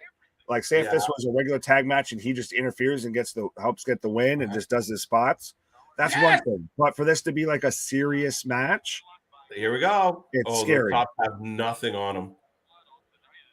Not bad. Like, that one clapped a little. Oh, lethal in. Oh, yes. See, they're doing good. And you know what you have in the ring? 4 good workers. And that's where a match gets over people's discrepancies, right? Jarrett and Flair are working. Lethal knows how to work. Andrade, jury's out, but I think he has it in him. I love Ric Flair, and I know he can work and used to work, but what he's doing right now, I think you cannot exactly call work. Well, he's working around the fact. Well, he's working within his capabilities. That's the thing. Is I guess you have to still. It's hard for me. Of like, I feel like he wants. Like, I'm expecting this to actually be a match, and this is. Well, but it is. But like, that's what I mean. Like, he's not going to be able to do. But, you know, you get the tie-up, and then you get the strut. Then you get the tie-up, and then you get your own strut. Right, so but I guess I'm having to change my expectations of Ric Flair is not going to be laying 70, dude. You should have had expectations where a 70-year-old gives you them. All right, Jarrett stretching the match out. I get it. It's filler. But again, this is kind of what I expected. Let's go. Jarrett won't get in the ring. It's odd that Jarrett's the one with the issue. Well, that's why I think it's. He's looking at that fan again. Come down to those two. Now we got asshole chance. Oh, he wants to leave again. I think Jarrett just wants to try and pick a fight with that guy in the crowd. Yeah, well, I think he might give him more of a fight than Flair is, but. I guess we're not having a count out tonight. I don't. Well, I don't know at this point. He came back. He rolled in the ring to break the count. I don't even like Karen's face. It's so sad. What's that? It just looks like, I don't know. Karen rubs me the wrong way. Good choice. Good job, Kurt. Way to pass that. Yeah, you do. You dodged the bullet. Oh, we're getting the count now. Toyota has had enough. No fans want to see a dang count out. No. If that's the way that Ric Flair, could you imagine that's the way that Ric Flair's last match ends? No, it's not. There's no way. Now, for the people just tuning in, we are in the middle of Ric Flair's final match. I'm going to admit I'm enjoying it. I'm just kind of letting myself be a fan right now. And, I'm taking it in. I'm taking it for what it's worth. And getting to see little things like the stride and the woos. And so far, so good. Look, even the dirtiest player in the game is still there. Look. Well, that's the thing. I feel you get the huge pop for a choke, an illegal choke. Yeah, I think that's the thing is I think I need to change my thinking about it. And this isn't Flair actually trying to have a match. This is, this is the last song and dance of Ric Flair's gonna just come out and play the greatest hits. He's not gonna, That's it. But break out anything new. It really he's gonna do what he can do. It might be a little off key, but he's in there throwing the punches, bud. I mean, it's vintage Ric Flair. Again, you're getting these elongated moments. It's like when you get, we get a Brock Lesnar match or a Roman match for a while where they only had 3, Roman only had 4 or 5 moves. So the 5 moves of doom.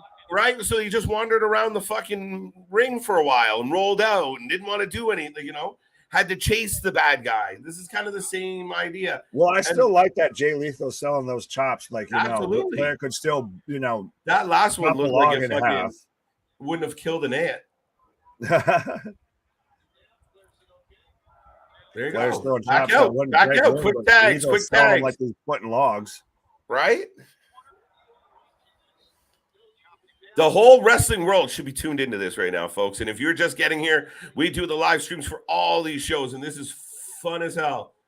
And you always, we got more than just me and Nick. We got a fam here, and you always get different opinions or different viewpoints. Oh, and even then, we're now at the point to where we absolutely have regulars and all of that, and have moderators, just out of fans in the chat and everything. Like half the time, we're just checking in on the comments, and it's everybody just talking amongst each other. It's just one giant family here every night of the week. I believe we have acknowledged at points here tonight, Willie, and I think I'm caught up in the match opposed to walking down memory lane with Rick. He had tons of classic rivalries. Me personally, Rick and Dusty was a hell of a fucking rivalry. They set the bar for good, again, how to work a match, not just to get in the ring and do it, but how to create an angle, how to create hatred, how to make fans want to fucking kill the bad guy and praise the good guy. They were the epitome of it. And if more wrestling could find that kind of groove, it would be amazing. Oh, yeah. Well, and even then, that's the thing is Ric Flair's had such a long and such a historic career to sit there and go over every little detail or every big iconic moment. We'd be here all night and we'd miss the entire match. So I personally would rather watch the match than go down his, history when I can do that at any time. I can't watch Ric Flair have his last match live any other time than right now. Right. But the match is going on. And even shit. You remember when the Horsemen started breaking up and it was a shit show? Those classic studio television shows were great. And like I said, they even spoke in a way that you can't speak now. Like they could walk out. And he said, like Flair would look at someone in the crowd and tell them, shut up, pig, or, you be quiet, or your wife wants to go home with me. You can't say that to the audience the way they did back then. And it was good shit. It was good shit. Yeah, well, and you got a little bit of a taste of that, I guess, with Jarrett getting into it with fans tonight. Rick looking a little winded in the corner. Just going to throw that out there for folks that are surprised. Andrade not doing so well at the moment.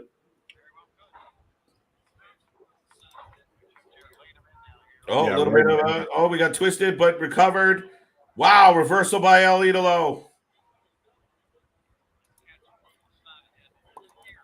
No juice yet, though, heat stroke. Yeah, I'm surprised. Well, someone might want to make sure that those paramedics are back on standby. The wee-woos. Yeah, the wee-woos. Somebody get the ambulance if Ric Flair starts to juice in any shape or form, because the man's on blood thinners. It might go fast. Right. More chops. More chops. Oof.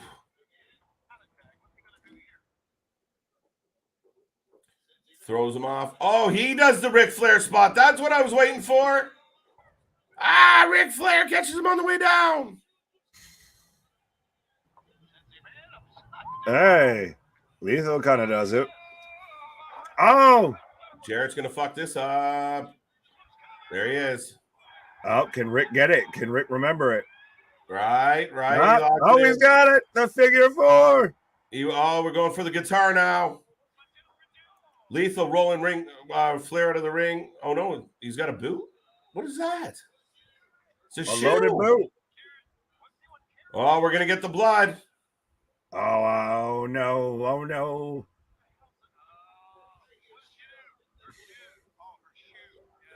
Lethal had to carry. Lethal's whispering stuff to Jarrett and I had to. Oh yeah, we're gonna get some juice now. Yeah, we're getting the juice. We're getting the juice. Oh.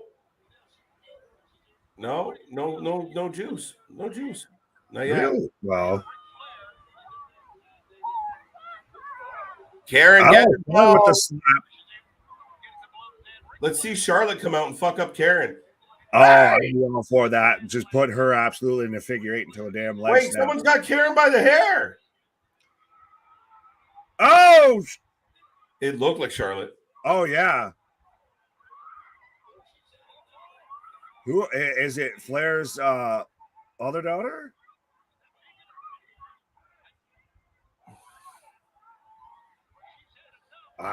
Yes. Maybe Noelle Foley.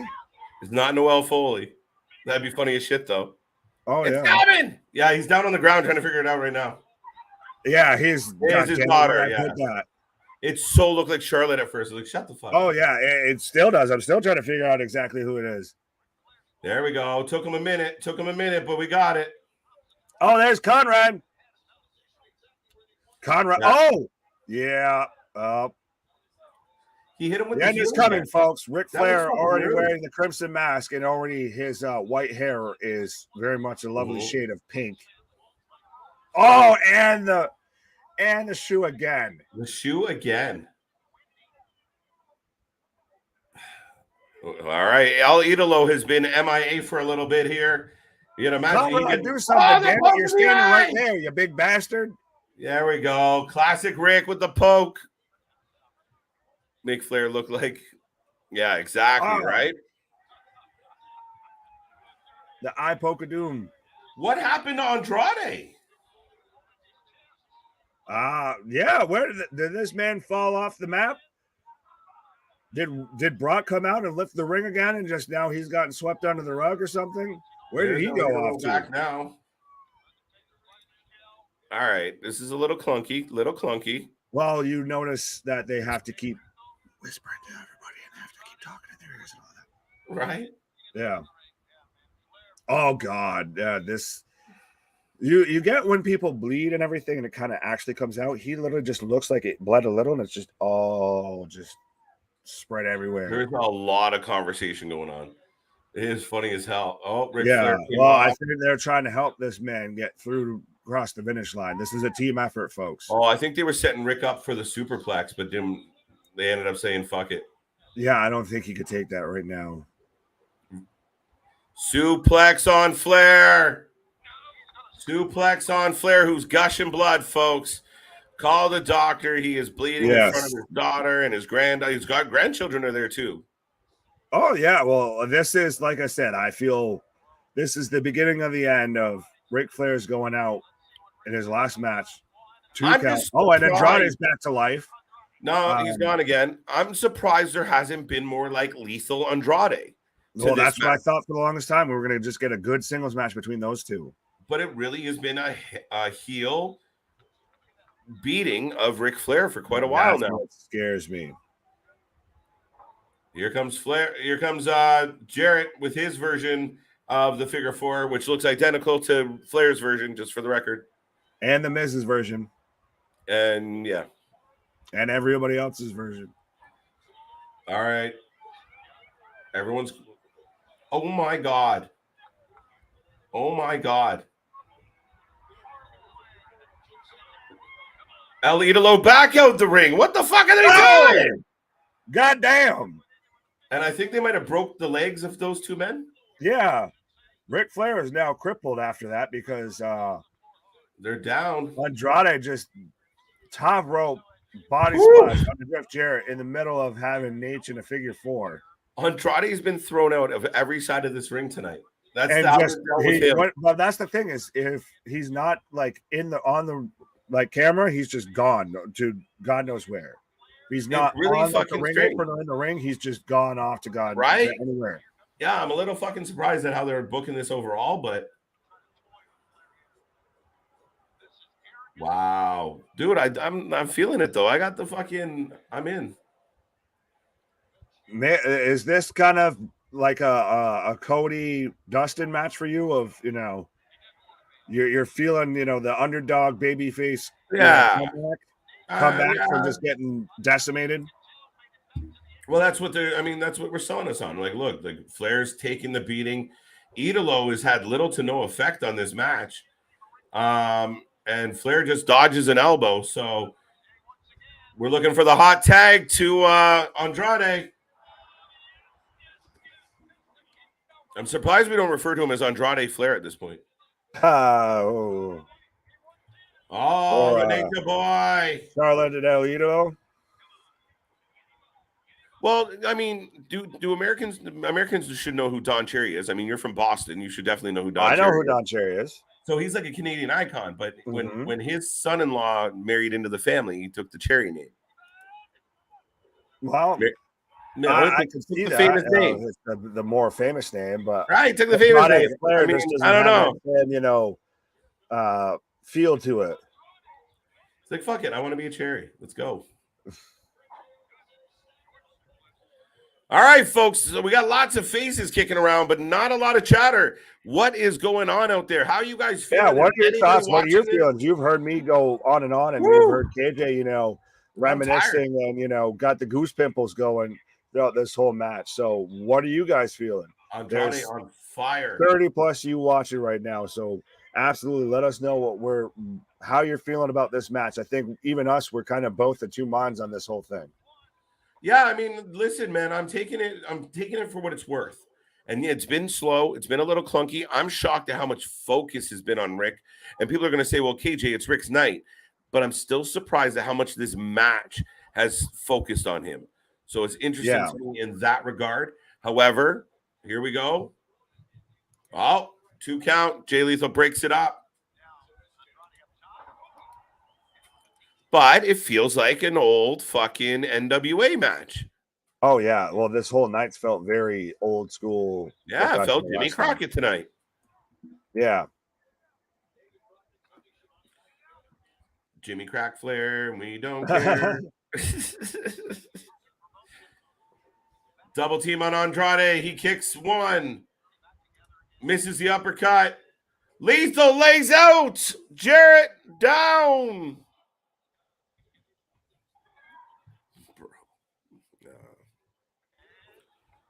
Oh, super kick onto Jarrett. Yeah. Oh, and Deonna takes it. Oh, here's where we get probably. Yeah, here's where it gets interesting, folks. Poison Rana. Wait, what? How did you get a Poison Rana? Andrade just hit a Poison Rana on Lethal. Oh, yes. Yeah, unlike most WWE commentators actually know the Flair name makes of the most. Oh, God. Flair looks like he's a fucking extra in a zombie movie right now. He can't even get like is he selling? He can't even stand up. This is wee woo. This is it feel like the man can't stand up. I mean, he's just selling, bro. He's selling. I just subscribed this evening, and it's good. The Undertaker's gonna sell him. Sorry, go ahead. The stream. Sorry, Fuzz Francis. I don't know what you were saying, but I kind of jumped on it. But Fuzz, thank you for being here tonight. Thank you for enjoying the show. We do this for all the shows, and we do the shows that nobody else does. When you can't find the show itself, or you just want some company to talk about the shows, this is the place to do it. The guitar is in the ring, folks. The guitar is in the ring. Jeff Jarrett in hand. Flair's still down. He hasn't been on his feet in a while. Yeah, that like I was about to say, they're selling, and then the Undertaker might be selling this man some plot of land here. This man has not been able to get to his feet, and he's about to take a chair shot.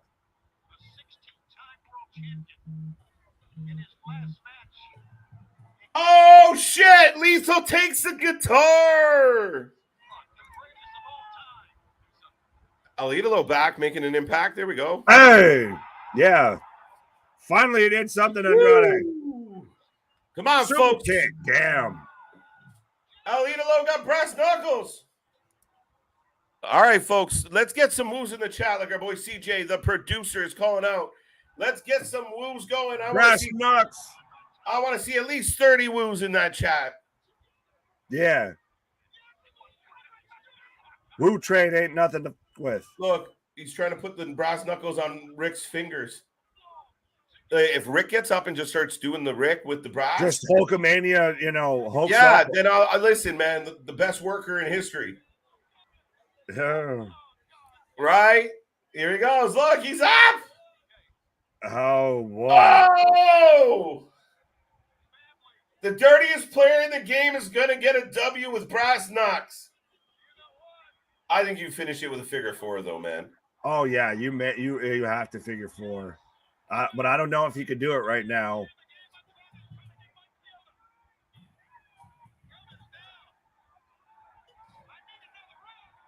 Hey! Oh, here's where we're going to little Nate, because we need another ref. We need another ref, folks. There it is! Little Nate! Nope, shit. Damn it. Yes! Woo! 2, 3. Now, does that technically count as a pin because both men's shoulders were flat on the ground, though? I don't know. I'm really worried about Ric at this point. He hasn't stood up in a while. He stood up for a moment.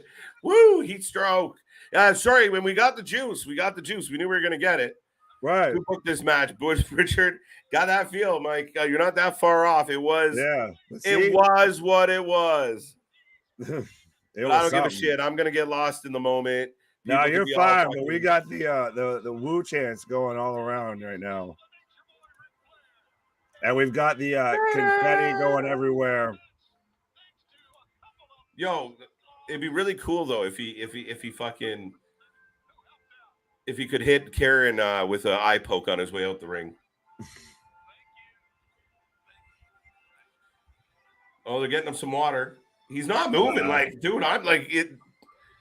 I don't want to say nothing because I don't want to be right. He doesn't look like he's all there, bro. Bro.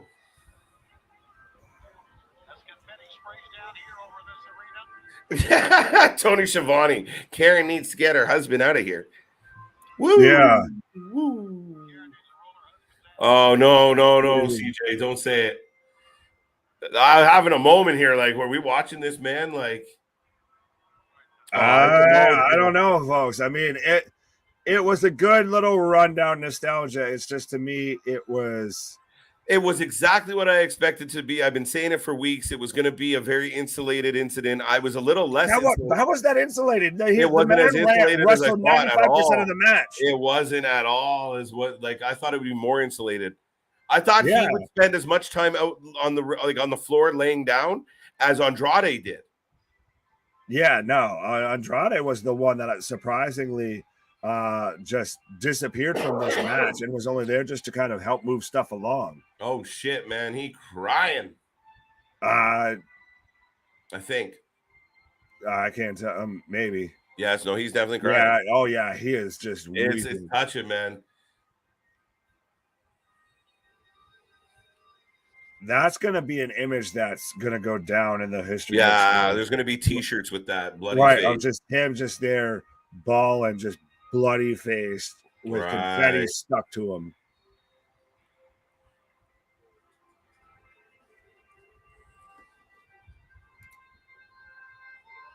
Oh, there's wifey, daughter, the not Charlotte daughter. I'm not Megan, maybe.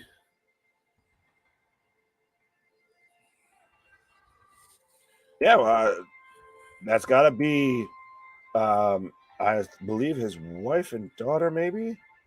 I think his other daughter besides Charlotte's the one that attacked Karen. Mm-hmm. Listen, look, the Undertaker and Flair giving each other a hug, the crowd with a pop. There's Bret Hart, Ric Flair, Undertaker, Mick Foley, that close to each other. That is fucking historic unto itself.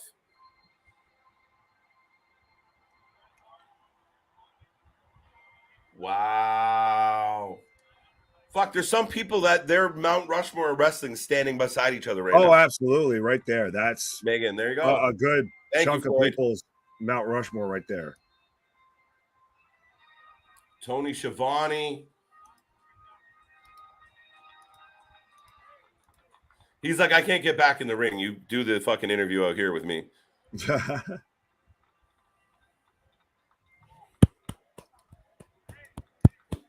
Listen, man, you think about all your favorite fighters and they show up for like their one last match and some young punk knocks their fucking head right off. It's generally not their best performance. This is their last performance. So this, I take it in stride, and it's nostalgic and it's heartfelt, and one of the best, if not the best, career in wrestling history just came to an end officially, I think. I'll, it should, based on what I've seen, I don't think we're gonna see this ever again. And man, of all time, dude, I'm touched. It was fun to do this stream with everybody and to see the emotion in the man. Fuck, dude, it's crazy. I agree with CJ. I'm not discrediting anything that this man has accomplished. I just feel like this is 10 years too late, and it's now. It doesn't matter though. I mean, fuck 10 years too late. It never happened 10 years ago. He did it. The match wasn't a complete fucking barn burner. I've seen fucking worse matches between two 25-year-olds in AEW. I couldn't enjoy the match because I was constantly worried that he was going to make it through it, though. He made it through. He didn't take right, but I had to still worry about it the entire time. That's what I'm getting at. Oh.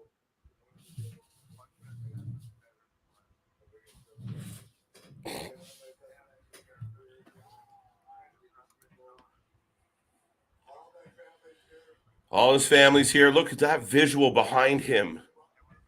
Oh, the entire locker room behind him. I've been married 5 times, and all my kids are here. Shit. That's half that section back there is all RIC Flair's kids. Oh, yeah. That's half the attendance right now. Blake Christian's there. Scarlett's there. Yeah, Scarlett, Carrion, Simbody. McCool's and then you've got Taker, Mick Foley, Bret Hart on the other side.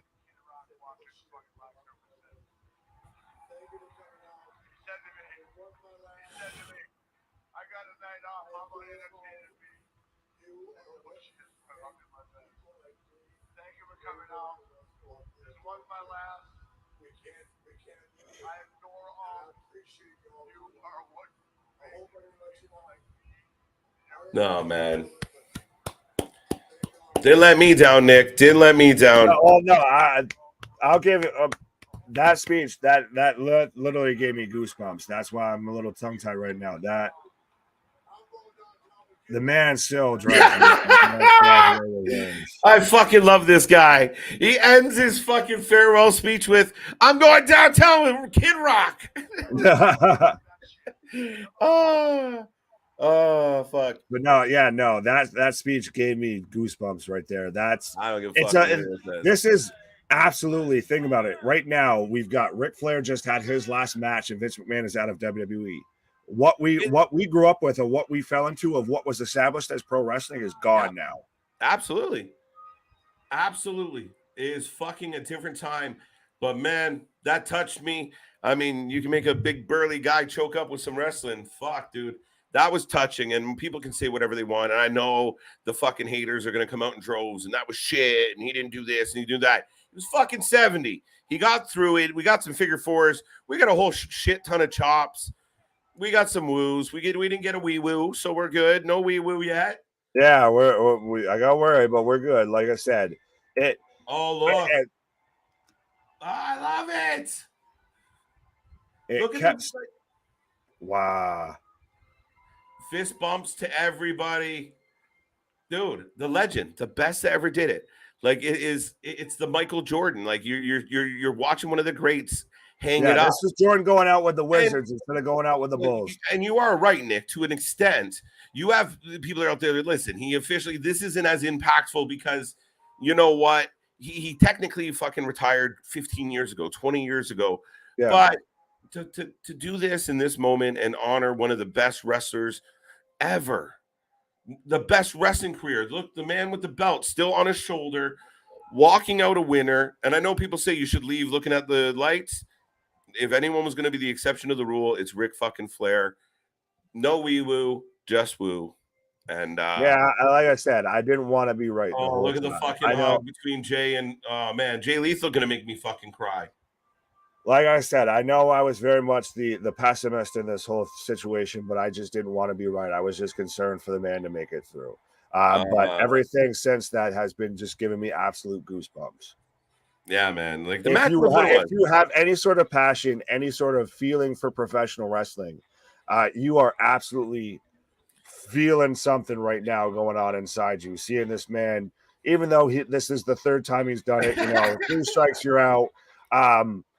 But to see that and to still see him going and to still see him still have that passion, to see someone that's at the top, that was at the top of the game, that's a pop culture icon, to still be that passionate about it is just, it gives you chills. Yeah, man. I mean, fuck. Every time the show ends, good catch, boys. WWE bring back Big Goldie. I mean, why not? I mean, it's gorgeous. Pay-per-view was entertaining. Let us know your ratings. RIC Flair's last match. What was your rating for the overall pay-per-view? Yo, you're gonna get some sentimental bias in this motherfucker right now. I don't give a shit what anybody thinks. No, man, that touched me. I get touched. I get emotional about that kind of shit, and I'm a sucker for a good standing ovation. But yeah, man, that was cool. Fuck, I'm okay with it. What do you guys think? Gary's giving it a 6 here tonight out of 10. What is your rating out of 10 for the overall pay-per-view? We do that at all these shows. At the end of the night, we throw in our ratings. Pay-per-view overall was an 8 out of 10. Pink Ranger's going 8. Listen, I might have to copy her. What are you thinking, Nick? I might be cheating here a little bit, I guess, like what you did with picking the TBD and the Battle Royal, how that turned out. But I'm going to give this a woo out of 10. Not a wee woo, just a straight woo. Because I don't know exactly how I want to grade this and everything. And it's one of those, like I said, it was good as a tribute show and a send-off for Ric Flair. Of just, please don't ever step foot in a wrestling ring again, Rick, outside of just to say hi and bye. Right. Don't ever take another bump. No. It was a good send-off. It was a good card throughout. And it did build you up and it did get you excited. And I like that it had that classic feel. We don't get that a lot right now in professional wrestling. So I did like that. So I'm going to cheat the system. And for Ric Flair, I'm going to give it a woo out of 10.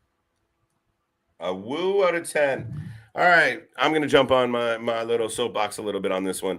As far as my rating goes, fans, let us know out of 10. What did you think? How did you feel about the overall show tonight? Did you enjoy it? I enjoyed it. I enjoyed the show. I enjoyed the matches. There was some stuff I didn't love. 3 favorite matches from this was Wolves versus Motor City Machine Guns, Bandito. Yeah, okay. So, yeah, I mean, you had 3 matches that were good. I didn't really care for the Bandito match, but, I mean, it was good. It was all right. I agree with Nick. It was a good send-off for Flair. Yeah, listen, it was something.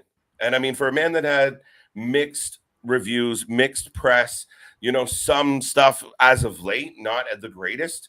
Some old past bullshit being dredged up. Yeah, listen, at the end of the day, the guy is the most talented to ever put on his boots. He worked and worked. There's so many of us, so many wrestlers out there that owe Ric Flair a debt of gratitude to show you guys how it's done. And you know what?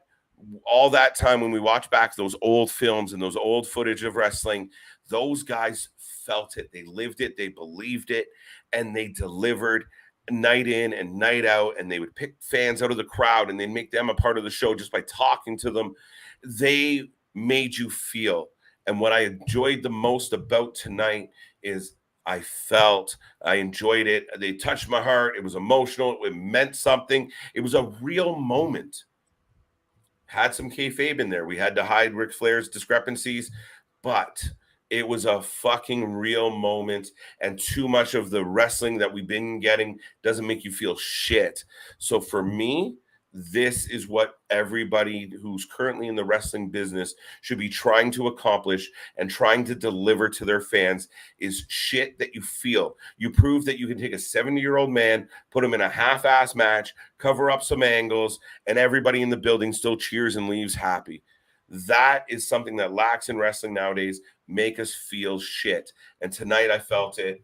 I'm going to give it a 9. I'm going to give it some bonus marks. Overall, really probably a 7 as far as the pay-per-view itself. But I'm giving it a 9 on Ric Flair's night, and then a little bonus woo like you threw in. So, not a perfect night because let's be real, but I'll give it a 9 out of 10 just because of what it meant. And it was a really fucking cool moment to see all those wrestlers around and like 4 of my favorites, 4 of everyone's favorites standing next to each other in that fucking moment.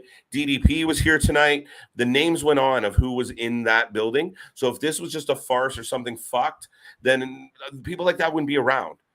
But it all meant something to people tonight. And it was fucking amazing to see Undertaker, Bret Hart, Mick Foley, all these people that gave a shit. And no one gave a fuck that match wasn't a 5-star Meltzer burner.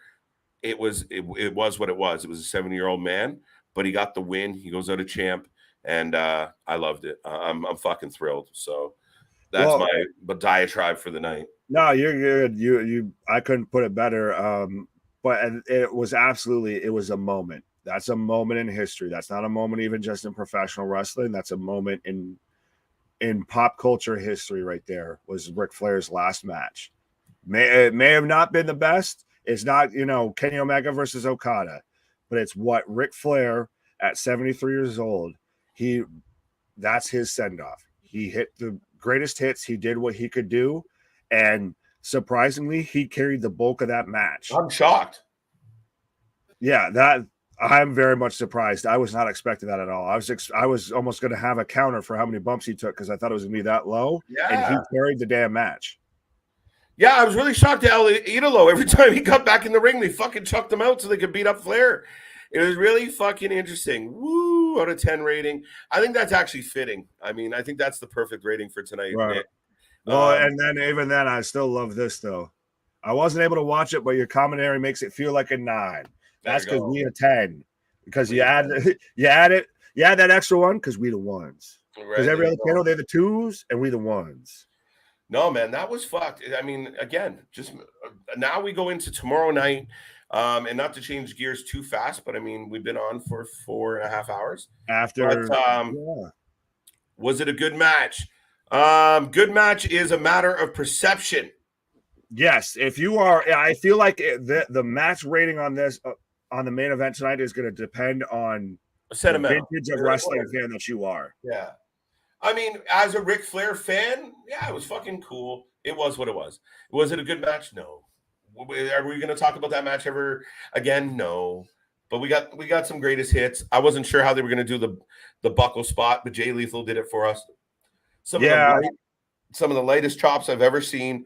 But I mean, as a Ric Flair fan, and a guy who appreciates what he means to this business, it was fucking fuck the wrestling. It was just a really great fucking moment.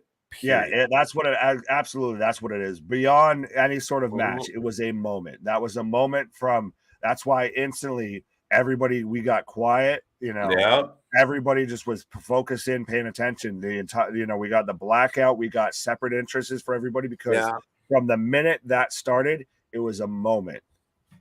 Yeah, it really was. It was fucking epic, and that's what they were trying to create. And yeah, I mean, everything from Jeff Jarrett's entrance was fucking amazing.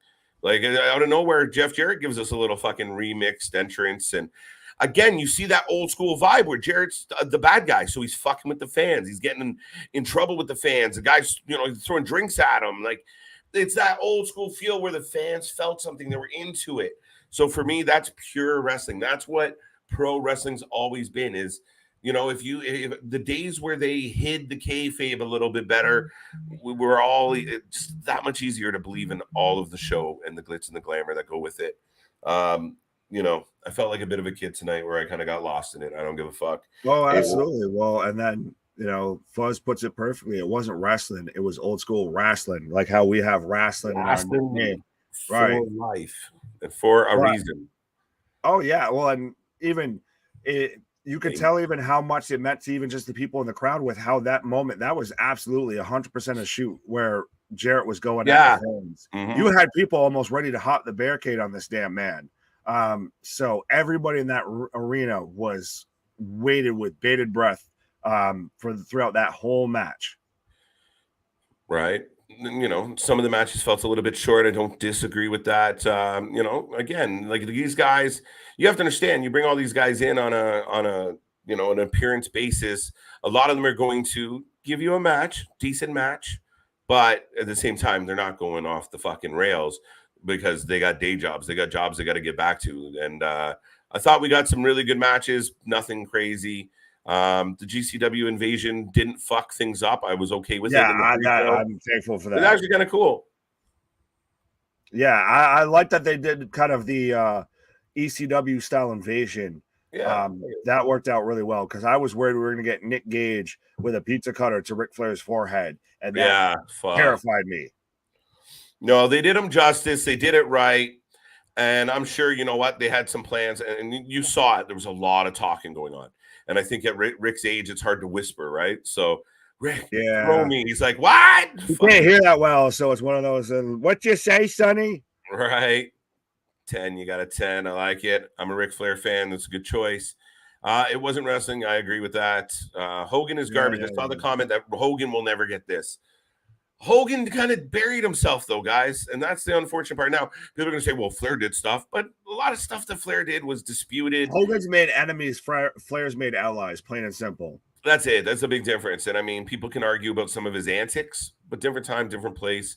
And, you know, you don't want to fucking – you know, you don't want to forget all the good that was in there. And too often nowadays we focus on the negatives as a society and as a group, but the man really was a legend. Hogan, on the other hand, is kind of a stubborn, pig-headed, interesting dude. There's a reason that being called like the Hulk Hogan of something at times now. Right. Professional wrestling is used more as a derogatory term than a complimentary term. Yo, CJ, make that comment in your own name. Yeah. This man does not represent the thoughts and opinions of the two hosts on the screen. That is the producer of the show, right? And he does not represent the opinions of the entire Wrasslin. Well, then again, I've probably been there plenty of times myself with some of the stuff I've said. So we're just gonna have to have a disclaimer, you know. There's a disclaimer on every single one of these fucking episodes that we put out. Every night that we're here for the stream, I make sure that if you read below, because when we start getting complaints, we've warned everybody that you might hear some shit that you don't want to hear. You might hear some language that you're not in love with, and you might hear some opinions that piss you off. But that's what being a wrestling fan is. That's what's having, you know, your family and friends over talking. You know, that we do this 7 nights a week. So this is absolutely our purest, uncut, you know, all natural response and reaction to everything. Yeah. Well, Willie says Don Cherry, that's a good call. He definitely was those things. And Don Cherry is actually a fucking legend in he basically became a personality, and he did the Saturday Night Coach's Corner, and he is legend in Canada. Oh, and, yeah. I had the honor of meeting the gentleman several times as I used to coach a team that played against his grandson, so he'd come into the rink and but he's a legend, and kind of that vibe. So I can't remember what my point was with Don Cherry even at this point. There you go. I'm not sure either. But that's it, folks. That is the show. That is us tonight. Come back tomorrow. The most anticipated Monday Night Raw in fucking years. Am I wrong to say that, Nick? No, absolutely not. We thought that we weren't going to get anything big until after SummerSlam, and we got a bit. Because we knew that they were going to want to make a splash as soon as they could. And we got a hell of a couple of splashes last night. But tomorrow night kicks off, absolutely, the dawning of a new era in professional wrestling. Vince is out. Flair's finally out. Bruce is about to be out. Johnny Ace is out.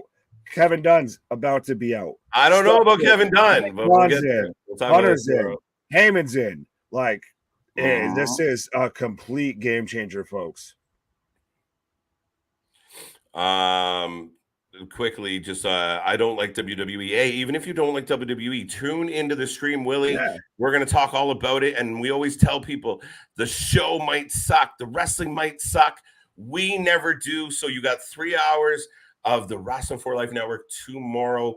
Back at it. So if you don't like WWE, that's okay. Just come and make fun of them with us. Yeah, we still talk about it. There's many nights that I fucking hate it. Well, no, we still talk about everything else that's going on too, because even tonight we were still talking about WWE, AEW, everything else that was going on in professional wrestling. So we just, even if you don't like the show, we still touch on everything. And like you said, the wrestling may suck, but we never do. That's it. And did you not watch SummerSlam where Tony Khan is paying you to like his repetitive show? I guess that's for Willie. I think I get where you're going with CJ, and I think there's optimism. And we said it from day. We talked about it earlier tonight, Nick. Right. It's go time now for Tony Khan. Tony Khan has had a nice 3 years to kind of build his little brand and work on his wrestling show and try and make his friends all famous. However, what we saw last night, what we saw on Friday, what we see tomorrow, Tony better pull his fucking socks up, because we saw names and faces on this screen tonight like Kerry and Kross that could definitely go back to WWE and get it right, get it over. And at that production value with matched with good creative, Tony, dear Tony. Yeah, up. You better be fucking ready to get some fucking wrestling going on your show, and you might want to ease off on some of these fucking gimmick matches and gimmick events. Yeah, he might be shaking a little bit in his boots, because we had him come out with that statement of, first he had the tone deaf response to Vince stepping down of, thank you from your now longest reigning CEO in professional wrestling. Read the room, Tony. And then also we had that whole after it's announced that Paul's in charge of creative and talent relations. Well, I have Malachi Black under contract for like 5 years, and I have Adam Cole under contract for like 5 years as well, and everything. Now, so when you start announcing stuff like that and keeping track of that, that's you're. But I feel like he was prompted on that one. I will, like, a lot of people have said that he's like, and then he is on the defensive. As a business owner, I wouldn't be putting that shit out there. I'd be like, no, we're good. No, we're good. I'm confident with my guys. You telling me that? Oh, no. They got 5 years in their contract. They're going anywhere. That doesn't mean they're happy. That doesn't mean they're enjoying themselves. That doesn't mean they like their booking. It just means I have them under contract, so fuck WWE. What he should have said was, we're good. We're doing us. We're good. Don't worry about us. I don't care. We're good. And unfortunately, I feel like at times he's a little immature, a little emotional, and he kind of overshoots. And that's a good example of it. Oh yeah, absolutely. He's still a bit of. I've said it before. He's a kid playing with his action figures. That's how he books. And right now, the big bad bully is coming back on the playground and going to kick some. I'm telling you right now, you have a motivated Triple H. You have a fucking motivated. Triple H. Yeah. He wants to. This is the King of Kings coming back for everything that they said he couldn't have and more. Yeah. They did the best work in the fucking history of all wrestling, and I will always say it. The man played the fucking system so well. He played the game so well that he's now sitting on the perch that he's sitting on. Oh yeah, that was hate him all they fucking want. But if he brings this show back to some semblance of excitement, I think people would be just happy if he fixes NXT. We're like, all right, the other shows always suck, but NXT is good. All right, we're good. I think they're just happy knowing Vince is gone. I mean, Christ, you heard Michael Cole just on commentary saying, well, a lot of things have changed, Corey. Yeah. Woo. I didn't even read this one. I met Flair once back in 1984. He and Ricky Steamboat just had an hour-long Broadway. Less than 10 minutes later, he came out in a suit and took a picture and left in his limo. That's amazing, fuzz. Yeah, no, I mean, I've never met Ric Flair. That'd be amazing. Oh, yeah. Especially on that night of all nights. Well, that's the thing. Just to feel the energy coming off of that man would just be something else. I was just a baby. Prediction: Bayley goes to after the NXT title. Sorry. EO goes after SmackDown title. No. Dakota goes after Raw. No, I honestly think it's going to be Bayley goes after the world title against Belair, and the other two might try and revitalize the tag titles, the women tag titles, if anything. Yeah, if they can get them back from Johnny Ace, and maybe we get Sasha and Naomi back. If you get them back from Johnny's like, I come to like him. Right now, he's just using those to keep up his robes, when he's walking around the house and everything. That's funny as hell. No, I mean, and you think about this. Bayley comes back. Bayley's your biggest female heel outside of Charlotte or close to Charlotte. But your biggest female heel, now that she's returned in a heel faction, this is a good spot to bring back Naomi and bring back Sasha and send them after Io and Dakota and have them battle for those tag titles. Yeah, absolutely. I could kind of see that. Apparently, WWE had their production crew at Flair's match. I mean, I wouldn't be surprised. I feel like, think about it. Evolution is a mystery. Right. Papa Paul is going to send over a little, care package for Nate. Why do you think Taker and Bret Hart and Mick Foley, a couple guys all under WWE Legends contracts, would all be there? And I mean, I imagine Flair's, his, reach into professional wrestling is still super prevalent today. So absolutely, WWE is going to reach out and, this is the professional wrestling world, not just a specific company. This is every professional wrestling fan sending Ric Flair out. Fucking hilarious. Because they aren't WWE talent. Jeff Jarrett's words, LMAO. But not only that, I mean, technically Jeff Jarrett's there. So technically that rumor is true, right? Yeah. Creative, right? Like Jeff's here. Right. No, I mean, it's curious. I mean, people said Tony Khan was there. I didn't confirm that wholeheartedly, but I think he was there. I mean, for me, yeah, Tony's going to want to sign certain guys. And I think this is going to be a battle, which is good for business. Listen, all this fucking news over the last month has helped us be the fucking fastest growing channel because wrestling's relevant, at least in the growing audience. And I enjoy it. I'm happy about it. And that being said, we need to get off so we can come back and do it again tomorrow. Oh, absolutely. Take a little refresher, little siesta, but absolutely, It has been a historic week, a weekend at least, if not a whole week, on the channel and just in professional wrestling. So thank you everybody for being here. This has been an amazing weekend. It really has. It's been a fun weekend, man. A couple weekends. Even though, like I said, I was Mr. Wee Woo and all of that throughout all of this. That was it was such a nice and just sweet way to end the weekend from all the chaotic news that we've had, the complete changeover in professional wrestling, and to end on an icon of the business, and just a perfect send-off. It's like a fucking Disney movie writing it out like that. Right. No, I mean, yeah, it was touching and heartfelt. And like I said in my little preamble, my little fucking soapbox speech, I grew up a wrestling fan. We call this wrestling for life for a reason. And for me, a guy that I watch do it again and again. And I'll never, we can talk about all the moments. And one of the things we didn't mention at all tonight, and one of my favorite Ric Flair moments as a kid, was watching him go through that fucking Royal Rumble. He runs all the way through it, and we weren't really sure who Flair was. If you had grown up in a certain area of the country, you got a lot of WWE and not a lot of everyone else. So for me to see it come all the way back to Nashville and have people like JR and Undertaker, Jerry Lawler, so many people were involved, Sting, and it was just fucking real cool. This tonight was not only an homage to classic wrestling, it was a love letter to Ric Flair, and it was a love letter to old school professional wrestling, not sports entertainment.